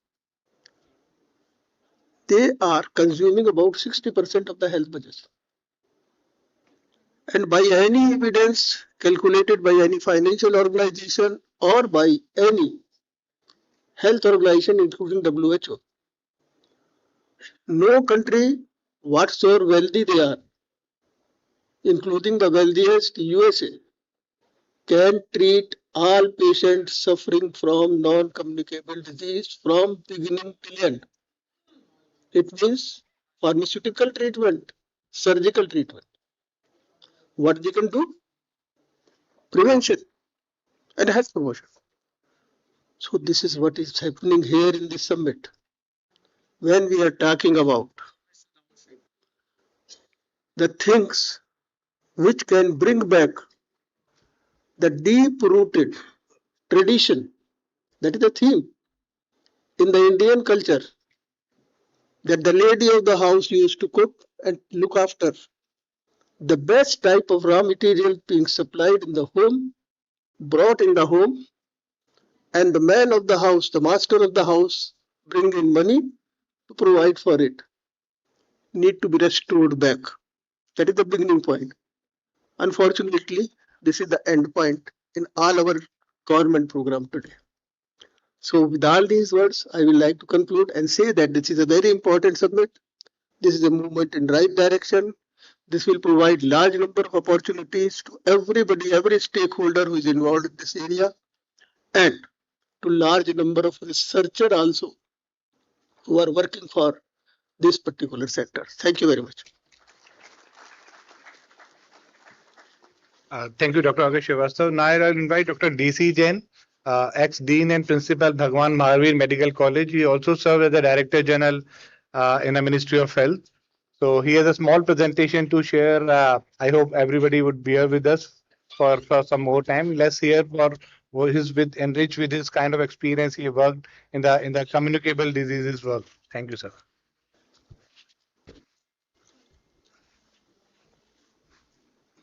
I will recite a sloka before I present my subject.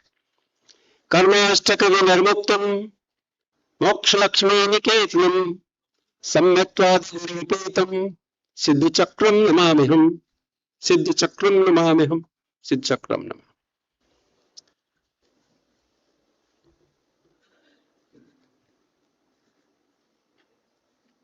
Praveen Srivastava ji, Executive Director, Plant-Based Food Industry Association, dignitaries on the dais, Dr. R.K. Srivastava, Director General Health Services, past and ladies and gentlemen.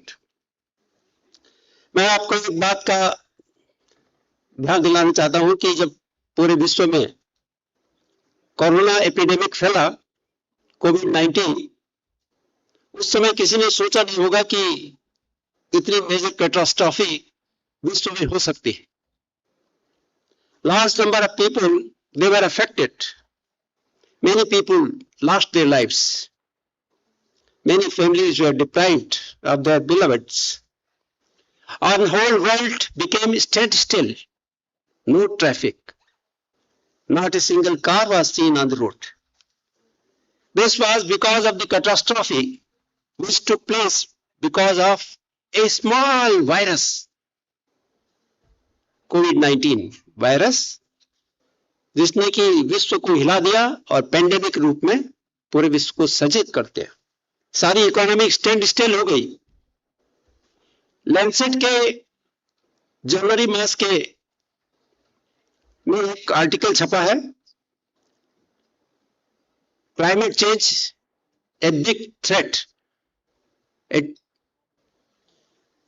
और उसमें ये project किया गया है कि अगर 1.5 degree temperature अगर बढ़ता है तो करीब 150 to 160 new zoonotic diseases will come up.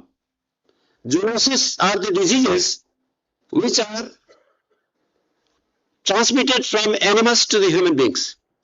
एक सिंगल डिजीज ने पूरे विश्व को हिला दिया.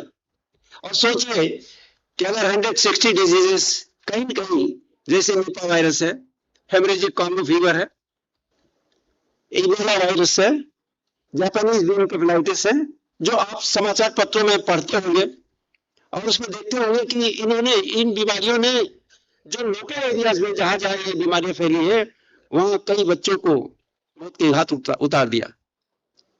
गोरखपुर इलाके उत्तर प्रदेश में जापानीज एन्सेफेलाइटिस का जो प्रकोप था वो बहुत भयंकर था.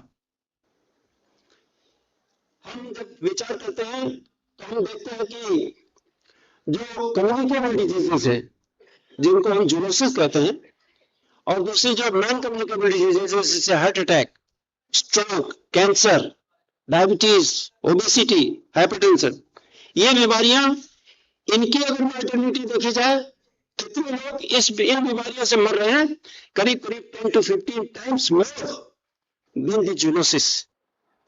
जूनोसिस जो कोविड-19 थी, उसमें जितनी मॉर्टेलिटी हुई उससे 10 times more mortality was seen. लोग बहुत भयभीत हो रहे हैं, लेकिन डॉक्टर R.K. श्रीवास्तव जो अभी आप सुन रहे थे, इन्होंने एक बात कही कि जब हमने एक कैंपेन शुरू किया कि smoking is dangerous to health, इतना विरोध हुआ जो मैन्युफैक्चरिंग कंपनीज थी. लेकिन आप ये देखिए, इन्होंने बहुत ही अच्छा सेंटेंस मेरे को संबोधित किया और मुझे बड़ा भय मिला उससे. इन्होंने कहा कि दिल्ली की सड़क के ऊपर अब चल करके देखो तो तुम्हें 1% आदमी स्मोकिंग करते नजर नहीं आएगा. 1%, व्हाट ए बिग अचीवमेंट. और लेकिन लगा कितने साल, 30 to 40 years. मेरा कहने का अभिप्राय यह है कि आप जिस विषय के ऊपर आज चर्चा कर रहे हैं वह एक साधारण विषय नहीं है. ये एक ऐसा विषय है जो हमारी हेल्थ से directly related. World Health Organization ने इस विषय को बहुत ही प्रायोरिटी देकर करके कहा है कि नॉन कम्युनिकेबल डिजीज की कंट्रोल करना अत्यंत आवश्यक है. It is very important because 15 times more mortality is seen, which is unreported. आप किसी घर के अंदर चले जाइए, एक न एक व्यक्ति को आप कोई हाइपरटेंशन की, डायबिटीज की, ओबेसिटी, कोई न कोई प्रॉब्लम अवश्य होगी. तो ये कोई साधारण प्रॉब्लम नहीं है. इसको लोग रिलीजियस इशू बनाते हैं, इसको लोग एथिकल इशू बनाते हैं. अरे ये रिलीजियस इश्यू है, लेकिन more important is it is a health issue. Health issue इतना है कि एक बीमारी ने तो तहलका मचा दिया, और होगी तो क्या होगा। एक 25 साल का युवा एक डॉक्टर बनने के जा रहा था, while delivering a lecture he died, suddenly collapsed on the stage, developed a massive heart attack. आपने अपने बच्चों को पढ़ा लगा करके कहते हैं कि हम अपने डॉक्टर बनाएंगे, एडमिनिस्ट्रेटिव सर्विसेज में भेजेंगे, और उस बच्चे का आज 25-30 साल की उम्र में खत्म हो गया। क्या कैरियर बनाई। हमें लॉन्जिविटी ऑफ लाइफ को देखना पड़ेगा, लाइफ स्पैन कितना है, हमें कितना अवसर दिया गया है। अगर हम उस बात को देखें तो हमें विचार करके सोचना होगा कि जो कार्य जिस समिट के लिए प्रवीण श्रीवास्तव जी ने जो एफर्ट शुरू किया है वह प्रशंसनीय, सराहनीय और वैल्यूएबल है। आप जब भी जो नॉन कम्युनिकेबल डिजीजेस की बात करते हैं तो मुझे एक अमेरिकन कार्डियोलॉजिस्ट की याद आती, डीन ऑर्निस। डीन ऑर्निस ने देखा कि लोग people are dying because of the heart attack. उसने कहा कि ये कारण क्या है। उन्होंने कहा ये हमारी लाइफ स्टाइल का दोष है, this is because of defective life style. And he demonstrated, he did coronary angiography before and after the lifestyle modification, and one sample subjected for the revascularization for surgery, and he found that those people who changed the lifestyle, they were better off, their outcome was better, their health was better. और उसके बाद preventive cardiology का दौर शुरू हुआ, पूरे world के अंदर फैल गया। कोई मुल्क ऐसा नहीं है जहां पर प्रिवेंटिव कार्डियोलॉजी अब प्ले नहीं कर रही। कहां गए वो पुरानी बातें। Because of reasons we have. मैं एक और उदाहरण देना चाहूंगा कि मुझे एक बार अवसर और मिला डॉक्टर आर के श्रीवास्तव के घर जाने का, और उनका माता जी को देखा मैंने, इतनी सीन, इतनी सुंदर प्रकृति की, और उन्होंने कहा बेटा ये विश्व के अंदर जो टर्माइल हो रही है इसका कारण क्या है। मैंने कहा मुझे तो नहीं पता। उन्होंने कहा कि ये हमारा चारित्रिक पतन, इसे हमारी थिंकिंग का डाउनफॉल है। अगर हम वीर हैं, अगर वीरता का सेंसेशन रखते हैं तो हम निश्चित रूप से परिवर्तन कर सकते हैं, बहुत कुछ परिवर्तन कर सकते हैं। और संकल्प कर ले कि अगर 1 लाख व्यक्तियों के अंदर एक व्यक्ति अगर चेंज होता है तो आप समझिए कि पूरा विश्व चेंज होने में देर नहीं लगेगी। इसलिए साहस की जरूरत है। और जो नॉन कम्युनिकेबल डिजीजेज है उसके प्रिवेंशन में WHO ने 4 पिलर्स रखे हैं। उनमें फिजिकल इनएक्टिविटी, तो आदमी काम नहीं करना चाहता है, कुर्सी पर बैठ करके अपने ऐसा आराम की जिंदगी काटना चाहता है, और वो भोगों की सामग्री इतनी चाहता है जितने की 1000 आदमी को जरूरत पड़ती, उसमें काम चल सकता है।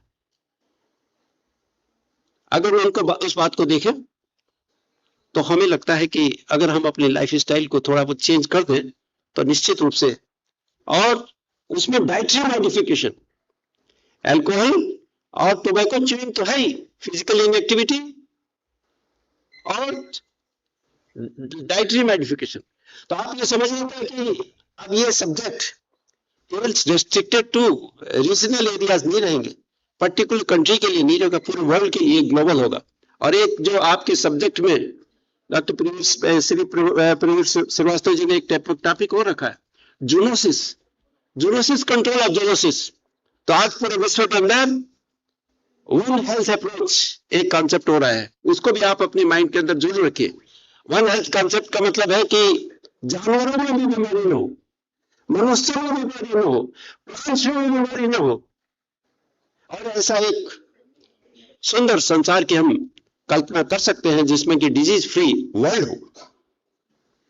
डिजीज फ्री वर्ल्ड ऐसी समझ जो हम अगर कल्पना भी करते हैं, मुझे लगता है कि वह दिन दूर नहीं है जब आप इसके फ्रूट्स आप देखेंगे।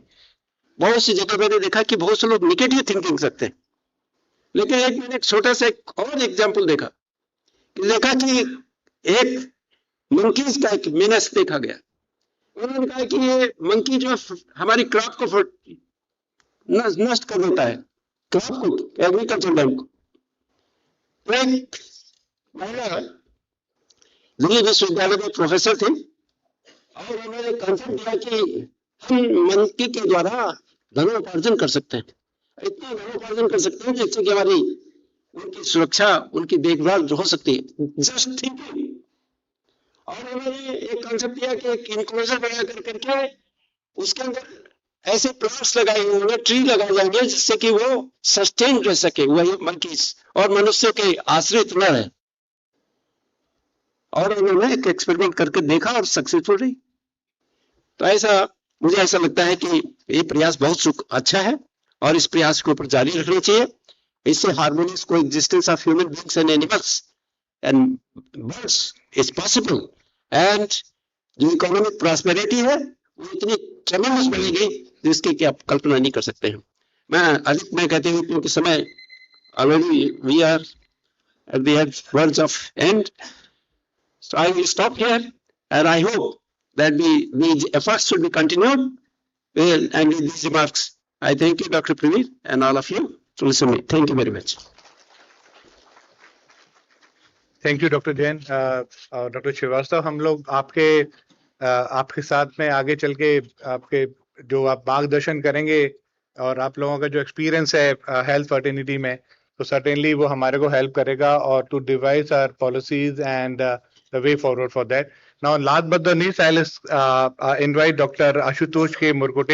He's the Director General of National Institute of MSME, and he's also heading one other institute at Varda, and a joint secretary level officer from the MSME. Thank you. Over to you, sir. सभी को नमस्कार।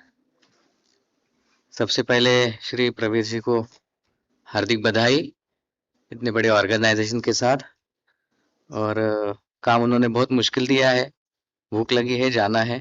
दो बातें सिर्फ कहूंगा। Plant based proteins पे हम दिन भर चर्चा कर रहे हैं, सवेरे से कर रहे हैं। टेक्नोलॉजीज अवेलेबल है, उसके बेनिफिट्स पता चल चुके हैं, मार्केट रेडी हो गया है। जो हमारे वक्ताओं ने कहा कि भारत में ऑलरेडी वेजिटेरियन फ्रेटर्निटी होने के कारण वो मार्केट अवेलेबल है। सबसे बड़ा सवाल है करेगा कौन? उसका जवाब ministry of micro small and medium enterprises, जिसको मैं रिप्रेजेंट करता हूं, उसके पास है। भारत में आप सभी को पता है कृषि मंत्रालय के बाद सबसे ज्यादा एम्प्लॉयमेंट जनरेशन का काम कोई करता है तो micro small and medium enterprises. 22% GDP का हम लोग कंट्रीब्यूट करते हैं, और छोटे से लेके तो बड़े तक।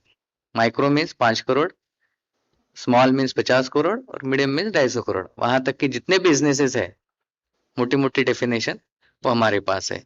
और जहां तक हमने आज जितना डिस्कशन सुना है और भारत के आप जितने बिजनेसेस की बात करेंगे तो 80% अबाउट जो हमारे बिजनेसेस आते हैं ये इसी सेगमेंट में आते हैं।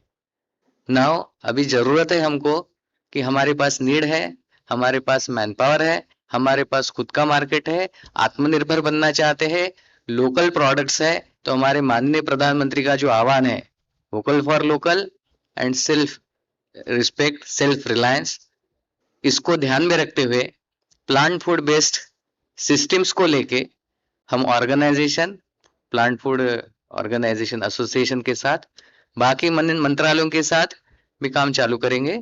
हमारे ऑनरेबल सेक्रेटरी साहब ने ऑलरेडी मैसेज दिया है, प्रवीर जी से उनकी एट लेंथ चर्चा हुई।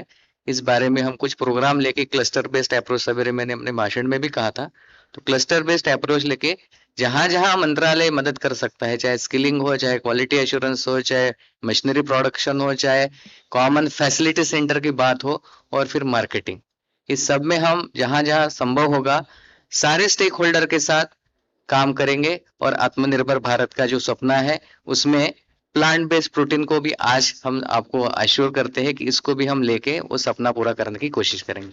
धन्यवाद। Thank you, Dr. Ashutosh. Now I'll ask the ushers to please bring the shields and to facilitate the guest of honors quickly. Sir अभी से फॉर ऑडियंस आई थिंक आज हमारे लिए थोड़ा सा चैलेंजिंग ये हुआ कि हमारे पास कंफर्मेशन बहुत लोगों के थे, इनफैक्ट हम सब कल ये बात कर रहे थे कि हमारे पास 15 लोग हैं जो डाइस में आने वाले हैं, लेकिन चूंकि आज पार्लियामेंट सेशन है उसमें एमएसएमई से डॉक्टर आशुतोष ने बताया, एससीएल दास जी हैं, संजय अग्रवाल जी थे, ये और अविनाश जोशी जी हैं, ये तीनों के आज पार्लियामेंट में क्वेश्चंस हैं। तो और सुबह से doctor DK Yadav India Gate तक आ गए थे, फिर उन्होंने फोन करा कि उनको बोला गया है कि आप वापस आइए पार्लियामेंट में, और there is a question on the agri side also. So anyway, we are missing those official, but anyway, not missing, but their wishes are with us. They are all are wholeheartedly cooperating and supporting the way we want. And thanks all our guests of honor on the dais for taking us our time and with your busy schedule and making it possible for us. Thank you once again. Thank you.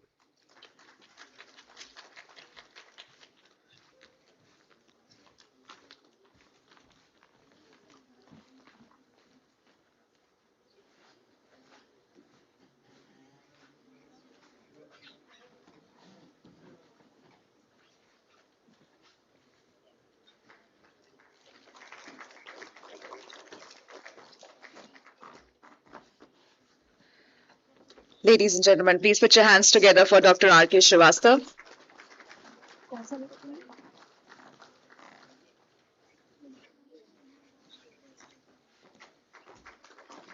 Ladies and gentlemen, please give it up for Dr. D.C. Jain.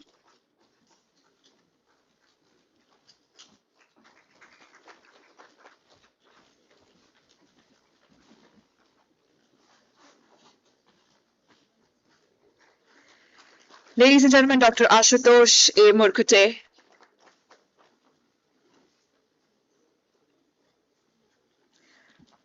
Please, let's give it up for Mr. Volker.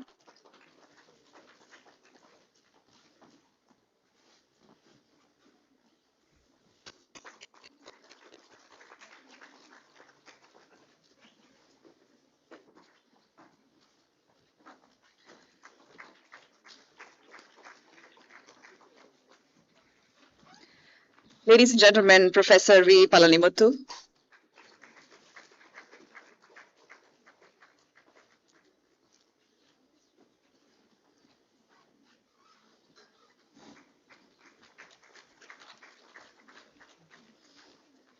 And Mr. Kamal Kant Pant.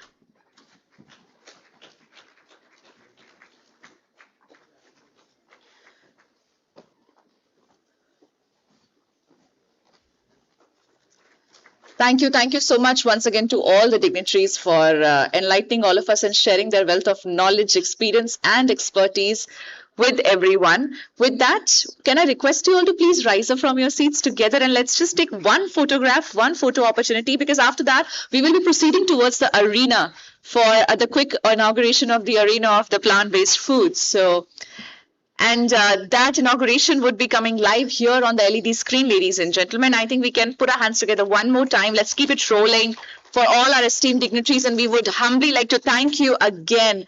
We are indeed truly grateful for your presence here. Thank you so much for making time and being with us here today. With that, ladies and gentlemen, we all will be breaking for lunch for next 30 minutes. Make sure that you're back here in the room by 3 o'clock.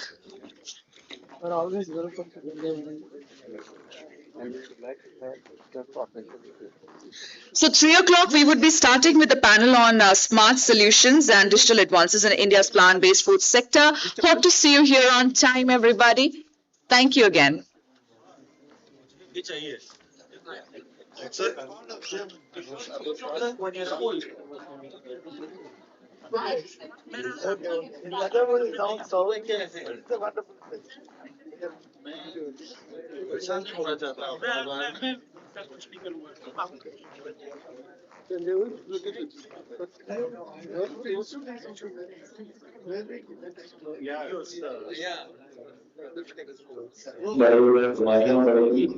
ये फायदे मतलब है जबकि जब आप processing में बात करते हैं हम लोग प्लानिंग एडिशन की बात है हम लोग इसमें प्रोग्रामर जोड़ने की हम लोग बात करते हैं कभी हम लोग ये बात नहीं करते कि भाई प्रोसेस हो गया तो खराब आज की तारीख में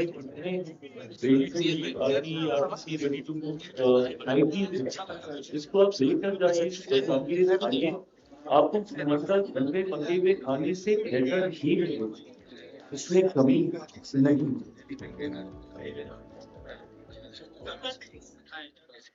तंदुरुस्ती बहुत चीजों पे डिपेंड करती है, बट खाने के मामले में एक सिंपल फॉर्मूला है।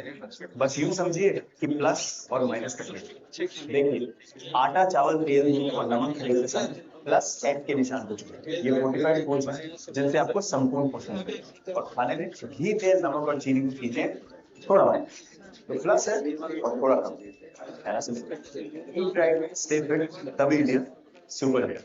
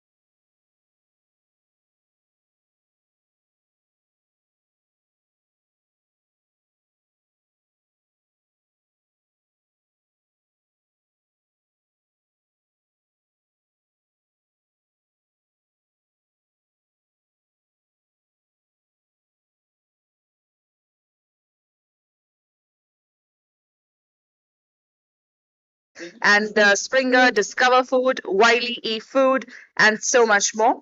Welcome, welcome to you, sir. Can I request you to please have a seat at the dais? Ladies and gentlemen, kindly join me in welcoming on stage Dr. Padma Ishwarya, Senior Scientist, Plant-Based for Good Food Institute, India.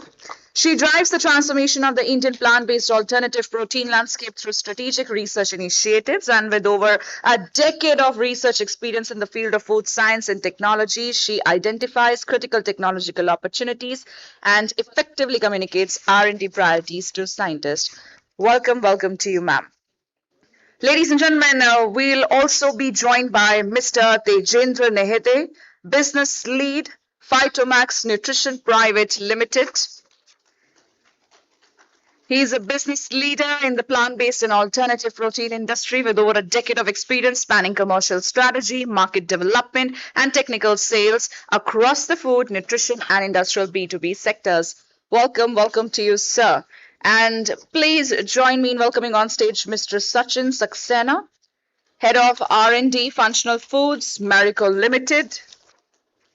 He has an experience of over 25 years in R&D quality, associated in past with various organizations such as ConAgra, ITC, PepsiCo, GSK, and presently heading Marico Foods R&D.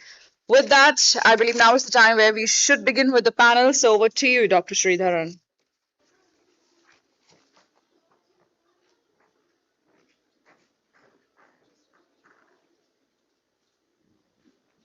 It's all the mics. I'll get on from here at the top. Yes, thank you.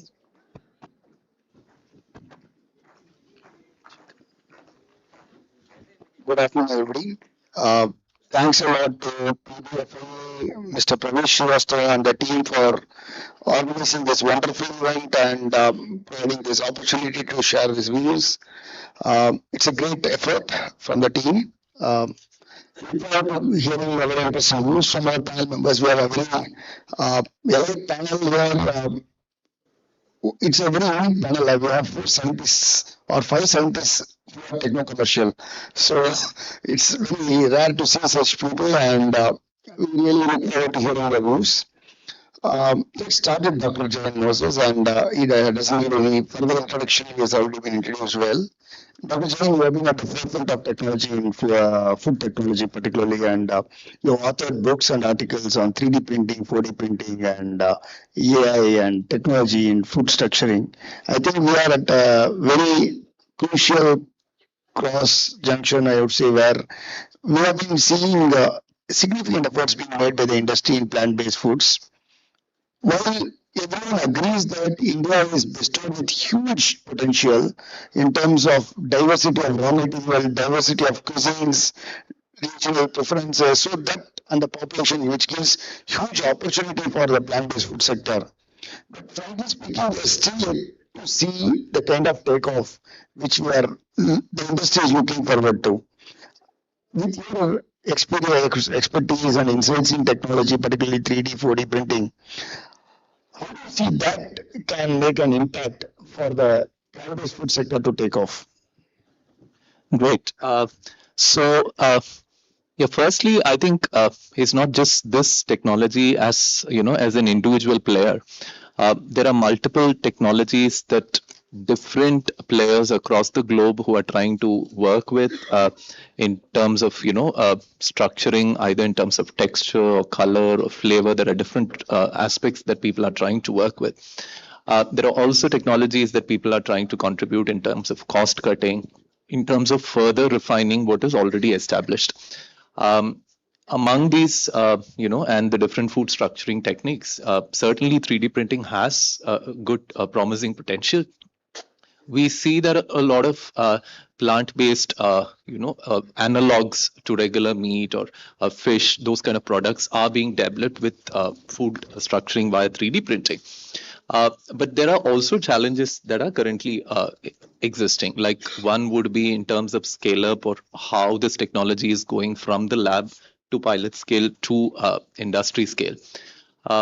The good thing is in terms of structuring, in terms of the kind of customization that you require in texture, or a parallel benefit that you get in terms of protecting your flavors or maintaining some unique or delicate flavors.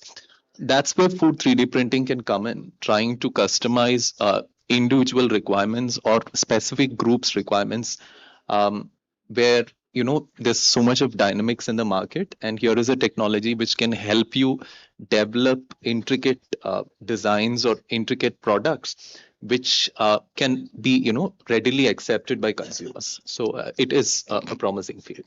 Great. So one of the key challenges we face is the structure part of it, right? So you feel that the nanotechnology and the food structuring technologies can help to address this, the protein structuring, to meet the kind of meat analog which gives a real meat feeling to the consumers? Yeah.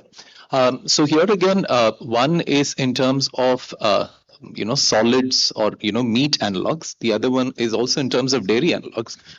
So again, there's a lot of R&D surge in terms of funding, in terms of research and commercial interest, where people are trying to use different structuring techniques, either at the micron scale, sub-micron scale, or at the nano scale, trying to come up with innovations that can improve stability, face stability, for example, or improve your texture feelings and all of that. So these are promising fields, but what's equally significant in terms of the industry is how you can blend it with what consumers require. So sometimes there are products that we develop, they might be really good at the lab scale, but the consumer's preferences might be different. So these technologies are undergoing a lot of metamorphosis, where you're trying to see, how these technologies can gel or, be accepted by different population groups. So yes, these are promising fields, but overall, I feel that a lot of R&D is still remaining. So still it would be at a research and academic level. I wouldn't say that these are restricted to R&D scale. They have very good promising potential. But unfortunately, that's the current status, that it's a transitioning phase. That's what we see. And we see that, these have very good potential. And in the next 5 years, not a decade that we have to wait, but in the next 5 years, you could see that, these technologies can actually go into different markets, helping companies, helping R&D people, helping consumers, explore such new avenues. So do you think that this transition which we are seeing now from what is being explored at the R&D level at academic institutions can be brought to the market faster by a better collaboration between academia and industry, or is it something still a little bit further down the line? Yeah, so this is a great question. In fact, there are two things. We always believe academics and research institutes should be hubs where technology and innovation happens, where the science and the underlying phenomenon is better studied. The industry then uses that as a knowledge base to develop innovative products. That's what I see it as. But we also know that the kind of interactions or interfacing between different levels of stakeholders across the food or the protein sector in India is not so great. There are some institutes which are known for industry collaborations, but many academic and R&D institutions in India, there is a lot of things happening in the lab, but the transition is not so great. But looking at the success stories of what is already happening with certain institutions, working with organizations, bringing technologies to the market, I think that's the kind of examples that everyone has to take, putting their R&D efforts, bringing it to the market finally. Great. We have a very challenging situation. Actually, we have one of the best scientists in the food sector with us, but unfortunately, he has a flight at 6 and he has to leave. But I don't want to let him go so easily. So actually, it's really difficult to get some deep insights from such scientists. So we will still have one more question, and then what would be So one of the key challenges when we look at plant-based food in terms of consumer adaptation is the beanie notes and the bitter notes which we get. What are the reasons and from academic, from your research experience, how can that be addressed and is there some insights which you can share with the audience? Yeah. So with these kind of unique flavors, some often undesirable, we can have a lot of other additives coming in play. So you can keep adding n number of additives trying to mask these flavors. That is one approach. But today, research is not just, there's a surge in focus on how you can minimize the usage of such additives, perhaps how you can use some physical modification or a pre-treatment, use some non-thermal process, use some technique to mask such things without using the so-called chemical alternate preservatives or synthetic additives, and then so-called call your food as ultra processed food or something. So this is an avenue where a lot of R&D is happening majorly in terms of physical modification. There are also other works in which blends of ingredients which are natural, which can help mask these flavors, but basically they are just a blend of the regular flavor notes plus some unique ingredients you have. Together they synergize to something that a consumer accepts. Now, again, this, linking with the previous question, this again might happen at different scales of food hierarchy, and often promising results in terms of micron level, including encapsulation applications, to nanoscale level, where the benefits are obviously, more pronounced. Do you think encapsulating the proteins could help to address this? Yeah, so I wouldn't put it with encapsulation of proteins. Rather, it should be more with, say, for example, if it's a flavor note that you're looking for. There are a lot of works happening. For example, when you have a product, you have a first bite, and that's when, because of a shear or because of some external stimuli, your encapsulate breaks and a unique flavor note comes out. And then as you keep chewing it, you get the next flavor note emerging. So encapsulation is obviously a fascinating field, which has more promising applications either in the delivery of something that is healthy or something that can win a consumer in terms of flavor or a unique bright color, or that's where encapsulation is better picking up. Yeah. All of them again helping the plant protein sector develop new products which can be accepted by the consumer base. Great, great. Thanks a lot for insights. And unfortunately, we will be missing Dr. Jayan's further insights. While of course we will have a scanner at the end of the session where audience can share any questions with him for his further insights. He has to leave for his flight, and we really thank him for his presence. Thank you very much. I think before he leaves, maybe the organizers can present him the memento so that, or please stay with us and bear with us. We will continue with the panel once we are able to honor Dr. Jain.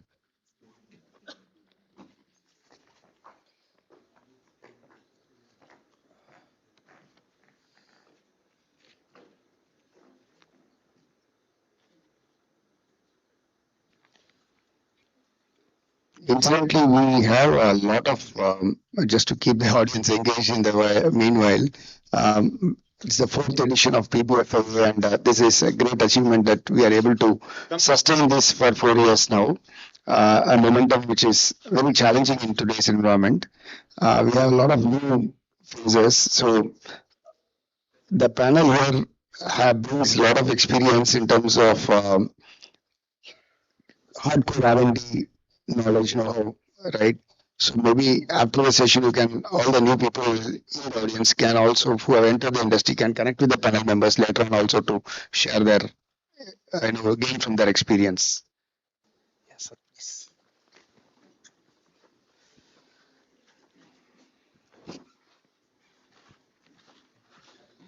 Sorry for getting late.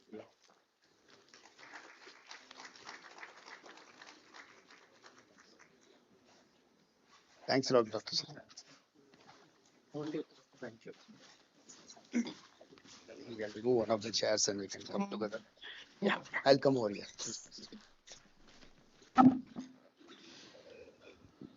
Thanks. I think we have a smaller panel, but that gives more freedom for us to utilize the time better.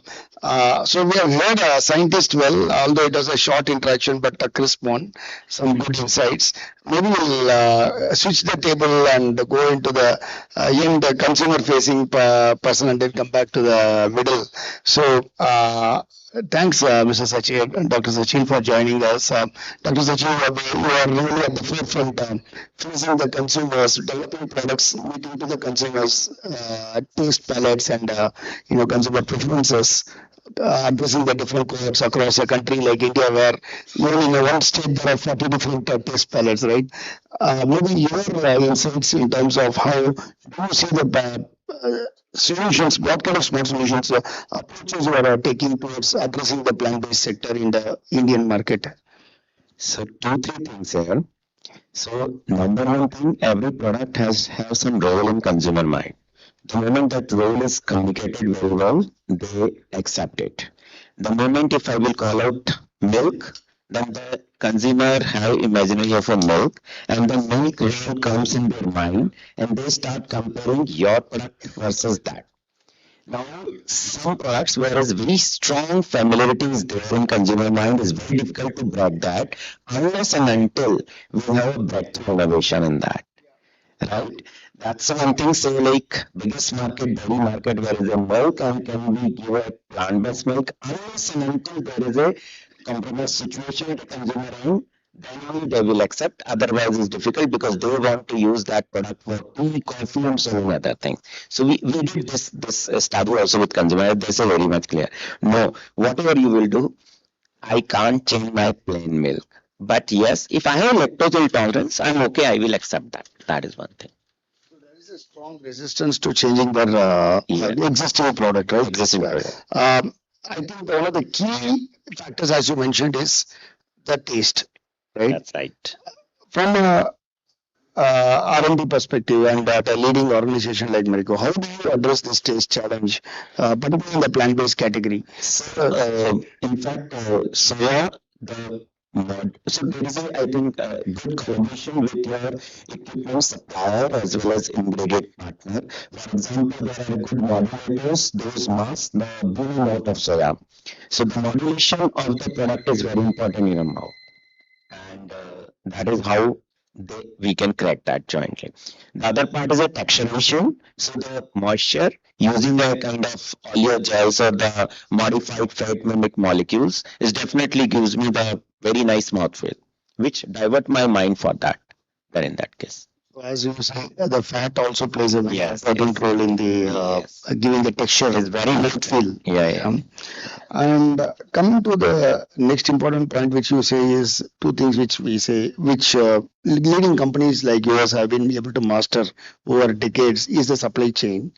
Is there anything which you are doing to tailor the supply chain to the plant-based sector to, because the consumers are lesser and still you have to reach out, right?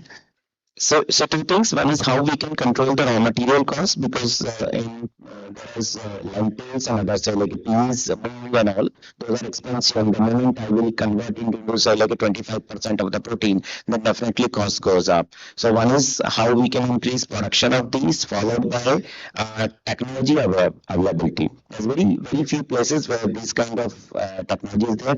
And the last is because right now the format is very much on the cold chain. All these three things come together is a one big cost element. And henceforth, if you see the 1 liter of soya milk versus a 1 liter of cow milk, is a difference in cost also comes in that.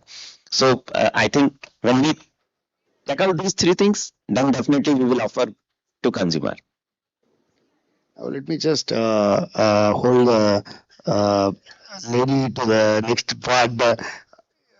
You have been, Dr. Padma, you have been getting a good bird's eye view of, you have a benefit of having helicopter view as well as a deep view of the industry, being at the policy level, interacting with various industry partners, right? How do you see what kind of solutions interactions within academia and industry, what kind of research initiatives are required to, kind of give that momentum to this industry, which I feel the industry is struggling with? Thank you, Dr. Pranesh, for that question. The good news here is like India is no longer like it has to start from the scratch because we have the right policy alignment in place right now. Like thanks to the Bio E3 policy, which has recognized the smart proteins and functional foods as one of the 6 pillars under the biomanufacturing initiative, and plant-based proteins are an integral part of it.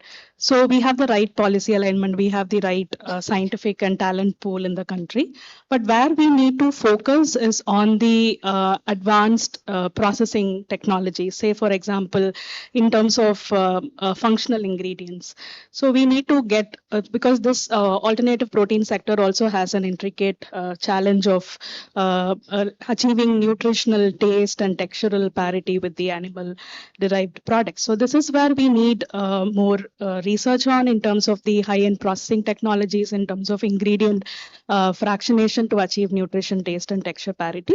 Interestingly, the Good Food Institute and the Foundation for Food and Agriculture Research, end of last year, they conducted a study to understand what are the top 3 research initiatives that has to be carried out to advance this sector, and more like for India to become a technological, a global leader in technology. I think like most of the findings from the study like applies to us as well. So the 3 top areas that were identified were on the process ingredient optimization. Like first thing is from the fractionation of proteins from the whole grains. Another thing is the upcycling of side streams. So this is because the whole sector is actually based on achieving sustainability. So for this, the upcycled ingredients play an important role. But how are we going to achieve fractionation of proteins from these upcycled ingredients? It's not just proteins. Upcycled ingredients have the other biomolecules also, like it could be starch, it could be a flavoring ingredient, pigments. So how are we going to achieve, the process the side streams to get these high value ingredients? That is number 1. So the second area that was identified is on developing mild fractionation technologies, because we have heard a lot about clean label sustainability. So but how sustainable is the process? So we need to have mild fractionation technologies, move away from processes that use harsh chemicals, and use technologies like as Dr. Jayan also mentioned, like physical approaches such as dry fractionation, for example. That's just one example, which is actually at the forefront of achieving sustainability. So these techniques have to move from the research stage to the commercialization stage, and of course the novel texturization technologies, because extrusion is kind of a monopoly technology in case of plant-based meat production. But we have a lot of novel texturization technologies like 3D printing and fiber spinning, but these are still at the R&D level, but they have to move to the the shop floor. So this is somewhere we need more research, and also on the multifunctional ingredients. So when we talk about smart proteins, everybody talks about proteins, but there are other ingredients which are very important to achieve the taste and texture parity, and we need to move away from synthetic ingredients. So there's a need to develop clean label flavoring ingredients, stabilizers, emulsifiers, move from synthetic additives and come into the more natural options for this. So multifunctional ingredients is also very important, and also versatile ingredients which could be repurposed into different products. So these are the few areas where research initiatives are very important. And of course, we launched a report just before this panel on the equipment innovations. We need to really focus on the innovations on the equipment design side. So when as a part of the study, when we also did a scanning of the patent landscape, we found that India is doing good. It is having no less utility patents and then design patents. So we need to look into the innovations in terms of equipment development, so that high-end equipments like extruders or dryers, so they are indigenously manufactured, which plays a very important role in achieving the cost parity as well. Thanks a lot. In fact, patents play a very important role. Unfortunately, when we do the patent landscape, very, very basic things which are very relevant to India, native to India, some technologies or some products or processes have been patented by external companies. Unfortunately, our ecosystem has let it go. Now, once a product or a process is patented, it's very difficult to fight back, right? I mean, you go for an appeal and all that. But that's something which we have to be very active and vigilant that you let some foreign organization to patent a product or a process which has been like decades in India. And I'm talking specific to proteins now. So that's something which we came across very recently as well. But coming on to the clean label and something which is sustainability focused, I think Dr. Tejendra, you have been leading this fight, valiantly. So since maybe about 5-6 years, we know that you have been fighting this. That we need to have sustainable production processes to get clean label and good tasting. Good functionality proteins to the market, right?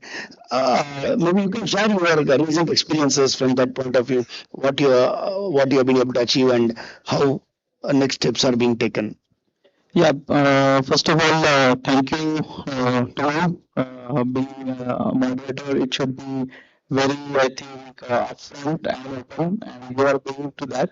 I am PBFI as well, having this tremendously, I think, it is my fourth year consecutively, and day by day, I think it is getting more and more interesting.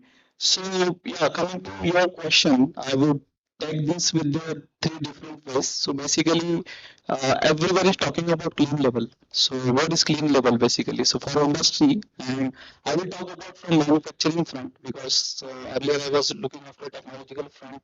Lot of technological stuff we have already discussed. But this time, if we discuss about manufacturing front, so I think it would be more, interesting for the people who is coming to the industry from and waiting to the come to the industry from long time. So basically, ma'am also said that clean label, sustainable, and processed food. These are the three pillars. But how we are utilizing those pillars is it going to be really important? So I will talk about three main things. One is functional protein ingredients. What is made into the market? So I don't think that we were not on the right track earlier in terms of manufacturing protein ingredient. So protein is not only a protein ingredient right away, it's a functional protein ingredient right now because that's the demand into the market.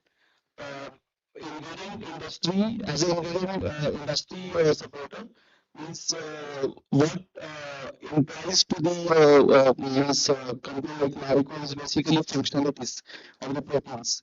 Of course, the pricing parity is, should be matched, so that is something really important.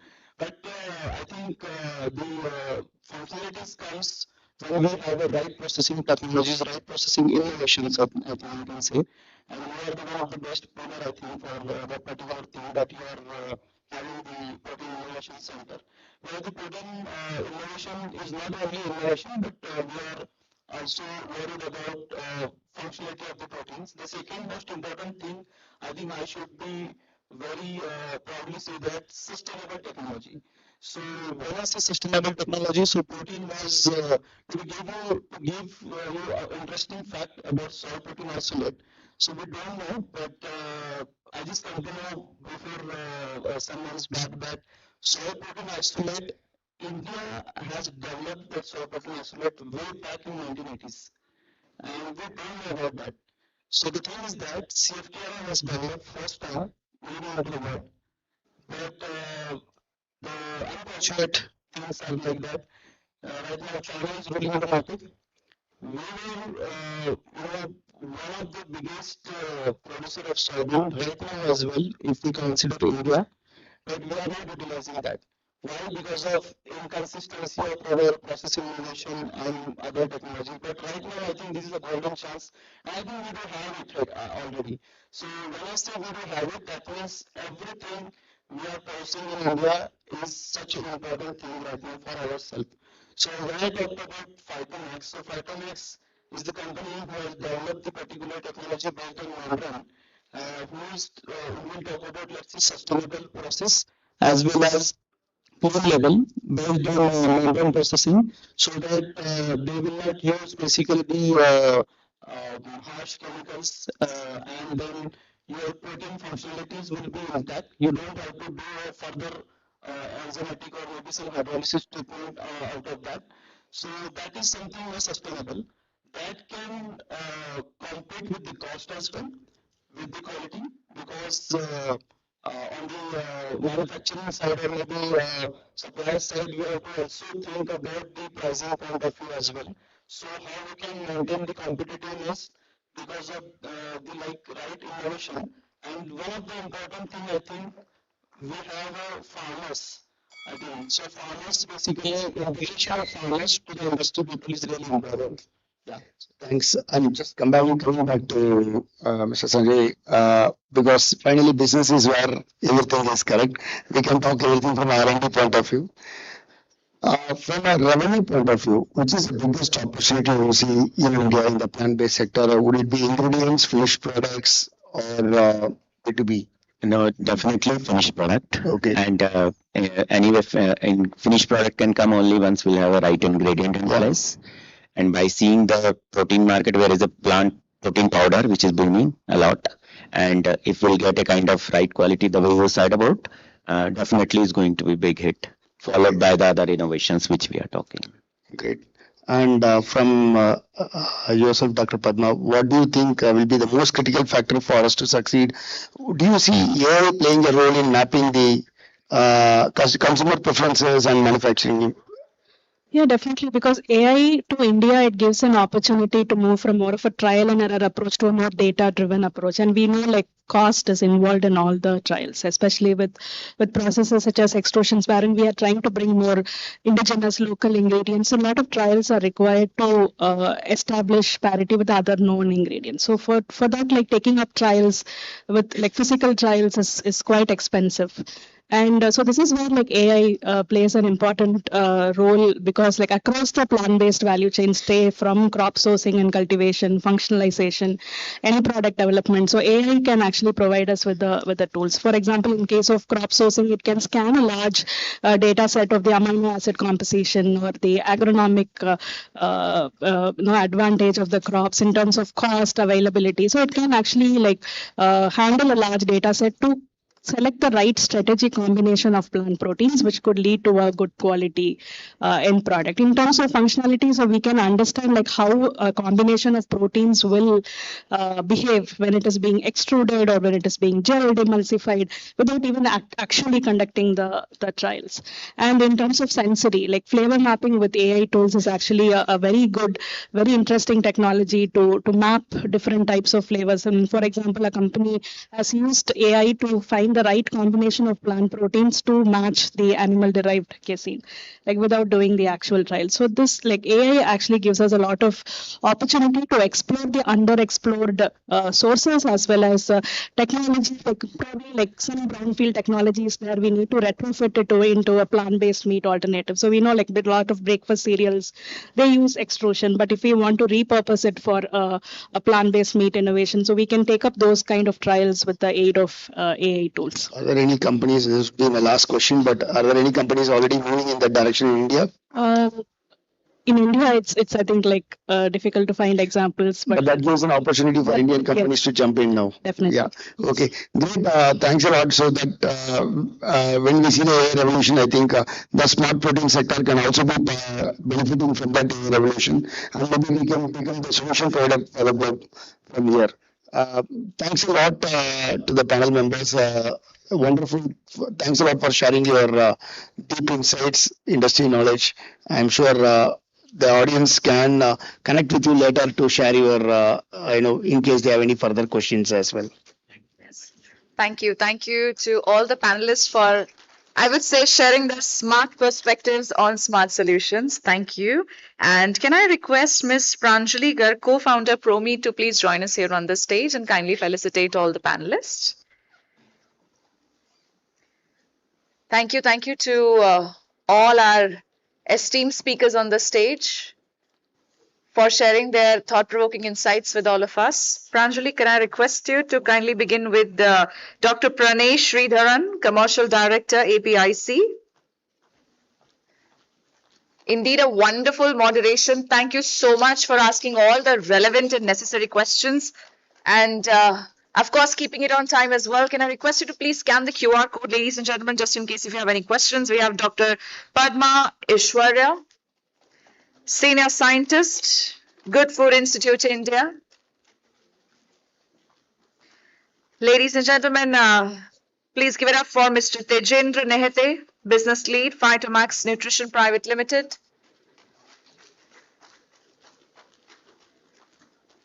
And when I asked in the beginning how many Gen Zs in the room, a lot of people raised their hands. I would totally appreciate if you could just raise your hand into some applauses as well. Mr. Sachin Saxena, Head of R&D, Functional Foods, Marico Limited.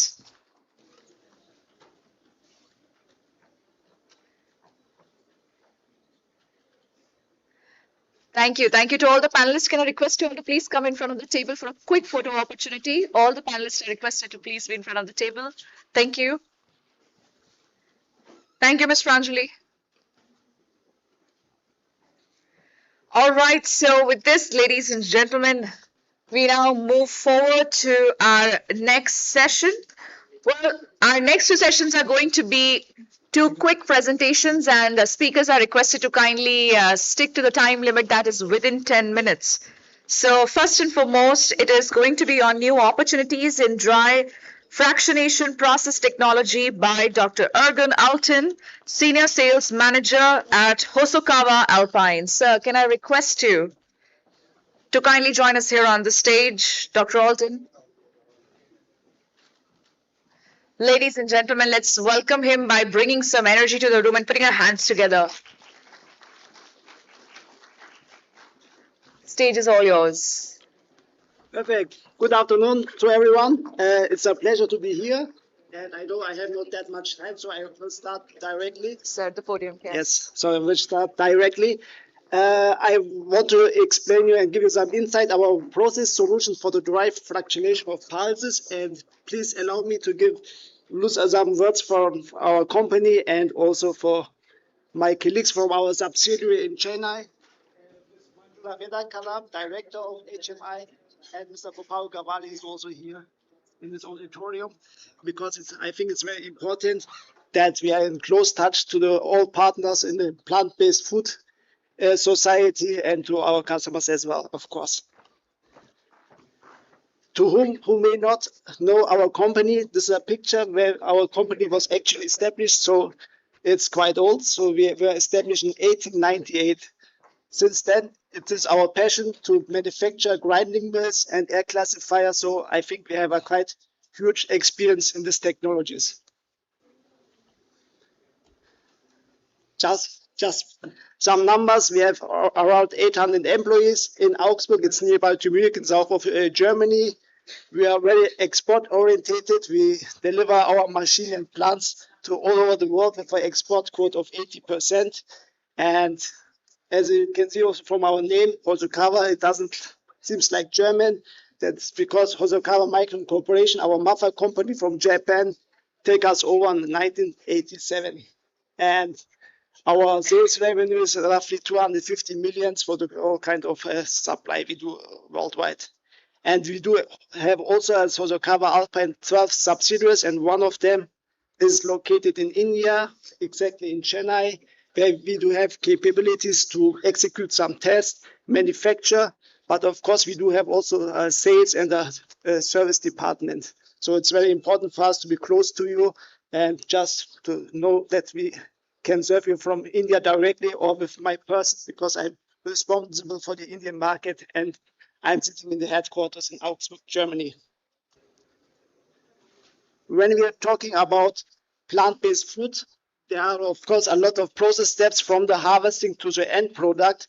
That's why we have a partnership with Bühler, because then we are able to merge our expertise in the pre-processing, in the fine grinding, in the dry fractionation, which I will go in detail now, and of course of the downstream processes. If you look on the complete process chain on the left side, then we have the harvesting of the different kind of pulses. Then of course we have the intake, the cleaning, and the dehulling. This is mainly the expertise of Bühler. For example, the dehulling will also influence our dry fractionation process. That's why we are working closely, but we are not married with Bühler. And what I would like to give you is an insight, because many of our customers ask us what is the difference between isolate and our products from our process solution with the dry fractionations. That's why you can see two different streams: the fine grinding air classification and the wet isolation to produce isolates in the wet process mode. Why I'm saying this? Because it is often the case that the customer asks why I should go for dry fractionation, because if I go for the isolates, I will have higher protein yields. That's correct. That's right.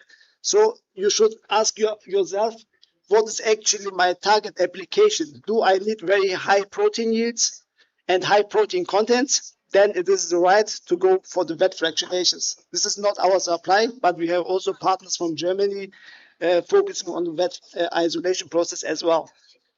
But if you think your ad application, okay, thank you. But if you think you don't need that much high protein content, let's say you require 60 or 70% of the protein of the pulses, then you should definitely look also for the fine fractionation and classification. We call it dry fractionation.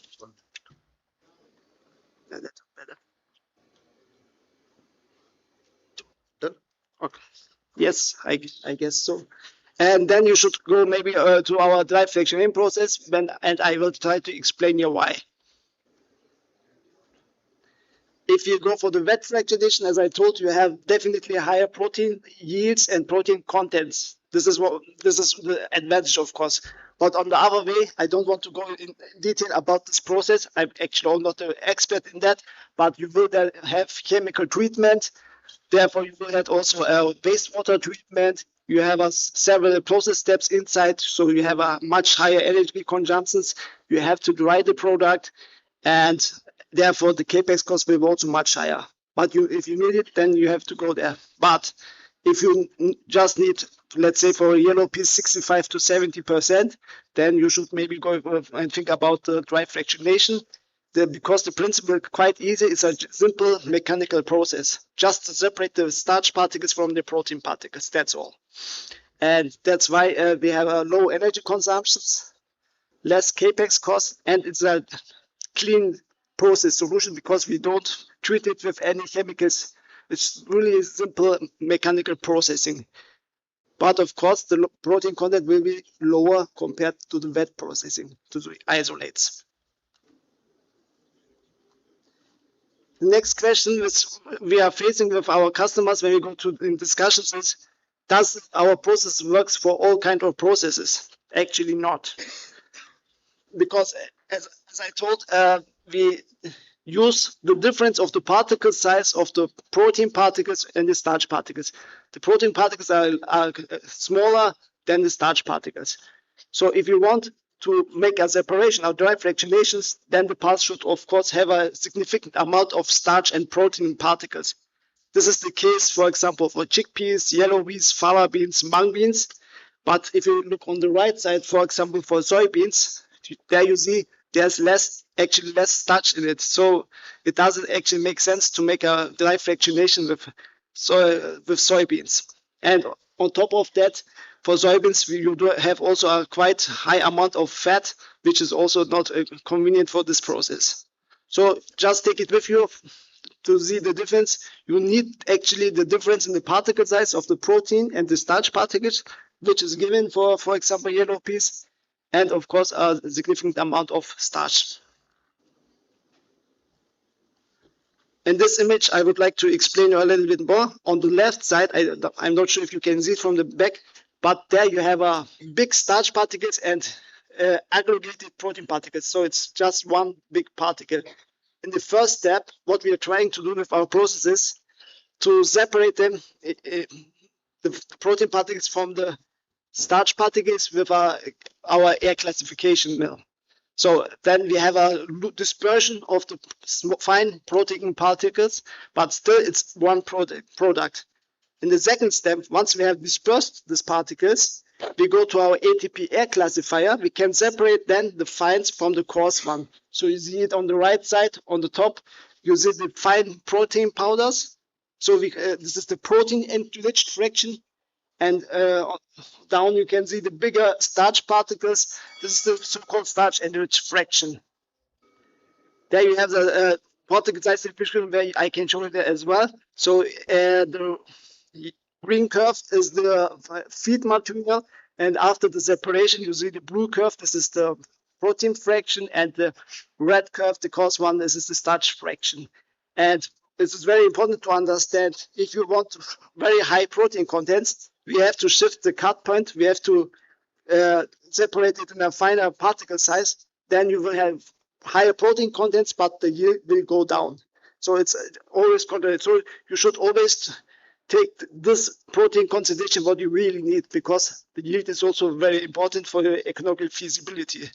And other aspects which are very important to get the protein fraction is what type of pulse do I have. The higher the starting protein content, of course, the higher will be the end result of our dry fraction process. This is how our system could like. I just want to go inside. So this is a complete plant where you have the milling part is the 0.1. The product will be dispersed, will be collected by an automatic filter, and then will be discharged and then pneumatically transported to the second process step, the air classification. And then at the end, you have at B and C the protein or the starch enriched fraction. Here, I just go through, even we're talking about the same fields, the yellow piece, there might be some differences. So it's not P is not like P. You will always have a little bit slightly differences once we make the dry fractionations. I just go through. And this I would like to show you as well. Of course, we do have quite a huge experience in the dry fractioning of pulses. We delivered such systems all over the world, as you can see. And for one machine where we are also very proud is that we have installed and commissioned the first plant at Hitai in nearby Pune. So we are proud of it, and thank you for you, Slovenia as well. And also for the picture that I could show it here. This was made at the inauguration of the Hitai plant nearby Pune. And with this, I would like to end my presentation and thank you for your attention. And please also visit us at the AHA exhibition. I will be there until Friday for having more detailed discussion if you wish. Thank you.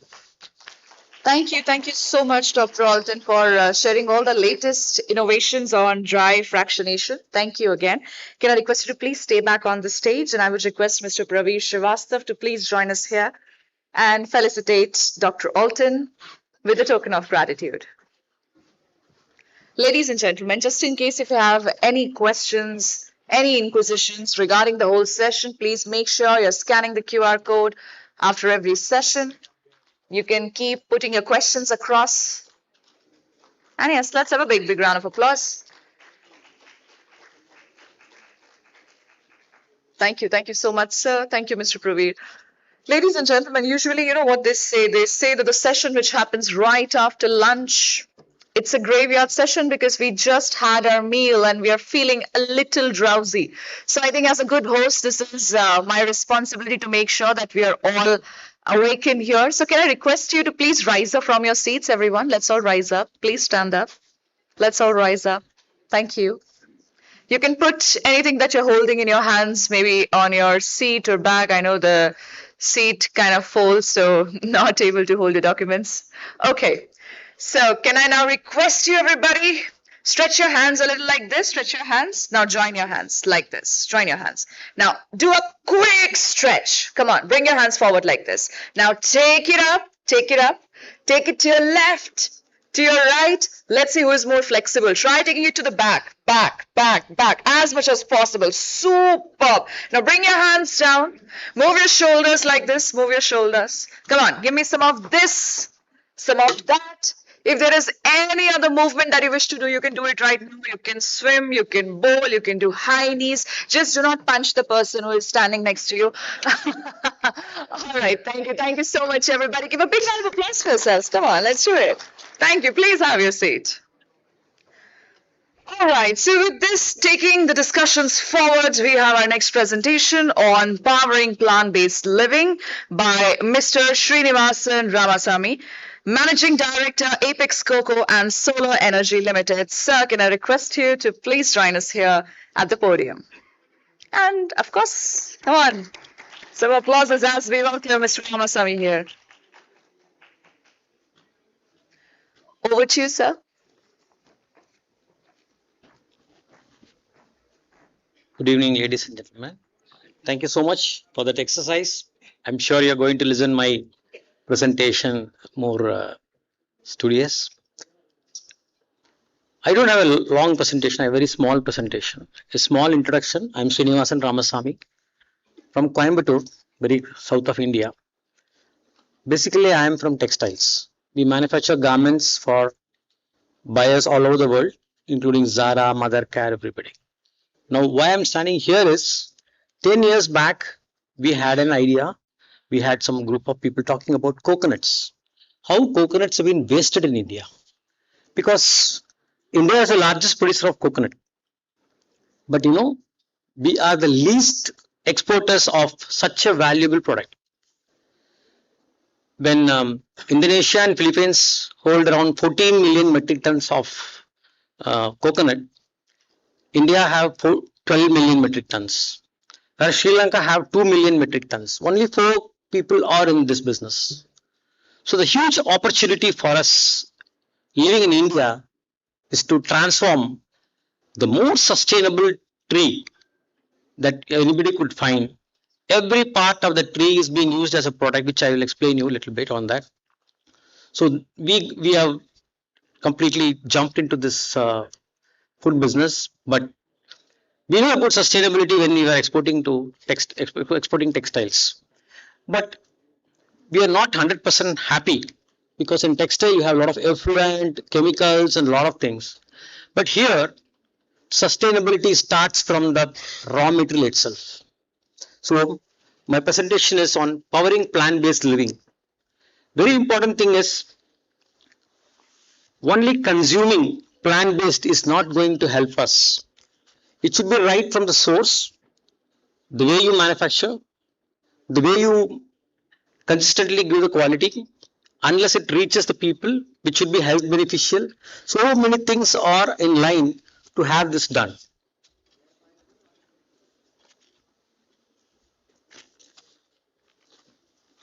So we are very proud to be associated with PBFI.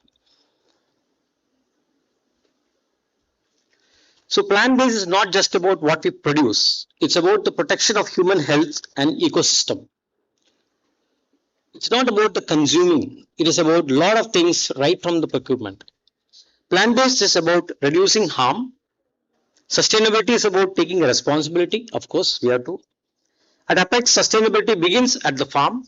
At Cocomama, which is our brand, it reaches to your plate. Together, let's build a plant-based powered future responsibly. The opportunity in plant-based. Here, I've taken coconut as our product, which we are doing it. We had from the morning we are discussing about the vegan population increase. Of course, plant-based living. It is growing every year, every month, day by day. It's increasing. Lactose intolerance also we discussed. Of course, I will come to that because alternative for dairy, I think coconut will be topping it. Even though people claim there's a little bit of less protein, but in the panel discussion we had too much of protein. How it will work, we don't know. So lactose intolerance is a very important subject to be discussed. Then you need a best dairy alternative. Same as I discussed, again, we need a very good dairy alternative. See, dairy is being used in every product we eat. And so many ways it is being made. Butter, cheese, paneer, so many things have been made out of it. But whether our plant-based milk could do that? That's a question. Yes, we can do that. I will come to that, what we do on that. So the consumer trend, of course, people are asking for healthy food. Thanks to this COVID, after COVID, we could find a big change in the market. People are talking about nutritious food, good food, health beneficial. They're talking about that. Then strong market fit is there because we have a very good fit to the market because this is a beverage product which is there. Category is also going in fast pace because a lot of a lot of brands are going into plant-based milk. So opportunity, of course, same opportunity is also there because of health beneficial. Then it's the right timing for us to go for this. This is our factory. I'm going to explain this model about how plant-based living starts from the manufacturing. This is solar powered. We have 30 megawatt of solar. We have zero waste facility. We don't waste anything. BRC, IFS, FSC, we have all organic, USFDA, all certifications done, all international certification done. We process 4 lakh coconuts per day. See, one of the largest in the world and one of the largest in India. When you have coconut milk from any brand, there's a chance that 90% you are consuming our milk. We are one of the largest bulk manufacturers and also our own brand. We are exporting all over the world. So these are some of the countries we are exporting. We export around 70 containers of coconut milk and cream. Now you must understand how much the population is getting in. It's very interesting here. You are not seeing China, you are not seeing any other country here. Mostly you can see the Western countries, they are more into this because our coconut cream and milk have been used in various products, not only beverage. For example, in Australia, 2 big brands, I don't want to tell the name, they are using our coconut cream for coconut yogurt. You land in Australia, you are going to have our coconut yogurt there. It's going to be ours. You should be proud that it is an Indian product. So big market is there. Whereas in Western world also, a lot of coconut yogurt is famous. There's so many other products made out of it. We can't imagine what all they do out of it, but a lot of drinkable beverage side it has been popular there. In this, very important thing I want to tell you is dairy consumption lowest in the world is China. 20 kilogram per person per year is the consumption. Next one is Japan. 40 kilogram per person in a year. Next one is India. There are other countries, but I'm just specifically telling. India is 160 kilogram. Then Europe and US, you imagine they're above 250 to 350. Now think about obesity. Is this relating to something where people are having plant-based milk and dairy milk? I'm not claiming this, but there's a chance that this could be a reason that plant-based living will reduce your obesity and it will be helping. So the coconut have 3 I's. So we are categorized as farmer, direct engagement. We have fair and transparent pricing to the farmers. Sustainable farming practices, we used to go there, sit there with them and we tell them what is the best farming methods. Consumer side, of course, vegan and clean label, we are manufacturing. It's a consistent quality. There's no issue because we have one of the best equipments in the world.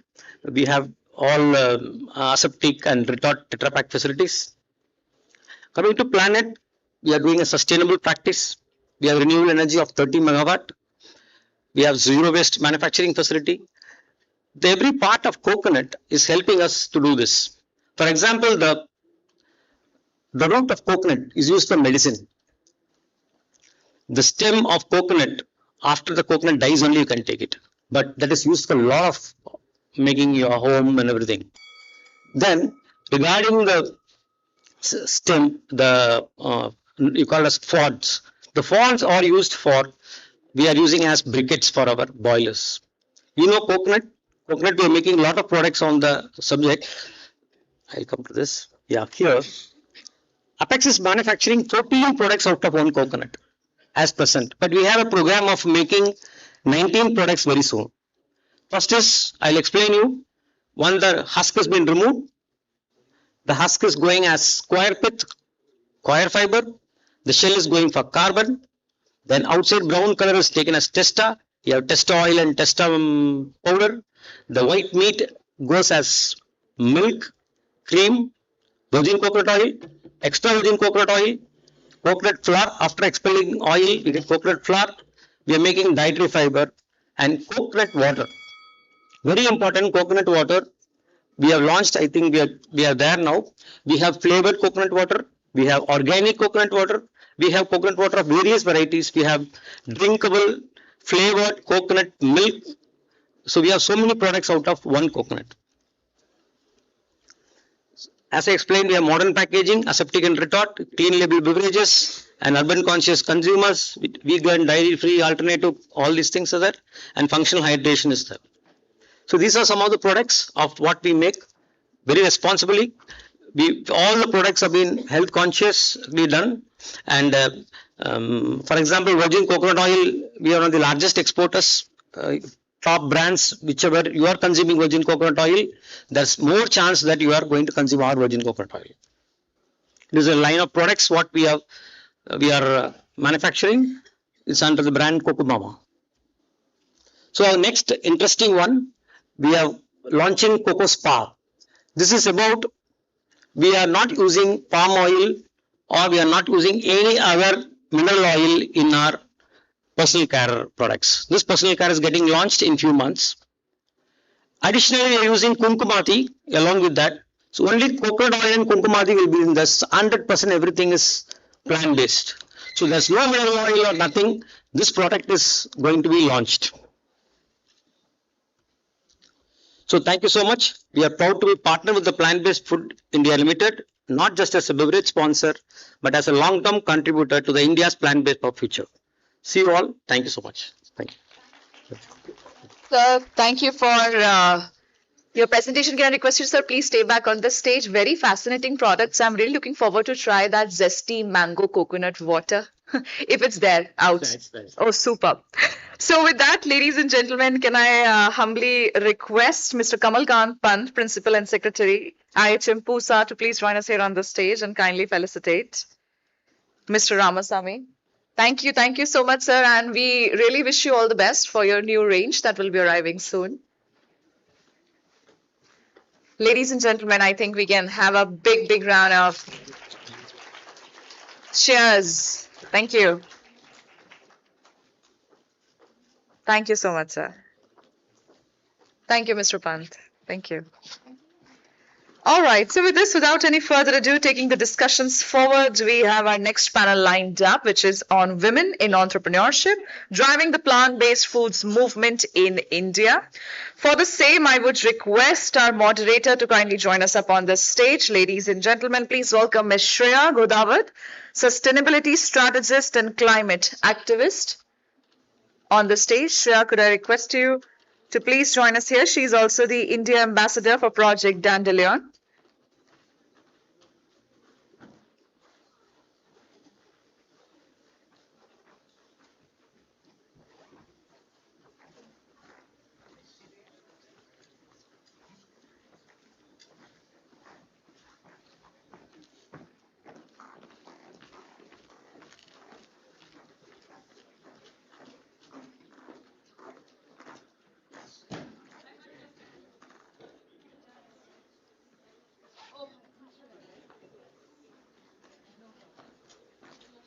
Thank you so much.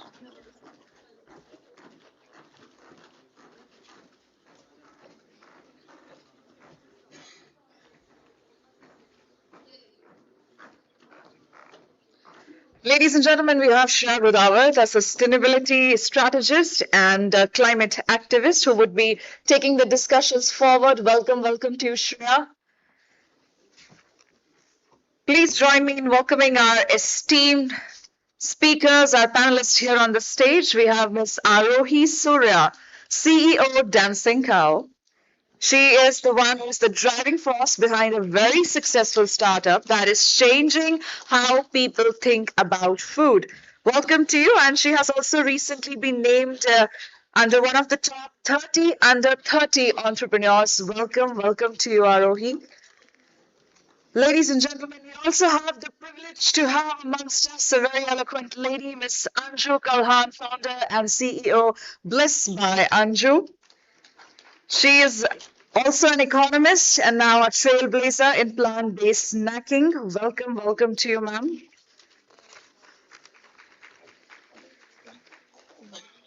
And of course, Ms. Pranjali Garg, co-founder ProMeat. Pranjali, can I request you to kindly join us here?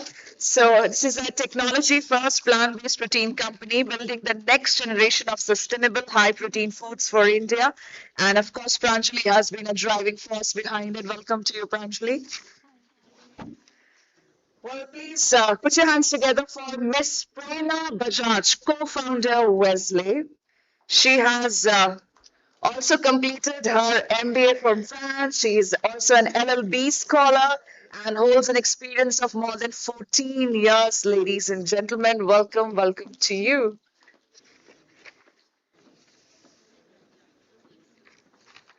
Ladies and gentlemen, please put your hands together for Miss Sonal, CEO White Cup Foods. So she is the winner of the prestigious Government of India's Department of Science and Technology WEE Foundation Award of Excellence 2017, and she holds so many accolades in her name. Can I request Miss Sonal to please join us here on the stage? She's outside. Okay. Wow. It feels so amazing to have an all-women panel here. And all of you are looking so colorful, so vibrant here on the stage. We are really looking forward to hear your insights. Just waiting for Sonal to join us here. I think she was right outside in the food area. And I think a lot of people were there at White Cup trying their ice cream. So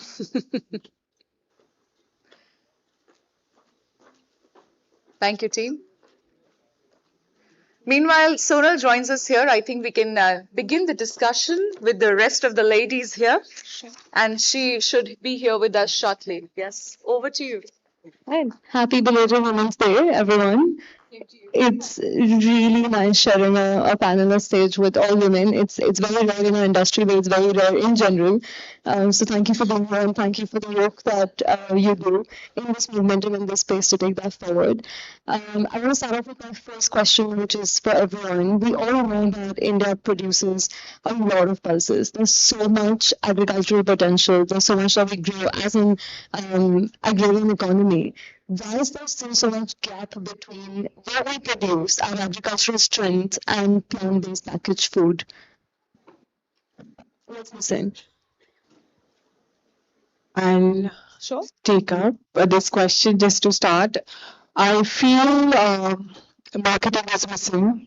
While the dairy and the pharma industries are very strong in marketing their products different ways, a farmer has really needs to market what he needs, and that is what I feel. And the awareness is the other thing which I feel is really missing. People don't know that the similar level of proteins may be more yielded in natural plants and nuts and seeds. So I think these two things are missing where we are lagging behind. You heard about the marketing because someone once told me that anything that's good for you is usually there's no TV ad for fruits and veg. There's TV ads for everything that you need other than what's good for you. So I think that helps the plant-based sector as well. Yeah, I think that question's across the panel. Someone's like, okay, all right, yeah. Yeah. So, talking about pulses specifically, I think because the very reason that we still need for our own domestic consumption itself as pulses themselves, we still need about 2% of the entire pulse consumption comes from imports. So overall, what we are requiring for personal consumption is 27%, within which 25% is grown within India. So one is that the gap is there. Pulses being considered to be a major source of protein for the vegetarian population. So one is that. The other is that India being a tropical country, Shreya, and having a wide scope of pulses cultivation across the different geographies, India is yet to see any strong reason strong enough for it to go into the processed form of pulses. Why not have the super luxury of having fresh pulses, which definitely cuts back on the whole ecosystem of Ministry of Food Processing and so on. But nonetheless, no one can, just wipe away the heritage of India, wherein the Bharat, in fact, it is more of the India which is having the more of processed foods. Even within the FMCG sector, if you look at it across, FMCG का करीब 18 to 19% total जाता है food and beverages section में, more than 50% जाता है household and care products में. So we are yet to become talking in terms of the entire geography of India, we are yet to become a very high on food FMCG as a player. So I think that's where the whole thing is there. Yeah. I'd like to answer from a very brand perspective. So I feel India has everything that's needed for it to be a world leader in plant-based movement. We're growing everything.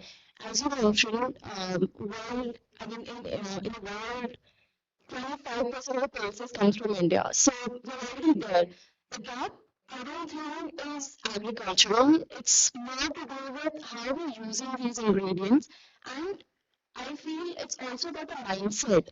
You know, like there's as a brand, I see a lot of bias towards, foreign products coming, getting imported to India. And, it's goes beyond the categories. It goes beyond,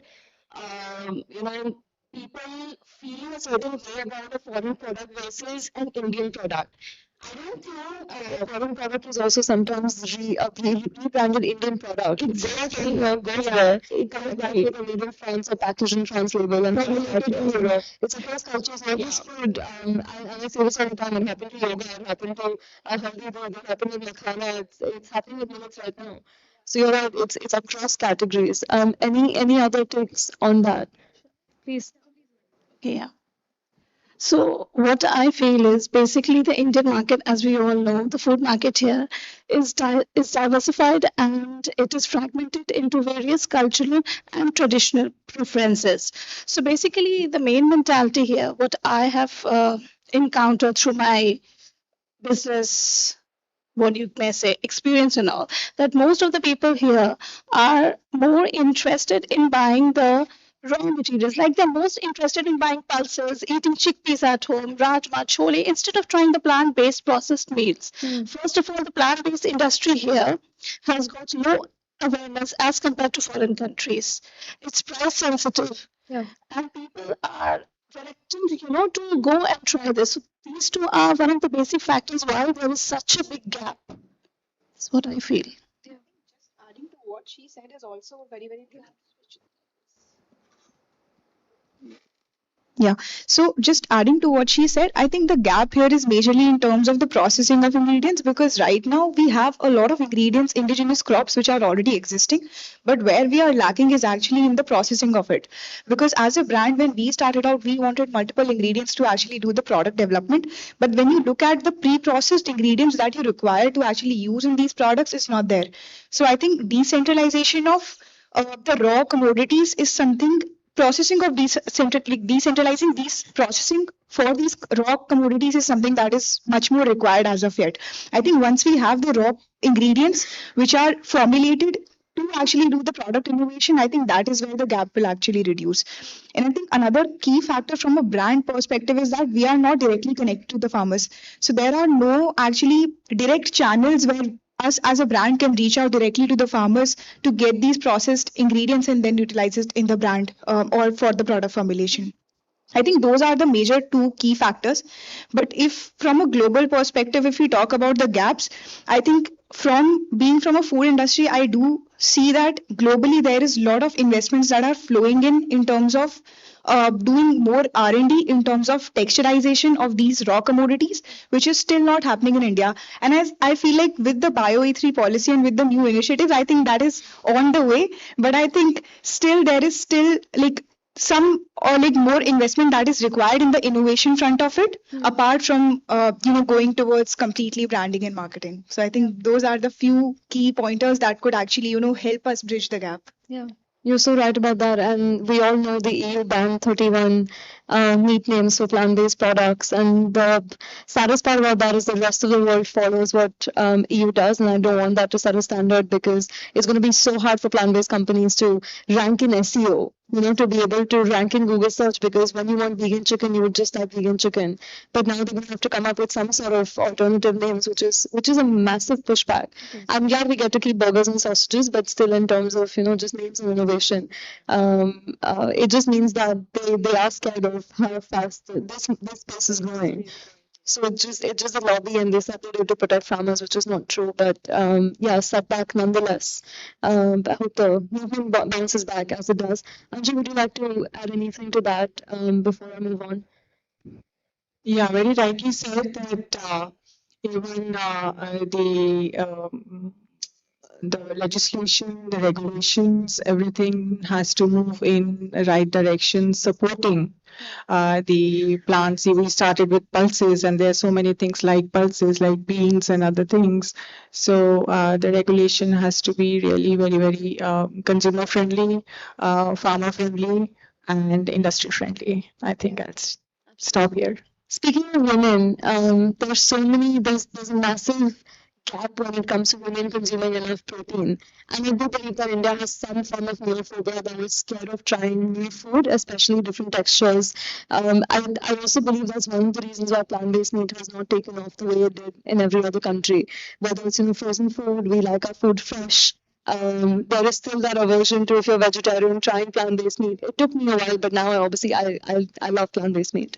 But there is still that mindset. So how do you begin solving for women, children getting enough protein? How do we, ensure that across our category? Because that, if I had $1 for every time someone asked me where do you get your protein from, I think I would fund the industrial one myself.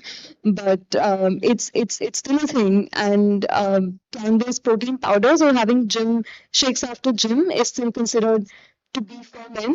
And I don't see a lot of women, especially women that don't go to the gym, consuming that. So how do you think we solve for that, especially for women? Yeah, so protein is very, very close to my heart.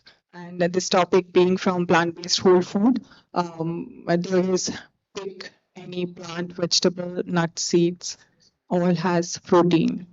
All has a lot of fiber, which is not the case in the protein that we mock, like animals and dairy. They have no fibers and all. So protein is there in everything that you pick from ground.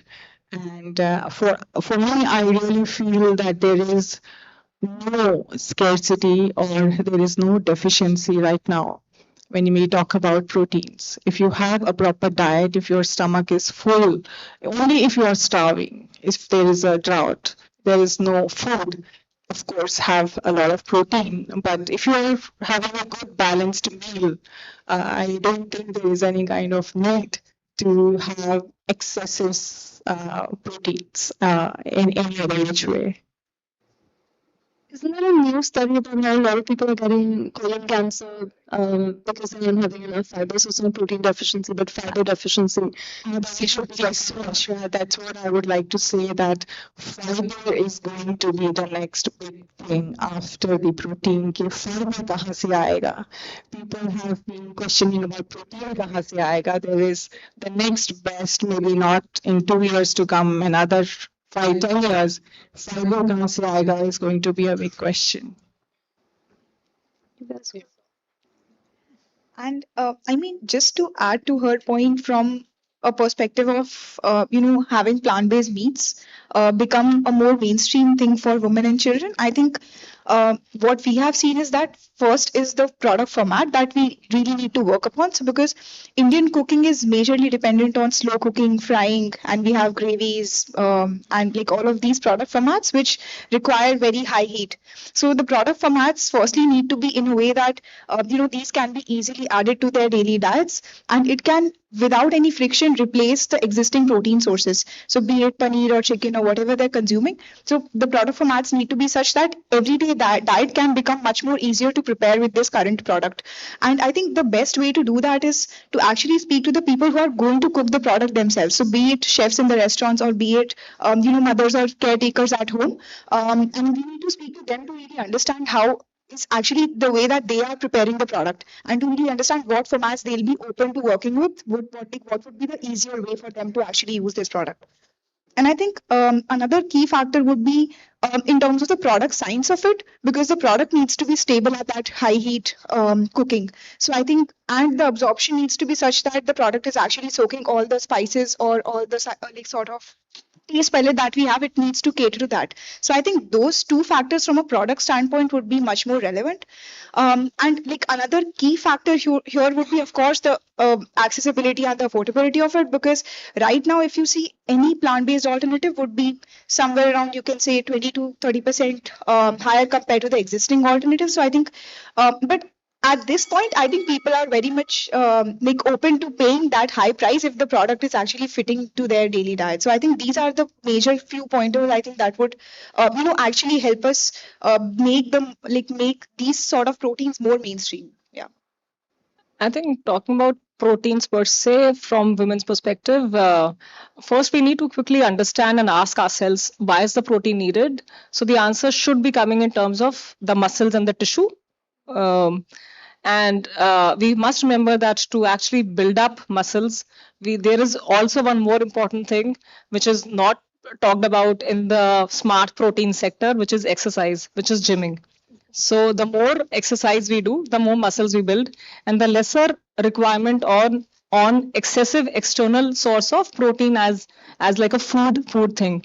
But there is not much noise so much within the muscle gaining gym movement for women per se. I think that is where we need to kind of up the game, and that is where the real protein requirements in an ideal format, optimum levels will actually also come by, because usually women think that just because they are the anchor of the entire household, so they are running around the house whole day and that is exercise for them, but that's not true. So I think that is one subtle factor of the whole protein talk, which kind of gets slid under the carpet, because there is not much money to be made in it is the exercising at home. of sleep, diet, and what am I forgetting? Exercise, right? Yeah. Some of the I hate to bell, but I'm going to go on really quickly. All of you are doing something that challenges the mainstream, whether it's dairy or it's plant protein or it's clean label food. What have been the biggest successes or biggest learnings? If there's anyone in the audience can take away from your journeys, if you had to give a 5-minute Harvard MBA class on your lessons that you learned the hard way, or something that would save someone a lot of time and money from your journeys, what would that be? Really good to start with you and Sure. Sure, that's a really good question. So in my opinion, the biggest challenge for plant-based milk has been, coming from the fact that milk is very emotional and cultural in our country.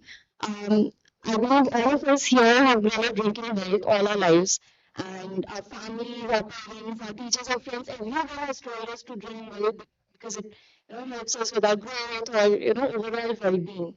And when I talk to these people about plant-based milk, the first reaction is always confusion. And so the thing is, in my personal experience, what I have found is that if you approach these sort of people with, conversations around veganism and sustainability, they generally don't make the connection. It comes way later. I'm not saying these are not important, but it's just that they come much later on. So while building Dancinga, what I have felt is that if we talk about taste and daily usability of the product, that's much more important. If the plant-based milk or the plant-based milk has a good taste, number one. I mean, taste is number one. And if it has a daily use case, like if you can use it in chai, coffee, functionality, example, ethics, and environmental sustainability, for ethos. So as a brand to scale, I mean, if you want to grow, those are the number one barriers that you have to cross. And number three would be nutrition. These days, everyone is reading nutrition label. Yes. They're getting really aware about, the charts and the ingredients that we're putting. And literally everyone, takes a picture of the nutrition label and puts it on AI, ChatGPT, and they're like asking us about each and everything. So, I mean, that's one of the reasons why we had put millet and mung beans into the mix. So, the my perspective is, as long as you're covering the taste, the daily usability, and nutrition aspect, you're trying to make a product as healthy as possible, the barrier becomes lesser. It's lesser of a challenge to convert it. And a lot of, I think I've seen plant-based companies go to market when they're not ready in terms of taste, flavor, or the comparability, because the comparison comes in right away, and they launch before, and there was just such a bad perception in people's head about those products. So, taste, functionality, and clean label. Moving on to Manju really quickly, and then the rest. So, my company is my own emotional journey. When I healed myself of a 30-year-old serious, heavy, high blood pressure, severe migraines since childhood, always having a sinusitis with my nose blocked. So, these were the things I have grown with, being a Punjabi, fed heavily on ghee, heavily on milk and dairy. No wonder my both parents had stents, and they also had diabetes, and so it's linked with the ailment. So thinking that I am doing something healthy, I started with ghee biscuits when I started my company and my savory. So I'm from Bliss by Anju, whole food plant-based snacks. So the snacks are all matris, and they are all cookies and biscuits and granolas. That's the company which I'm doing, just giving a basic of its outside also. So somewhere being a fitness freak, a marathon runner, I was like healing myself, and started reading more about plant-based whole food diets, and I, from that first kitchen, I just deleted dairy and everything, and then I healed myself in 3 months' time. That was a question which I asked myself: why should I be serving ghee and refined sugars and all, and refined flours to my customers? So the whole product range changed, and this is what my journey has been right now. And the best thing was my cookies started coming back because they'd never tasted the same. So I had to work back a lot on the taste, on the R&D, because it's not easy to make a cookie equivalent tasty with milk solids and without milk and milk solids. This is well for taste is necessary, and then the health, and then there is no element, and it will not because it is all the products are high in proteins, they're high in natural fibers. Right. That is what it is. Right. One sentence, how would I do it? So I think if I have to condense it to one sentence, I think it would be genuinely solve an on-ground problem, because I think you will read multiple market reports which would give you a lot of insights, but I think the real insights you would get from actually talking to people on ground, your manufacturers, people in the distribution of the industry that you are in. I think that would actually give you the right challenges to solve, because there are already people who are making products like ours globally. So I think there is a lot to learn from people who have already done the same thing. But I think when you are trying to solve it in the Indian context, you have to really reach out to the folks who are on ground and understand their problems and then solve those challenges. I think that would be it. There's a different building for India than the rest of the world. Shall I? Yes, please. So as you know, for me, Veggie is just like a baby. For me, it's been a big roller coaster emotional journey. But around after 15 years down the line, what I feel is that Veggie focuses basically on three things. That is visual look, flavor, and satiety. And the brand has developed a brand portfolio. Veggie has developed a brand portfolio which has engulfed various value-added alternatives. And the journey has not been bed of roses. Yes, it has been quite stressful and all, but still now we are in a position that we have launched more than 55 to 60 products, and we have more than approximately 150 distributors spread across India. So the basic one turning point which I remember in my entire journey was during the COVID, especially during those times when people were very much reluctant in having the non-vegetarian food and they wanted an option of the junk food, is where Wesley gained the momentum to come forward and, serve the nation better. So, that's all. Thank you. So, quick Harvard style 3 pointers from my side. I had White Cup, which is India's first leading alt dairy vegan brand. We do primarily ice creams, curds, and butters. So, 3 pointers. So, own your story. Do not shy away from sharing with the public out there your real context, your real background, and your challenges.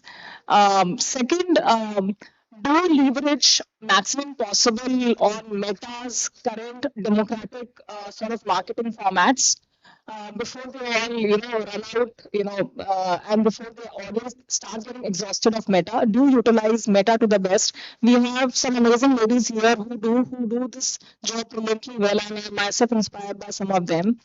Third, either you start a product and you build into it with your own funds, or first you build up your reserve of funds and then you start the business.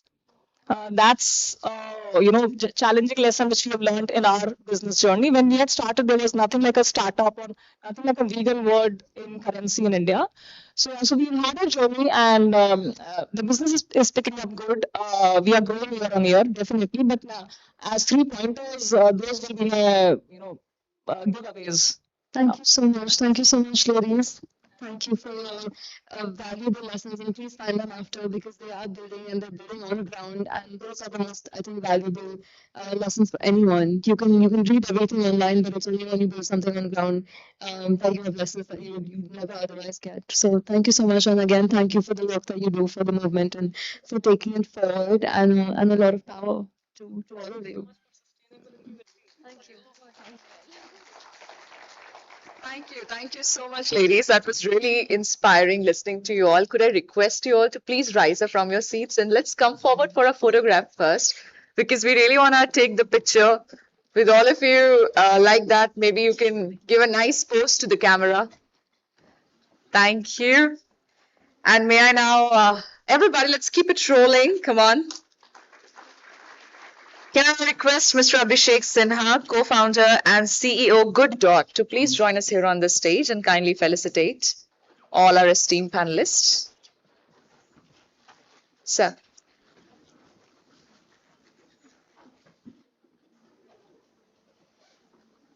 From that side, yes. All right, so ladies and gentlemen, what a wonderful moderation by you, Shreya. And you must have seen her on a lot of podcasts, on social media, on Instagram, YouTube, everywhere you are viral.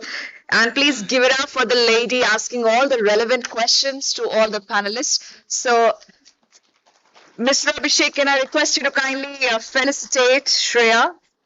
Yes. Starting right from here.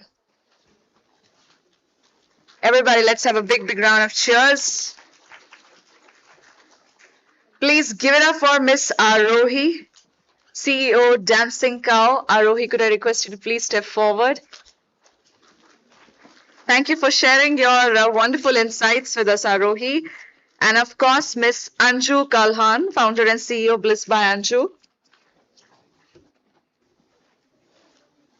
Thank you, ladies, for sharing your journey with us. Miss Pranjali, co-founder ProMeet. Everyone, let's have a big, big round of applause. Miss Prerna Bajaj, co-founder Wesley. And we are indeed grateful to Wesley. Wesley has been a part of Plant-Based Food Summit right from our first edition. So thank you, Wesley. Miss Sonal, CEO White Cup Foods. And Sonal, may I compliment that you have amazing scrumptious ice cream. I just tried one outside. It's really amazing. You cannot tell a difference if it's made from dairy or the dairy alternative. Thank you. Thank you again. Thank you so much, ladies. Thank you. Thank you for sharing your journey with us. Thank you. All right. So with this, ladies and gentlemen, we are now going to proceed towards the next session for the day. Mr. Abhishek, you're requested to please stay back here on the stage because the next session is, of course, will be taken care by you. From Plate to Planet, how plant-based corporate catering aligns with ESG commitments. So, Mr. Abhishek Sinha is the co-founder and CEO of Good Dot, one of India's leading plant-based protein companies, working to make sustainable food mainstream across diverse consumer segments. We welcome you, Mr. Sinha. You're requested to please join us here on the stage to moderate the session. Ladies and gentlemen, we'll also be joined by our esteemed panelist, Mr. Shenoy Matthew, Chief Sustainability Officer, Arya.ag. He's a seasoned agribusiness professional with over 2 decades of experience in Indian farming, sustainability, and agricultural value chains. Welcome to you, sir. Everybody, please put your hands together for Mr. Rituj Sahu, Program Director, Food System India Asia Research and Engagement. Welcome to you, sir. Can I request you to please join us here on this stage? Well, he's the one who works at the intersection of food systems, climate and social equity, enabling companies, investors and policymakers reimagine the future of food in ways that center both people and the planet. Well, our next speaker would be joining us here virtually, Mr. Rijit Sen Gupta, Chief Executive Officer, Center for Responsible Business. Ladies and gentlemen, he has over 25 years of work experience across Asia, Africa, and Europe. And of course, his interest lies in the interface of business and society, particularly environment management, consumer protection, and sustainable entrepreneurship. Welcome to you, sir. I hope that I am audible to you. Oh, superb. Ladies and gentlemen, please join me in welcoming on stage with a big round of applause, Chef Manoj Negi, Culinary Lead, North Operations, Compass Group. Sir, can I request you to please join us here on the stage? And Compass Group has their operations all across. He has been the executive chef at Medanta from May 2012 till July 2013, promoted as Regional Chef North Operation, currently working as the Culinary Lead at North and HSBC Pan India. Welcome to you.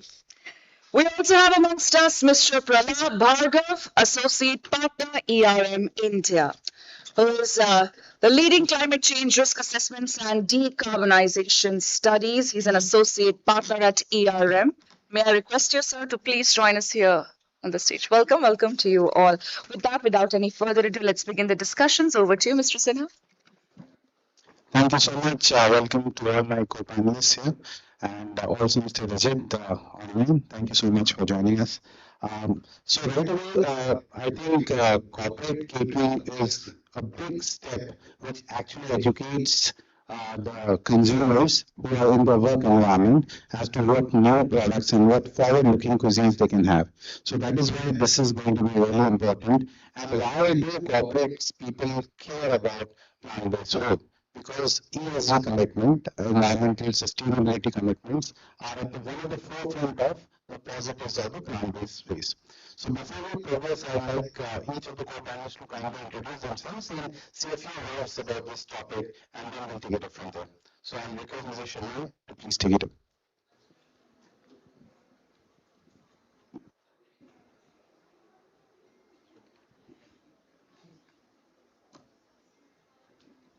Thank you, Abhishek. Thank you, the organizers. This is Shenoy Matthew. I'm from Arya.ag. So we are a value chain integrator for connecting the demand side and supply side of the value chain. So what comes to the plate on your table, so we do a lot of functions which happens in between. That's our company. If I want to put it in a very short line, time is also very short. Yeah. Thank you. Hi everyone, my name is Rituj and I work for and represent Asia Research and Engagement. We're an organization that works with publicly listed companies, banks and investors on managing risks related to dairy, poultry, sustainable proteins, meat and seafood. So we connect all these different stakeholders and try to bring more coherence and convergence in the ecosystem. Hi, good evening everyone. My name is Chef Manoj Negi. So I'm working with Compass since last 14 years, and totally I have experience for 25 years in the form of calorie. And it is very important at my level because we do lots of corporate meals, and day-to-day life we are into the process where we have to provide a daily different variety. So that become a very important for us to plan that menus. I'm also I'm Chandra and I'm Indian finance, so not too much linked to food, but I am here representing ELM, which is a sustainability consulting company. And what we do in this space specifically is quantify the impact, right? I think we talked about ESG parameters, and hopefully I'll be able to provide some nuances, but the other part that we provide as a consulting firm is the financial aspects of how the ESG parameters goes back to the bottom line. Right, so hopefully I'll be able to throw some lights around ESG parameters there. Thanks. Great, thank you, gentlemen. Let's start the discussion of the day. So, Shana, you are from ARIA. So basically, you are also into warehousing as well, like warehousing world. We know the important part. So tell me more from a farmer perspective. What does a protein transition look like from a farmer's perspective? Because they are actually at the base of every food movement. So can you elaborate more on that? We started though with warehousing. We are in financing, and we are in commerce. So we are the largest agri-tech today in country, operating at a very granular level, working with more than 1,200 farmer organizations. And on the other side, connected to more than 100 corporates and 5,000 processors. Now, coming to a farmer, when you speak about the protein transition, he's concerned about three important parameters. So long as it is met, he's okay. Whatever we talk about, rest of the, in our language, what we say as story. For him, what matters is his income and the cost of cultivation. So the three factors what I mentioned is, what is the type of support he's getting on the input side, on the type of seed that has to be sown, the type of variety, the agronomic practices, and the trainings connected to that, because we do this actively on the ground. We sow something like 25,000 metric ton in the responsible sourcing segment alone. That's a very small, when you look at the total 1 million metric ton storage that we do, storage and finance, right? So coming to the farmer, it means 3 points. One is about the inputs, the directions, the trainings in which the inputs has to be, used while cultivating the crop. The second piece is the linkage at the beginning itself, because when you're looking at a transition, it involves a cost in the farmer. So then what it is important for him is to have that linkage and an assurance that what he cultivate will be picked by somebody. And third is, of course, remunerative price for him, because for the effort that he does, how remunerative is the price. It's a responsibility for agencies like us, the ecosystem actors, the facilitators, to also speak about the collateral benefits, right? I mean, because when you talk about plant-based food, you talk about leguminous crops, which does a lot of nitrogen fixation on the ground. So you have a lot of stuff to talk to him about the regional agriculture, which is being part of the soil health that is getting directly engaged with, and also to some extent climate resilient, because you're talking about crops which are drought tolerant. But these are the other factors on which we can build the scale and sustainability of the intervention. Thank you, Shana. I think obviously there are 2 parts to it. One is whole plant-based, which are sold directly from farmers. That linkage you have to get it for the end user, the corporates themselves, who procure in bulk. But in terms of plant-based alternatives, I think there is no direct role of farmers. They are local manufacturers. Manufacture like plant protein, flours, concentrate, and isolates, and that linkage needs to be made, which are subsequently going to be value added. And also, thank you so much. And also, I apologize not having missed Mr. Rajat, who's online. So, Mr. Rajat, if you're there, can you please introduce yourself and then we say goodbye, everyone? Yeah. Yes, we are able to hear you. Yeah, the introduction was already done. So, set up a responsible business, which I represent is working sustainable business issues are very much to see how sustainable, the enterprise can be delivered to drive industry or sustainability outcomes. So, I think as a sustainability specialist, we can see that sustainability principles are being integrated into different industries and different countries, industries, positions of the industry the, is the issue that we're discussing today. So, for and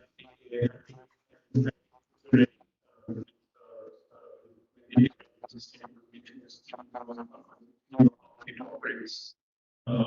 As an organization, we've been working in different landscapes, in different clusters, mostly from the automotive, trying to see how our relatives and SMEs and rural prices and startups can also be integrated in the larger sustainability narrative, which is the large corporates really trying to create some sort of semblance of balance in the system where highlighting that there is a narrative and quarter of the value chain. So it's to be brought into that perspectives. So that there is what is relevant and impactful on the system. Yeah, thank you so much, Vijay. And Ritesh, my next question is to you. So, a lot of investors, when they source these deals and look at these companies, does it really matter to them in terms of their sustainability criteria? What corporate criteria is actually serving, and is there any savings on the environmental side there? That's a very good question. Thank you. I think so. The short answer is no. Investors are not looking at cafeteria menus for companies when they are making investment decisions. However, what they are actually looking at is risk exposure. They are looking at how companies are managing their value chains and all the risks that it is being exposed to. Is it managing it properly and in what ways? And this is where actually the key lies, right? So for any company that is catering or like offering food services to its employees in its cafeterias, it is essentially like making impact on its scope 3 emissions, which as per the greenhouse gas protocol, which India also adheres to, the food purchased for employees in a company lies under scope 3. And actually, as per CDP, which is Carbon Disclosure Project, which is a leading framework for environmental reporting, scope 3 emissions actually are almost on an average 11.4 times higher than the company's actual operations. So it's a real source of like emissions for companies. So that's why investors are looking at it. That's point number one. Secondly, I think beyond emissions, there are a range of issues that companies, especially publicly listed companies, already report on. That includes, responsible sourcing, how supply chain traceability, employee health. So these are issues that companies already actually tracking and reporting on. So that's why, like what it offers in its cafeteria menus actually like is impacting a various range of metrics that the company is already tracking. And thirdly, for non-public companies that are not necessarily tracking or reporting on these issues, it still becomes important because they also are eventually like in the market to attract capital. They're also seeking customers, and both capital providers as well as customers are increasingly starting to look at these things. And that is where the intersection of investors and these cafeteria menus actually come into the play. Thank you so much, Ritesh. I think it's a very valid point, as you said, for both internal and external stakeholders. My thing is that, of course, if there's no reporting requirements, do you think it would make sense for them to self-report, self-document? Because then that will give an additional layer of advantage to those companies, showcasing to the investors that apart from, of course, profit motive, there is also a sustainability side, which is well documented. Do you think it can give an advantage to those sort of companies?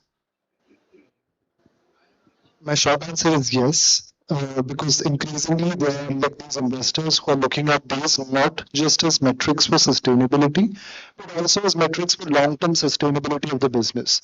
Because at the end of the day, like the risks that we're talking about, they don't lie in isolation. They're going to have impact on supply chain disruption and equally important, supply chain innovation. So that's why that's why even if a company is reporting on these issues without the mandate of compliance in the picture, I think it's attracting better quality capital, better quality like advisors, and all of that leads to like building the long-term resilience of the business. Thank you so much, Rituj. Now come to Chef Nagi. Chef, before we proceed, you can just let us know the scale of the meals what Qantas does in a day in India. And also, have you experimented with plant-based options and what has been the response of the clients and the customers there? Right. So, Compass India, we are dealing with 450 clients, and then we are serving 1.5 million meals in a day. That is 15 meals a day. Yeah. That's big. That's why I wanted the scale. So in Compass, if I talk about, so we have one innovation center. So that innovation center works, and that entire kitchen is led by the chefs. So there are all the senior chefs. They are working on innovative food, the food program that we have. And at the same time, we also have introduced a few of the sides, the plant-based meal. And if I talk about the consumer perspective, so they like that because they get the variety. You just only assume that when we are at home, so every time we are having a dinner and then we want to go out for outing or maybe Swiggy or Zomato, because we want some variation, we want some varieties, right? It's the same with the corporates because every day they are coming to our site, they are having their breakfast or lunch or whatever the meals they are, and as per their shifts. So it's very important to provide them a meal. So the acceptance level is there because that is the initial stage. But if we just have more taste combinations where we can elevate some taste parameters, so it could be a scale up. I think that makes tremendous sense. Incidentally, we at Bigboard also have understood that taste is a priority. And one thing that I have learned in the past 9 years of operation is that let's let it be plant-based. The nomenclature let it be plant-based protein. Because then that opens both the vegetarian as well as non-vegetarian customers. Recently, I have a partner that I with Starbucks where they want a soya protein toasty. That's a plant-based meat, but they want a soya protein toasty. So the acceptance is much more. So that gives validation to a lot of consumers and interest for lots of consumers to try. So Prabha, I'll again repeat the same question that what I asked to Rituj. In terms of the corporate guys, how are they going to, does it really matter right now or should it matter? And if so, how we can incorporate those commitments from the corporate sides? Thanks for that question. I resonate with what Rituj was saying, right? So there are disclosures, but I think when we look at the maturity of the companies today, so three level of maturity, if I broadly say, large companies who have much higher maturity, investors are asking for more disclosures, customers are asking for more disclosures. They have done their scope 1, 2, 3 inventory, right? So scope 1, 2 direct emissions, scope 3 indirect emissions. Other companies, mid-sized companies probably have understanding of the boundary down scope 1 and 2. Other smaller companies, nothing. So keeping aside the medium-sized and small-sized companies where probably maturity is still lacking, scope 1, the large set of companies, right? Definitely the maturity has increased significantly. We take an example of IT, Mahmood, or maybe a manufacturing company which is quite large, right? They'll have thousands of employees, and he's giving an example of how many meals they are preparing each day, right? So there, clearly, first we're trying to address which is the most material part of their emission footprint. So for IT company, it would be purchase electricity from grid. For a manufacturing company, it might be a captive plant which is running on coal, etc. Right? That's the material thing. And they have made progress. Clearly, in India also they have made progress. But as soon as we move to the next stage, right? That's where the scope 3 comes in, and that's where Rituj was talking about purchase goods and services, catering, business travel, waste generated from sites. These three are different sort of material part of emissions of most of the companies, whether we talk about IT company or a manufacturing company or a financial institution. And hence, sooner or later, they will start looking at once the biggest material chunks are being addressed, you'll have to look at rest of your scope 1, 2, 3 emissions. And clearly that's where the direction is moving. When it will come, 1 year, 3 years, probably not a straightforward answer, but clearly things are moving in that direction. Yeah, let's hope for the best. Thank you so much, Pallab. And Mr. Vijay, if I can get to you, we can are we in touch with him? Are you there? Okay.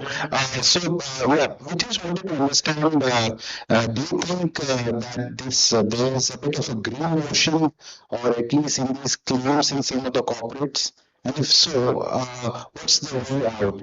And do you think eventually, just recently I just read, because of the Iran war, the food enterprise, they have claimed that it has 100% of gas. So this also brings a food security angle. And food, that's why the versatility of supply and the resilience of supply chain also becomes very important, because nowadays with international trade, which is blockaged, I think this food security will also come to the priority. So coupling both these areas, do you think, as far as greenwashing is concerned and also the supply chain resilience is concerned, this is an area which needs more focus, not from a current but from a futuristic perspective?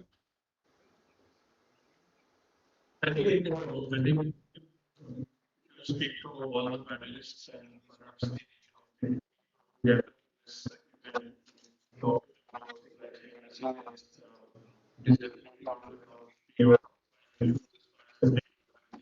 so then that resilience is critical, and of course, thanks to being especially from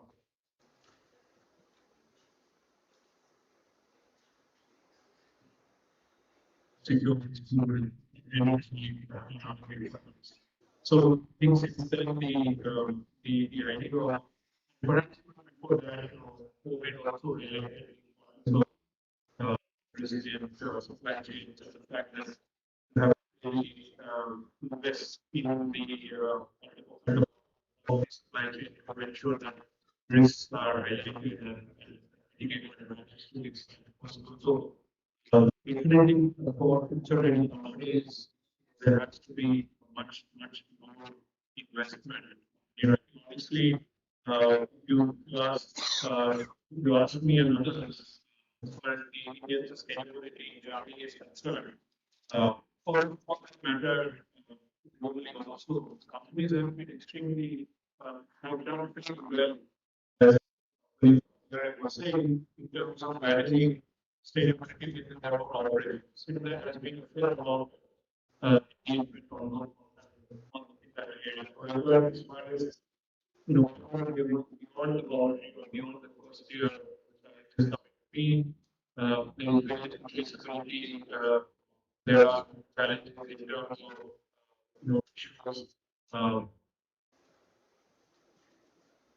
Sports, badly also remains a problem. So supply chain definitely is an area where much more investment by companies is absolutely also it's absolutely clear that companies by themselves will not be able to achieve this on their own. They will need to collaborate with other organizations, other actors in the value chain, supply chain. That's clear. However, what is critical is that how do you govern these relationships? How do you design and deploy these relationships to correct innovative resilience?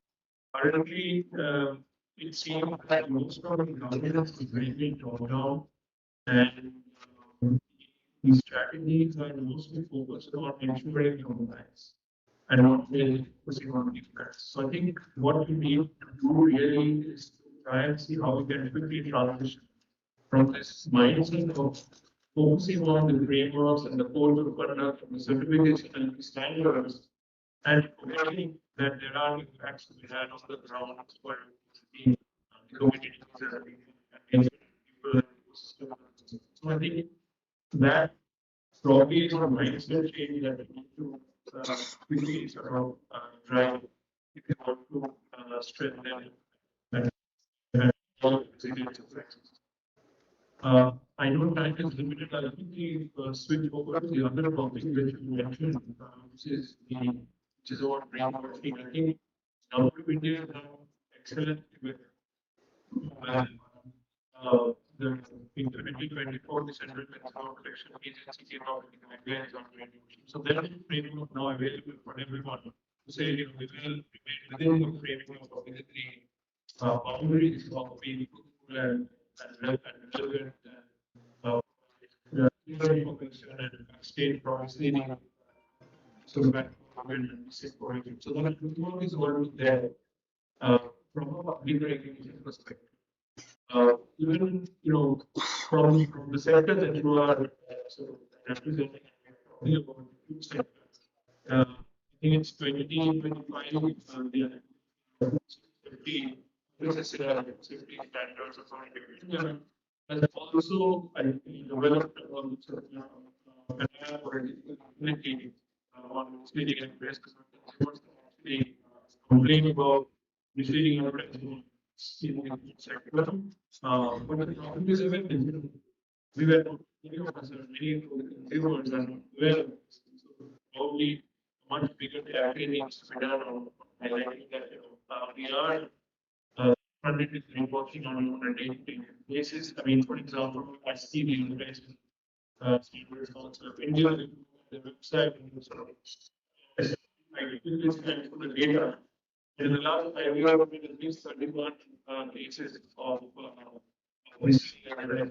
in the food sector, and which have been upheld, and they have violated the support of that. So, especially as consumer demand sort of increases, there are a lot of factors in the market, especially in markets like food, where there is platform competition. Always I do see how we are going to be able to attract consumers. So it's very likely that reworking is going to increase, and that the regulations will have to be implemented. Companies will have to abide by the Thank you so much. I think you brought a very important point that most of the companies are trying to follow regulations rather than impact. I think that is what, whether you are behind the curve or ahead of the curve, I think that attitude distinguishes. And I do believe with one of our core panelists who have got very important in a very good way in this education and awareness that about the corporate, that they have to be ahead of the curve, not only from a compliance perspective, but mostly from an impact perspective. And that is why I think plant-based food is extremely relevant. Another case in point is that all of us know the importance of protein. Now, in the US, the element of fiber is coming, dietary fiber. So what they say is the fiber is very important for your gut health. And plant-based food, interestingly, no other food has got fiber. Whether it's milk or meat or chicken or fish, they have got zero dietary fiber. It's what plant-based foods have. So, to be ahead of the curve of a lot of education and awareness about fiber is also created, then automatically plant-based food will be embedded. We're very short on time, so what I'll say, just quickly move around with asking all the guests as to what do you think can really help mainstream plant-based food in corporate catering in India. So, Shimei, can you please? Yeah, as I previously mentioned, one aspect that we're looking at is like how can we make the whole moment a market-led activity instead of grant-based or subsidy-based, where you're engaging a few area and a few farmers you move into that direction. Instead of that, how can we make it into a large activity which is market-led because somebody's paying for it. So that is where the role of corporate comes in. Today, let me tell you, when I said that this year we should be doing something like around 20,000 metric ton of responsible sourcing into various categories. These categories come from, this is a recent phenomenon of just last 3-4 years. I think that should be with industry as well, because we are one of the largest players in the industry, right? So there are segments which is coming in from the water efficient rice, or there are segments which is like farm sustainability assessment, silver grade CEOs, or you have segments which is coming in from Maharashtra and like sustainability intervened soybean, and you have you also segments where heavy metal free raw material. So this is not something which is coming in as a the so-called greenwashing or the superficial elements. This is a real requirement which is what we are trying to capture. So we are looking at as a market-led activity, so that we meet this broad base and bring more actors into this ecosystem. Just finally, just one line. Two things have made it, what I should say, congenial to make it happen. One is disaggregated, it's very difficult to deal with the farmers, small marginal farmers, most of them legume cultivators, if you go to Gulbarga or Marathwada or the Latur or Osmanabad area where the red gram is cultivated, soybean is there, the farm size is less than a hectare. So dealing with this disaggregated actors and ensuring practice by them tracking is very difficult. But the emergence of this large number of farmer producer organizations has changed that. Today there is a possibility, it's not possible to go to another and get it, but it's possible to get it done from the FPOs. That is one element which is helping. The second is emergence of variability players, where technology is helping to track, monitor, and through a dashboard to corporate to show that where it is coming from, what type of activities, what type of practices has happened. These two is giving it as a congenial environment. Thank you. Can I question the research? Can you please? So I think we'll begin by saying that we don't need to emulate the models from the West, noting that we already have a rich legacy and tradition of legumes, pulses, so on and so forth. But I also want to highlight that we shouldn't over romanticize the idea of dal being the only source of protein. I think we all know, and it has been spoken about widely today, that India is a protein deficient country across different classes for various reasons. So I think to coming back to your question, how do we mainstream it? I think we need to create signals, and we need to create signals in multiple microcosms of this ecosystem. So what that means is that we need to work with investors, we need to work with banks, we need to work with startups, we need to work with companies, we need to work with the regulators, because just one actor moving in the right direction is not going to solve the problem. We need capital providers to lend different kinds of capital at different kinds of stages to companies, so that there are more opportunities to make it commercially viable for plant-based proteins to be mainstream. We also need government support, as it is already providing through multiple schemes. And I think, that needs to basically continue. I think that quick one, I think the biggest barrier is the mindset. So once that mindset gets changed, and we know that a plant-based food can be delicious, can be scalable, so naturally become a everyday part of dining space. Corporate perspective, right? This mindset change is required to think of food issue as not a peripheral admin issue, but rather a cost, carbon reduction, and employee well-being related strategic lever for a corporate. That's it. Thank you. Thank you. Just last 30 seconds, just close it out for us, if you're there. I think, as sustainability think tank, everything, what we say is sustainable. So I think probably promoting putting story about sustainable plant-based diet among the employees and sort of engage them in this work.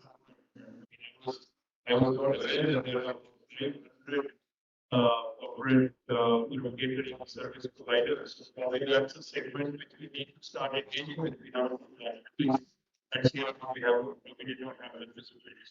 So thank you to PBFI for meeting that is was. Thank you so much, Rajat. Thank you, gentlemen. I hope the audience got some idea about corporate catering and ESG commitments. Thank you so much. Absolutely. Thank you. Thank you so much. Lot of valuable key takeaways from this session. Thank you again. Can I request Miss Amy Ayala, co-founder, Pause Mumbai podcast host of Kindness with Amy, to please join us here on the stage? and kindly felicitate. She's outside? Oh, okay.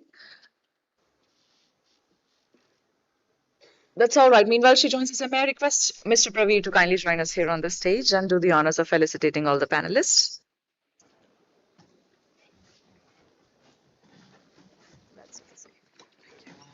Ladies and gentlemen, please put your hands together for a great panel. How plant-based corporate catering aligns with ESG commitments.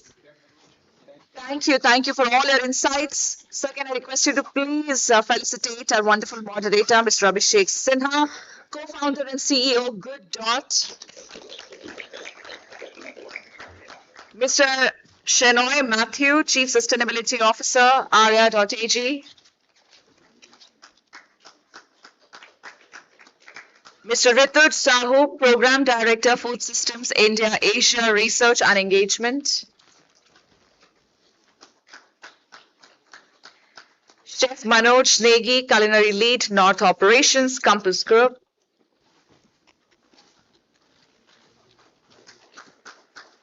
Mr. Pralab Bhargav, Associate Partner, ERM India. And although Mr. Rijit Sen Gupta has joined us here virtually, we can still have a big round of applause for him as well. Can I request all the panelists to please come together for a quick photo opportunity? And superb, sir, you are also there on the screen, Mr. Rijit. Can I request you to kindly pose for the picture? Super. Let's have some good smile to the camera. Thank you. Thank you so much to all the panelists. I would request the team to kindly set the stage for the next part. Ladies and gentlemen, our next session is going to be our last session for the day. Last but not the least, very exciting, fascinating session is coming your way. Right after that, we would be delving towards our felicitation ceremony. So this session is going to be on niche to normal, integrating plant-based food innovations in HoReCa.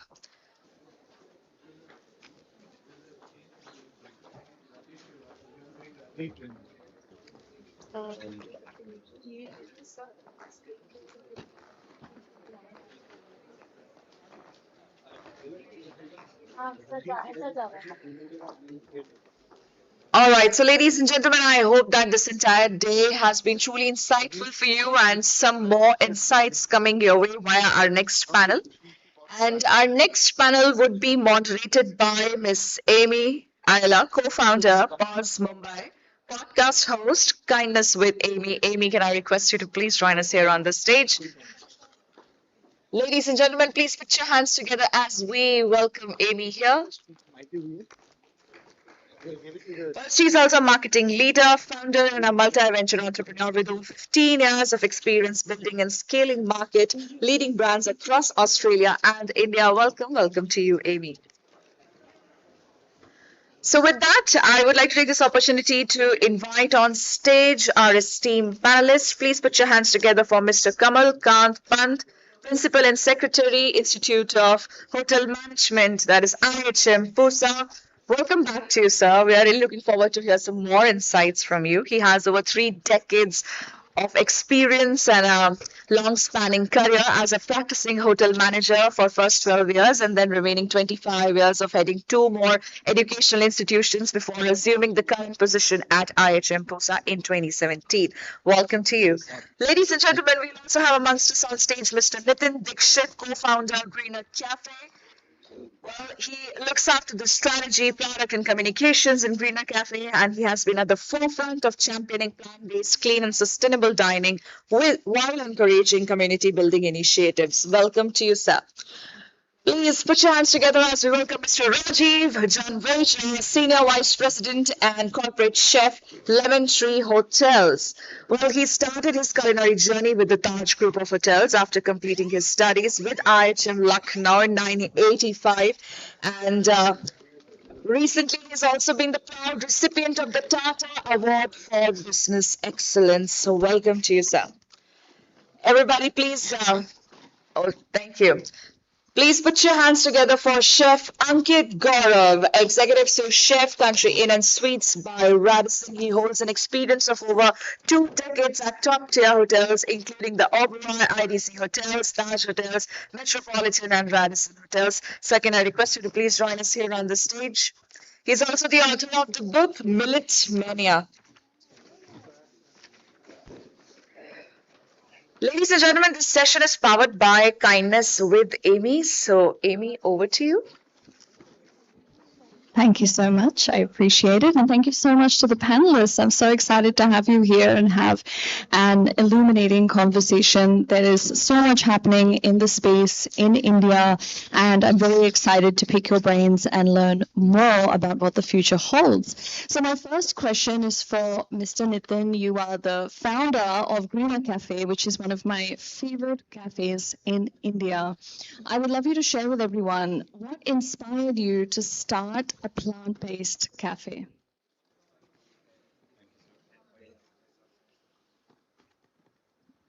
Hello. Yeah, thank you so much, Amy. It's very kind of you. We started back in 2015, so it's been about 11 years. And I think our mission has not changed. It was primarily to promote personal health and planetary health. So plant-based is that sort of silver bullet that allows you to do both. So something that's good for us and something that's also good for the planet. And also along the way, we wanted to make sure that our supply chain was sustainable, our practices within the supply chain were also ethical. So we wanted to source mainly from farmers directly and basically try to improve the ecosystem as we're growing as a consumer brand in the food services space. So that's what we've been doing, and we've now sort of spread across 5 states. Perhaps now we can, as the panel's title suggests, the space has gone from a niche area to being something much more mainstream. And we've seen that transition in front of our eyes. So it's very satisfying to see the ecosystem grow and for there to be more acceptance of plant-based, both as a option for, as we try to improve our health, but also for the planet, which is extremely vital right now. Absolutely. And I mean, it's been a personal observation of mine over the last 5 to 6 years, seeing the growth in the hospitality space with plant-based. Because I mean, I've had my finger on the pulse for quite some time now, and the difference in conversation that I've had with investors then and investors now who understand where the trajectory is going in India. So it's very exciting times. Excuse me. So my next question is for Chef Rajiv from Lemon Tree Hotels. Have customers been asking for plant-based? Has there been a demand? Have you seen an increase in the demand for this? Thank you. Yes, to a certain extent, now I see that there is a demand happening, but I think we have a long way to go. We have tried to introduce a lot of dishes, at least have one dish in our breakfast buffet, which is well taken, and we are further trying to improve that. Lemon Tree Hotels, we also have a lot of sustainability practices which we follow. So this also becomes a part of our sustainability initiatives that we want to introduce that. And from the customer side, in our menus, we haven't introduced that, to be very frank. But yes, in our buffet menus, we have introduced, and we have seen that we have actually measured how much is the pickup. And we see that there is a pickup, but there's lots to change further. And how does a chain like Lemon Tree feel about introducing plant-based meats or mock meats into their menu? Sorry? Introducing plant-based meat or mock meat, how would a chain like Lemon Tree? Yes, so that is the part of our buffet, like using tofu instead of meat, or using jackfruit, or in more of lentil-based gravies. So even I myself, because I'm also a health freak, I'm very particular about what I want to eat, because I do marathons and I do running every day. So keeping myself fit for that, I like to eat, and personally, I keep trying a lot of things which are plant-based, and we want to introduce that. So we have tried now off and on in our buffets. We offer in our banquets also that would you like to try one of our dishes which is plant-based. But in regular hours we haven't introduced yet. Okay, thank you so much. My next question is for Chef Ankit. Do you feel that people get excited about plant-based, or when they hear it, do they feel that it's restrictive? Yes, it is all about the mindset. There is a proverb said that कर्म के अभ्यास के जब मत हो सुजान रस्सी आना चाहते हैं सर पर कलप निशान. It is all about the mindset, what we want to do, what we are giving the legacy for our the future generations. And belong to the hotel that the company is used by Radisson Salabad. It is the first five-star hotel which is serving the entire plant-based food. We do not use egg in the food. Approach to more than 250 foods, or the vegetarian, the breakfast, and more than in the lunch or the dinner session. Yes, they are quite difficult to get the mindset about our guest to go for the plant-based food. But yes, it is interesting. If we can do, I think everybody can do. Thank you. Thank you so much. Do you feel that there's a difference in perception? And certainly it's something that we have practiced at our cafe, which is not mentioning the word vegan, because that impression people have in a non-vegetarian audience when you use the word vegan versus when you use the word plant-based. Have you noticed that there's a difference in perception and reaction? Basically, vegan is something that they do not want to use the animal in their byproducts. When we are involving ourselves in the plant-based food, yes, vegan is in itself inside, and yes, there are a lot of community, even in the future generations, where we are talking about the Janji and all, before taking inside food, they first took the photographs and then upload on the Instagram, and then they start eating food. So it is, I can say it is all about the mindset, what we are doing, whether it is the vegan, whether it is the plant-based food or something jam or anything else. If we can do, everyone can do. That's all about. Thank you. My next question is for Mr. Kamal. I wanted to know, are hospitality students today actually being taught how to make plant-based food? Yes, thank you, Amy, for your question.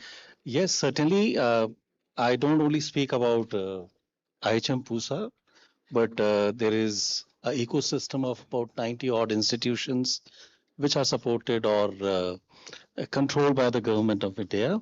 And every institute is mandated to have at least 20% of the students enrolled in their flagship program to learn plant-based.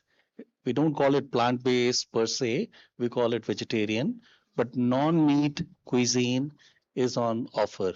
So 20%, and we've been doing it for more than a decade now. And earlier, to begin with, we had a situation wherein a fresher student would opt for a vegetarian only option, and then later on along the way would not find it very exciting. And then the switch would happen from a vegetarian cuisine program to a meat or all kind of food program. But now, of late, what we are seeing, we see the trend reversing. People start with omnitarian kind of this thing, and then later on they say we want to come into plant-based only, because the kind of opportunities that they get researching, developing, curating menus on plant-based scenario, I think they find it more challenging.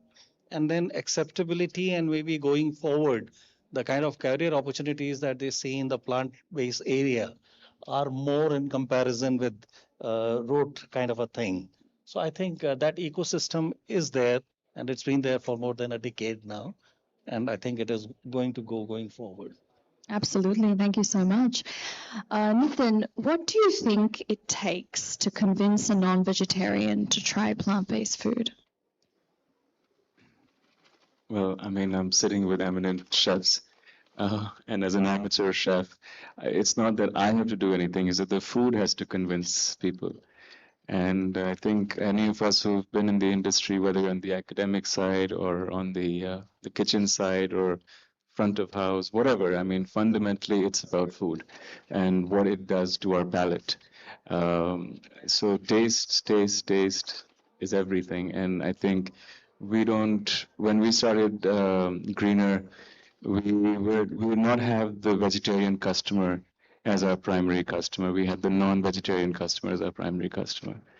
So I worked with hardcore non-vegetarian chefs to work on the menu, to improve the flavors, to bring a lot of smokiness. And I remember from early days, we had these hardcore Kerala guys, they like accidentally ended up in a vegan cafe, and like now we're in trouble. But surprisingly, they love the food. And Greener to this day, I think a majority of our customers are non-vegetarians. So I think we're operating 10, 11 outlets, but we've in a way proven that you can serve vegetarian food to non-vegetarians and still survive as a business. So food is food. I mean, it doesn't matter whether it's vegetarian or non-vegetarian. If you get it right, and if you have the customer, and if you're very dedicated to your craft and to your product and to your market, you can succeed. But your vision and your intention has to be very, very clear. So I think it's very exciting times, and I think nothing's happened yet in India. The best is in front of us. The next 10 years, India is one of the largest vegetarian countries in the planet. This is something that was coined in the West, but it is going to be a major trend in India as the industry grows globally. So I think there's a lot of room to innovate with food because India has a very, very long legacy of vegetarian working with plant-based sources. So I think the sky's the limit and innovation is just starting. So it's exciting. Yeah, that is exciting. So, Chef Rajiv, if we want to see menus, hospitality venues having 25% of their menus being plant-based by 2030, what do you think would need to change tomorrow to make that happen? First change is mindset. And of course, once you change the mindset, you need to train your people. You need to bring change needs to plant-based food. And we are in a country where a lot of vegetarian food is available. And one is like we introduce a lot of vegetarian food, which is local produce. And if that can be done, I think we can always change the mindset and we can bring a lot of food in the menus, which first, of course, you need to train for the techniques to your team. So they will produce a good quality, tasty food, which is very, very important because what we as a produce, the food is tasty and that is the first thing which we do. As Nitin said, it is very important that it has to be tasty. If it is not palate, it will not be successful. So that is very, very important. So regular training of the staff, regular innovations are must. That is what we can bring in our menus. So when you say change the mindset, do you mean change the mindset of the consumer or change the mindset of both? It is for both. Yeah, because I almost feel like we should describe the harm. If you are selling plant-based, what it is made of, and how it is good for your health. That kind of description will help in our menus that the customer will adopt. It's very important. yeah, because I feel like if the customer has no idea and they're not really thinking about it, if the hotel is the one presenting to me that, these are the options that we have available and this is why it's so good, even if I'm a non-vegetarian, I'll try it. I want to try it, right? So I think it's about the businesses taking that risk and being experimental and trying things and not staying inside this very conventional box, right? Because the market is changing and people are discerning and they do want to do better. Good. So, Chef Rajiv, I have one more question for you. If you had to redesign a hotel buffet and you have to redesign it and it will be a minimum 50% plant-based, right, for a customer base as it is right now, what would you change in the buffet? It's the same question which I answered before. That of course, what I would first focus was we see that first time a person eats his breakfast. And if your breakfast is healthy, and we will educate the people that the breakfast we are serving three dishes which are plant-based. I think from there that change will further take it to your lunch or dinner. I have seen that 12 corporate firms they have a heavy breakfast. That is the change which we want to do. That first we adopt like introduce pilot dishes. Instead of actually, I actually did some trials on millet-based dishes and introduced them. This has become practice. The people are preferring that and never had pilot dish before or not. And that is the change which we have seen. So that's what is required. Thank you so much. Chef Gaurav, what is one myth that chefs still believe about plant-based food? Quite difficult questions for me because as a chef, I think the ingredients about the vegetarian food, still they think that the vegetarian food doesn't taste good or it doesn't have the depth or the protein inside in the vegetarian food. But I think it is all about the mindset. There are more lack of the protein in the vegetarian food. We have the lots of pulses, vegetables, grains, meat, everything is there. If we can think about the ingredient, yes, there are the innovations, there are the presentation, and everything is there in the vegetarian food. So those are thinking that it is basically for the chefs who are just thinking that without non-vegetarian food, the meal cannot be complete. I think you have to change the perception. Yes, the vegetarian food could be far better and tasty, innovative, creative, and yes, tasty as well. Tasty being the key word. Nitin, is plant-based actually profitable? I mean, I think we've sort of touched on it. We've somehow survived. It's been 11 years.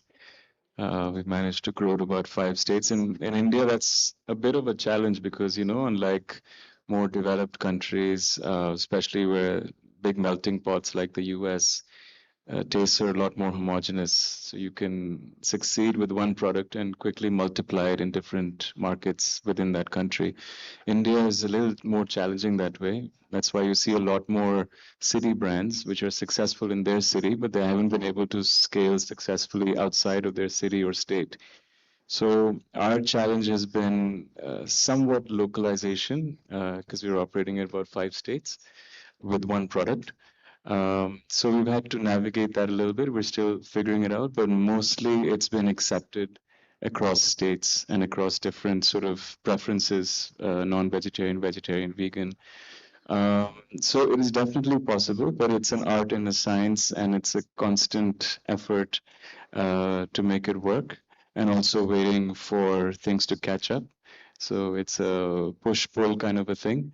But it's certainly possible. And like I said, we are doing what we can do. But I know in the coming time there'll be other players which will maybe be smarter and more innovative, and they'll continue to succeed because it's the market is there.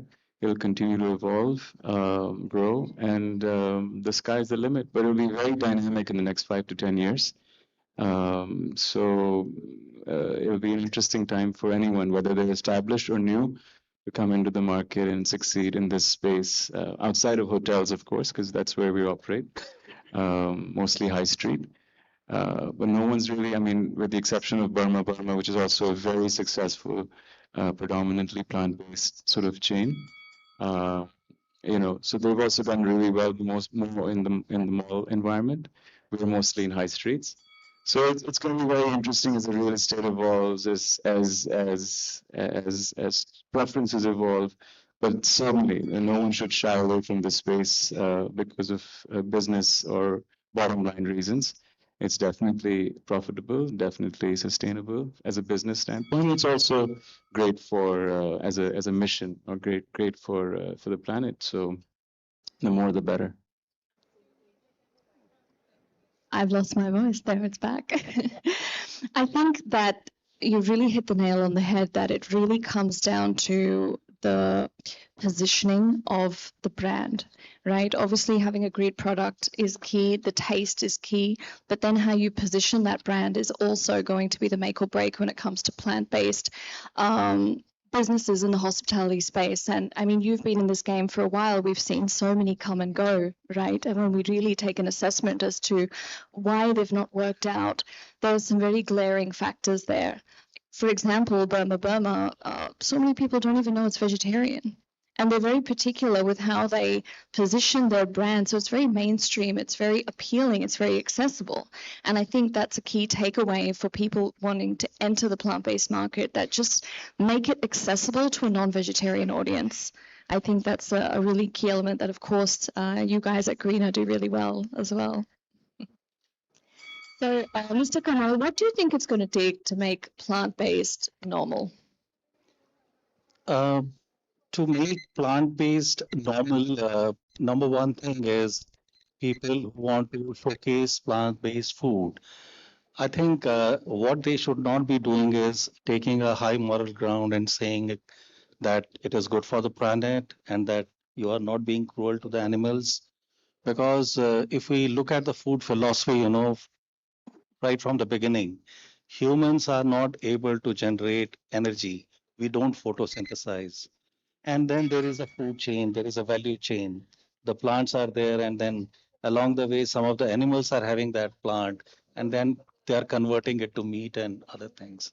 So when I've seen, it is out for backfire if we take a high moral ground and say that we are not cruel to the animals if we are sticking to the plant-based diets. I think proof of the pudding is there in the taste. And I'll give you some instances. By virtue of my position, I get to go to the places for star classification and places like that. And I recall an incident that I had gone to the one of the top hotels in Delhi, and they, like, as part of the star classification committee, they showcase the best thing possible in their kitchens to you.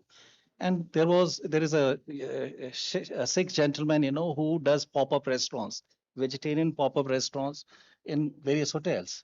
And he had come and he had made some wadis, different kinds of wadis from Punjab and Lahore and those kind of things. And in front of me, there was seafood, grilled prawns and other things. And then there were these wadis. And I could not just look away from the wadi. And even the general manager was a friend of mine. And he said, you like this, I know, damn it, why don't you have it? And I said, I just cannot,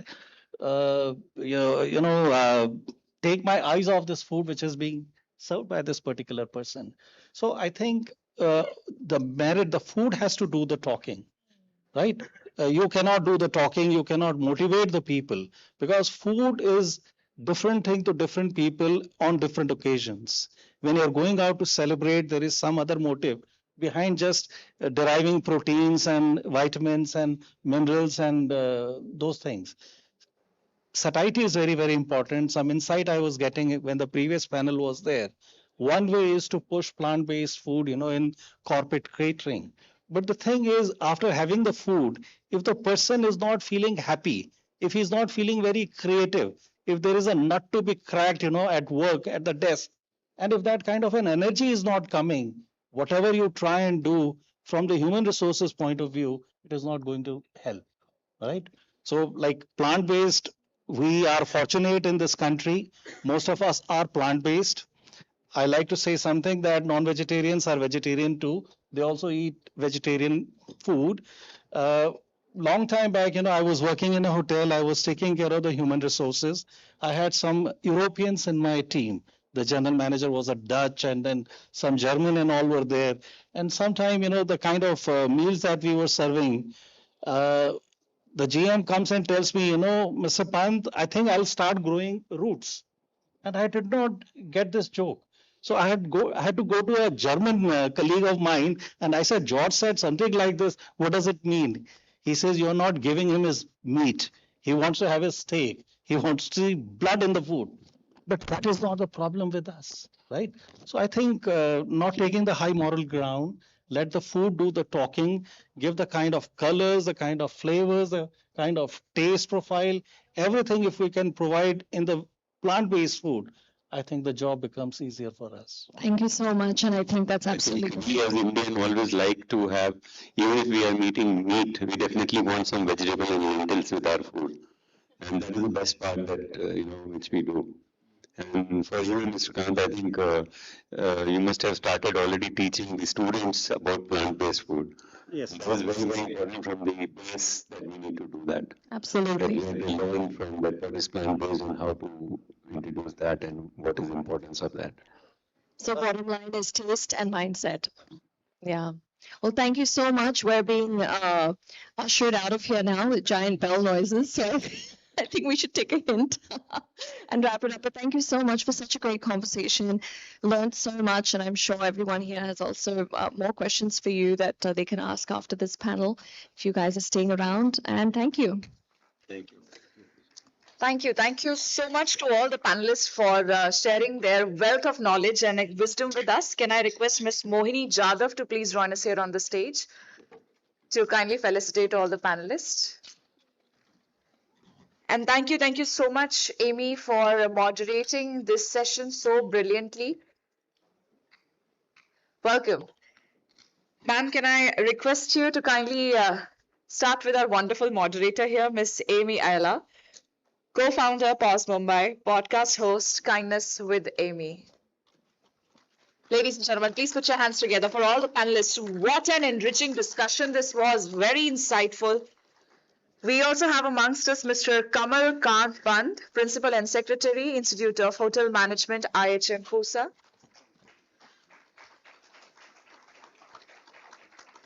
Mr. Nitin Dixit, co-founder, Greener Cafe.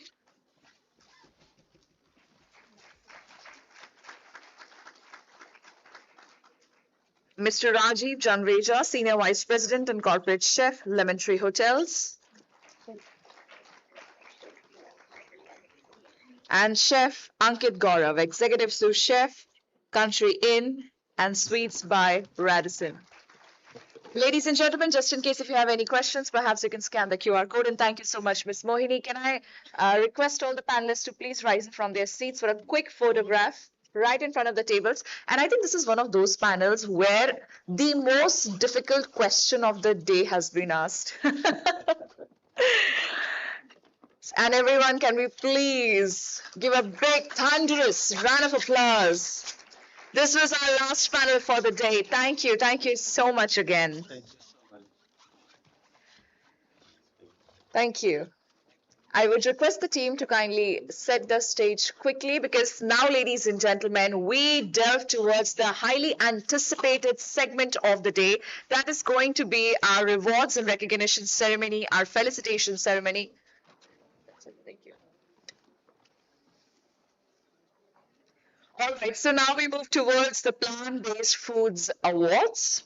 And for the same, I would request, first and foremost, I think first I should request all the brands, everyone present here to be inside, just in case if somebody from our team is there, please check outside in the PFA. If someone is outside, give them a call. We're starting with the award ceremony, and this is something which no one here would want to miss.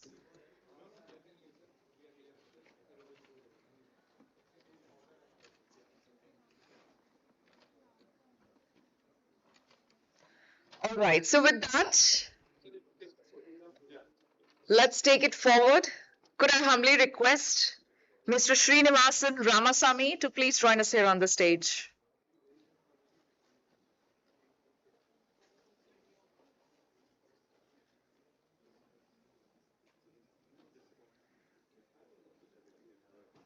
Welcome, welcome to you, sir.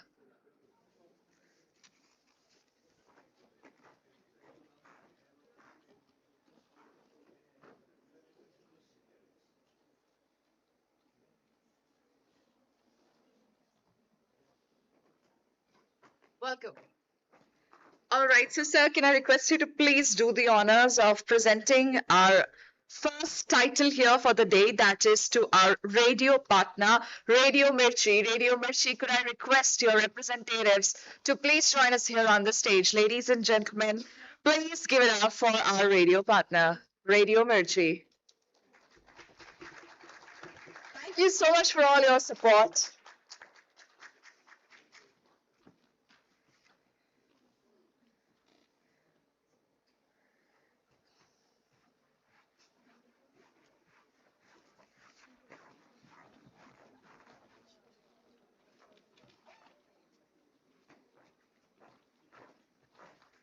Ladies and gentlemen, please put your hands together for Radio Mirchi.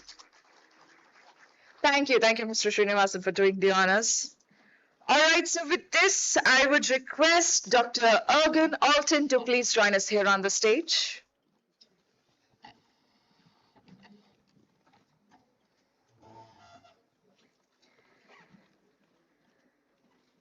Welcome back to you.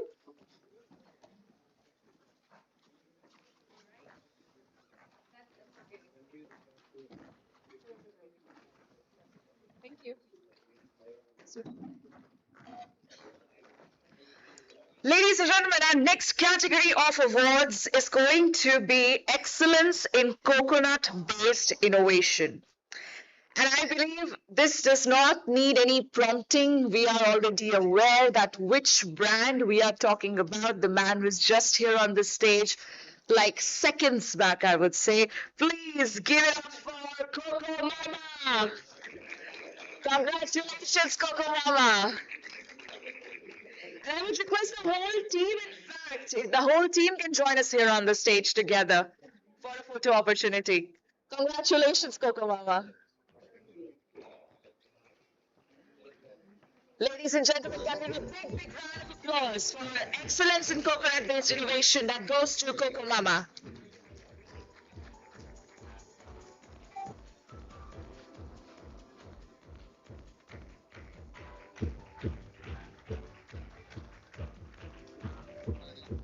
Thank you so much. And Dr. Ergun, can I request you to please stay back on the stage for a couple of more awards? Thank you. All right, so ladies and gentlemen, next award is going to be for Best New Innovation of the Year.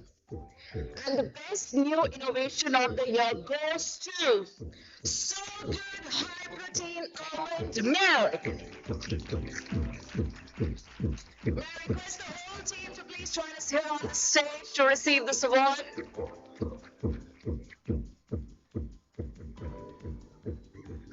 Ladies and gentlemen, please put your hands together. They're so good.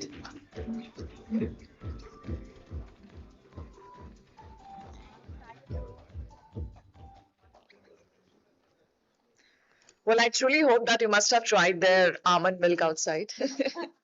Congratulations. All right, moving on to the next award. Our next award is for the Digital Voice for Sustainable Living. And it goes to, I'm sure you might have already made a guess, the lady was just here on the stage moderating a panel. Well, it goes to none other than Shreya Godawat, ladies and gentlemen. Please put your hands together loud for her. The Digital Voice for Sustainable Living, Shreya Godawat.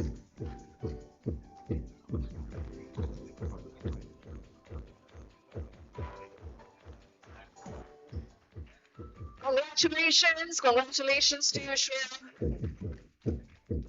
And thank you so much, Dr. Alton, for doing the honors. Thank you. Can I request Mr. Bimal Kothari to please join us here on the stage, sir? Can we have you here?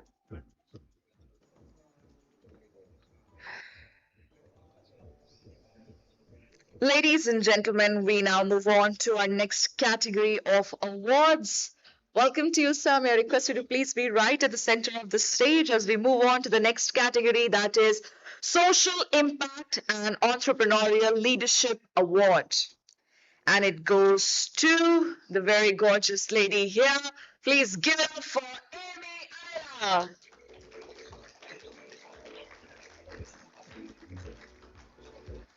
Congratulations to you, Amy.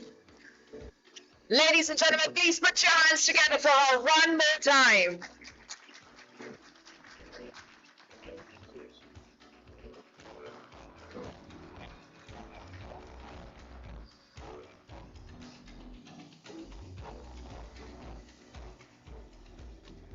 Congratulations. With that, moving on to the next category of awards, well, we are going to have the nominations in this category, which is Excellence in Food Service Innovation. Could we please have the nominees here? The nominees are Greener Cafe, People of Tomorrow, and Canvas 5. So it goes to. Any guesses? Okay. It goes to. Greener Cafe.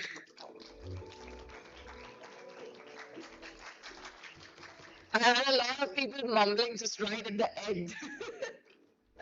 Many, many congratulations. Ladies and gentlemen, come on, give it up for Greener Cafe.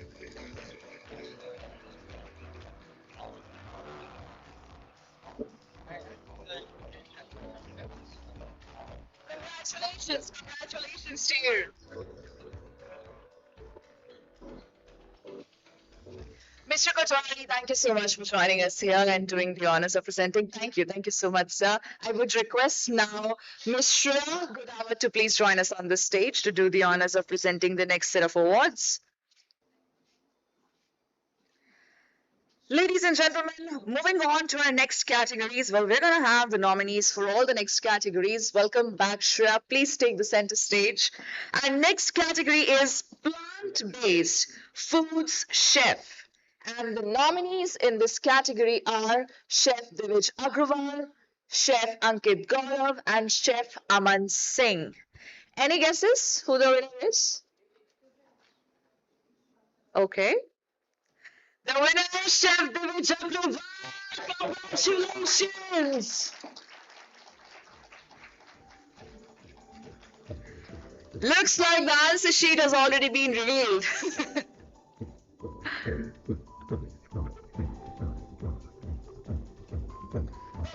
Congratulations to you, Chef Divij.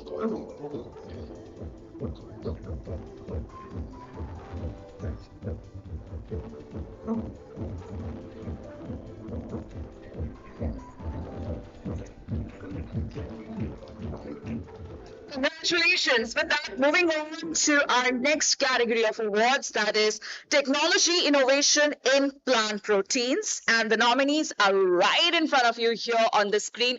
Could you make a guess amongst the four who the winner is going to be? Make a guess. I really want to see if you get it right this time.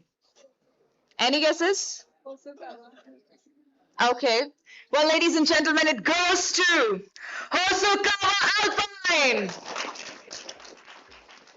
Congratulations.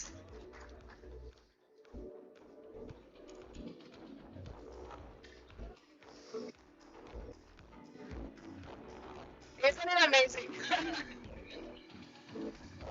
Can I request you to please be at the center, Shreya? Please, let's be at the center, at the center, at the center. Yes, thank you.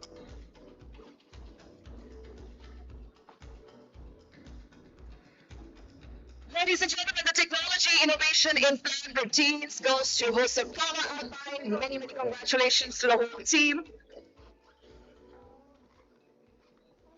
All right, so the next one is Breakthrough Ingredient Innovation.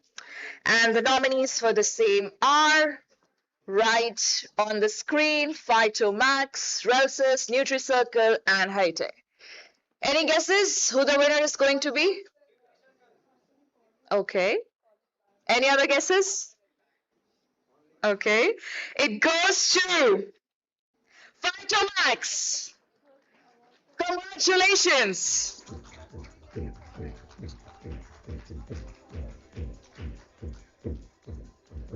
Congratulations, Phytomax, for winning Breakthrough Ingredient Innovation Award. The whole team could be here. Superb.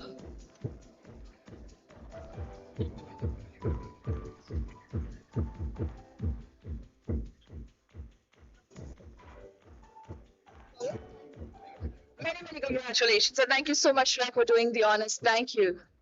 Can I request Mr. Pravesh Srivastava to please join us here on the stage now?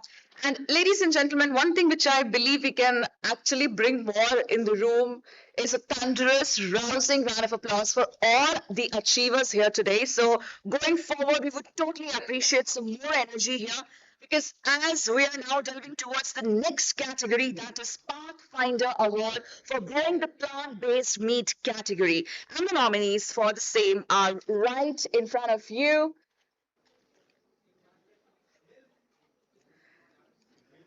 So, but that's okay. All right. So any guesses? Okay. It goes to let's have a look on the screen who the winner is. Come on. It goes to none other than Richard. And I believe they are not present here. I can select from there. Okay, so we would totally appreciate if we can just have the award on the stage. Let's have the award on the stage.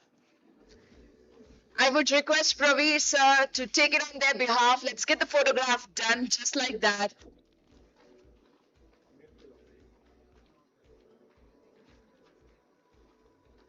Many congratulations to Mirtila. And can we have a big round of applause for them, ladies and gentlemen? Come on.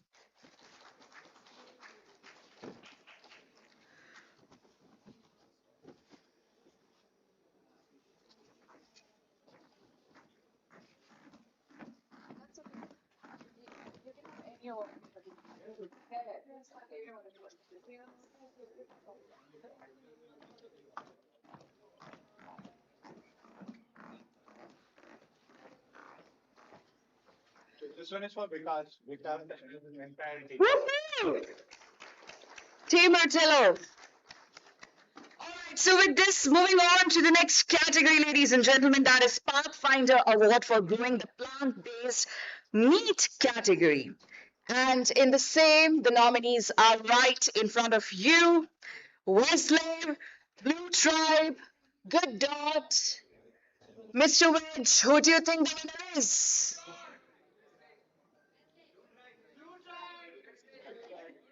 Wow. I'm seeing sensing a lot of healthy competition in the room right now.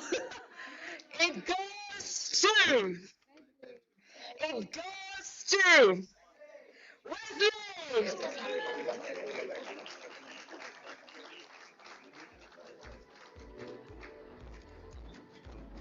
Congratulations, many congratulations to Wesley.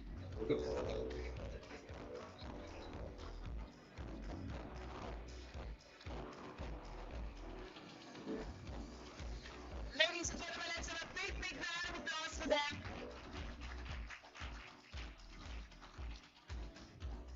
Congratulations to you, ma'am. Okay, so moving on to the next category, that is Pathfinder Award for growing the plant-based dessert category. And in the same, the nominees are 1.5 Degree, Kara, Giannis, and White Cub. Any guesses who the winner is? Okay. Okay. All right.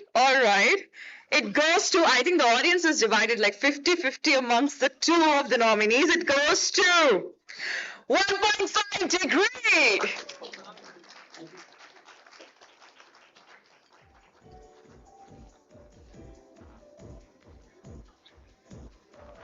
Congratulations.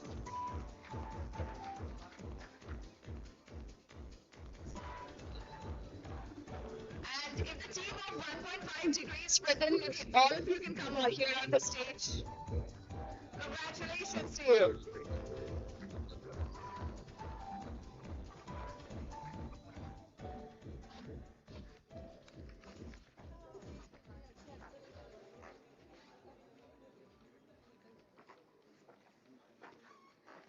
All right, so ladies and gentlemen, with that, moving on to the next category, that is Pathfinder Award for growing the plant-based dairy category. And in the same, the nominees are Grabinod, One Good, White Cub, Plantatious. Who do you think the winner is?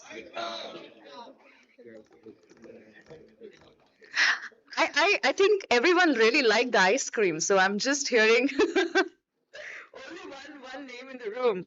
Well, it goes to Granot.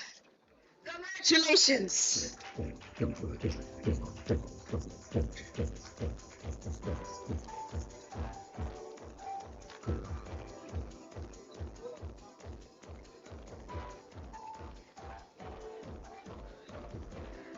Congratulations, Granot, for receiving the Pathfinder Award for growing the plant-based dairy category.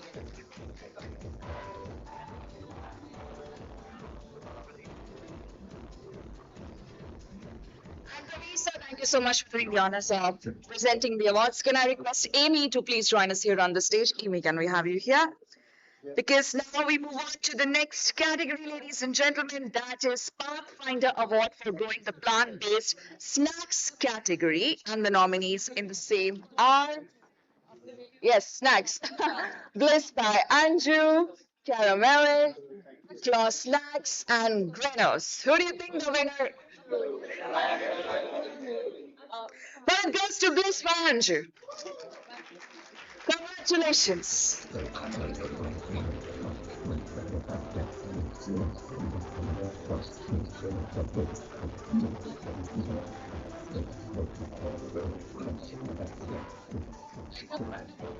Many congratulations to the whole team of Bliss by Andrew. Ladies and gentlemen, let's have a big round of applause.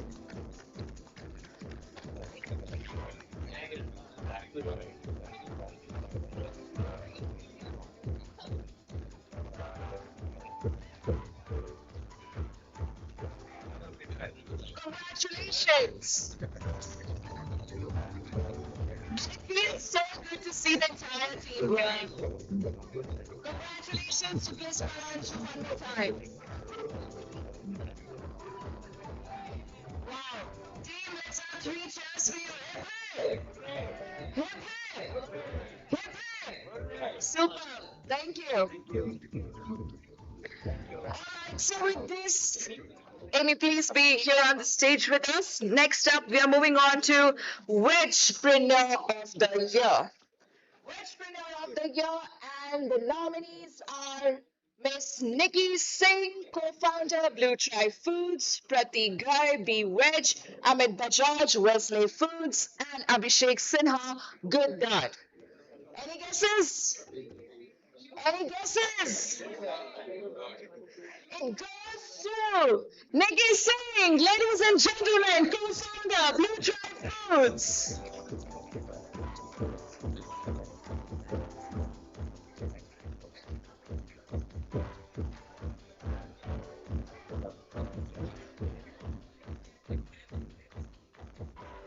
Many congratulations, Nikki.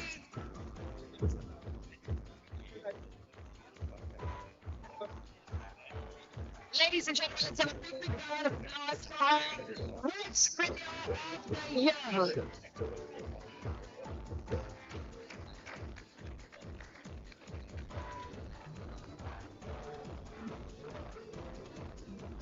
Congratulations, highest congratulations to you. With that, moving on to our next category, which is apparently going to be the last category for the day, last but not the least, I would say, the most recognized plant-based foods brand by consumers. And the nominees are Raw Pressery, So Good, So Fit, or Nourish You. Okay, different guesses. Well, it goes to Raw Pressery. Raw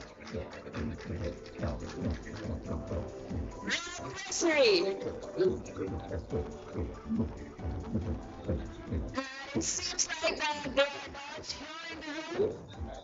Should I wait for 10 more seconds if they're outside?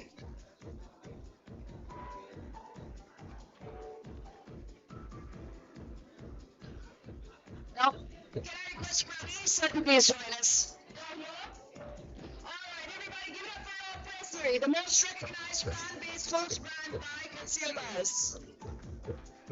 Congratulations. Marius, congratulations to you. Everybody, come on, let's have a big round of applause for them.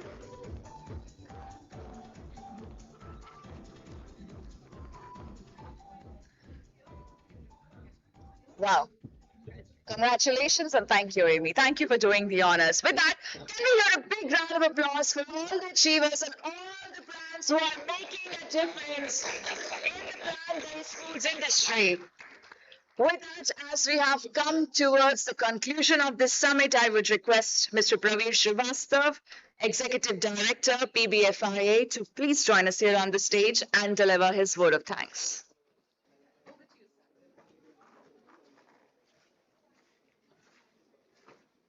Thank you, everyone, ladies and gentlemen.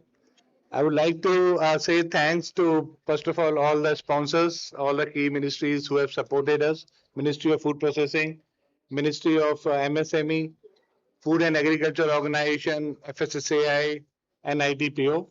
All our industry partners, all my volunteers, all my team members who have done excellent work and they have worked really very hard to make it happen. I believe that ये जो आज हमने जो direct आज जो discussion शुरू हुआ है ये डिस्कशन एक कन्वर्सेशन बन के ना रहे मतलब आज इन डायलॉग इनिशिएट हुआ है तो उसको हमको आगे लेके जाना है और उसके लिए हमारे लिए इम्पोर्टेंट है कि वो जो हमारे बातें हैं या जो कन्वर्सेशन हुआ है that needs to be connected और converted into actions so the action word should speak rather than your voice so let the action speak so I think with that note I once again thanks everyone who have supported PBFIA especially my team who have worked diligently Palak, Mehak and Tanvi so may I request them to please come on the stage and so because of them this event could happen and they have taken the shape. So once again, I may request everyone, all of you girls, to please come. Working at 4 o'clock since I think last month, right from 9 o'clock to 4 o'clock, talking to 50 speakers, talking to 10 ministries, aligning with the car numbers, the best foods, the printing, the designing. I think you guys have done a delegate badge, the coordinating with the Ipsos team, coordinating with the GFI team. I think these guys have really showed that, all its number is just it's a mindset. It's the effort which is required. The guys have put it. Thank you very much. Now I request everyone who is in the hall to come on the stage for a one picture for all of us. Thank you.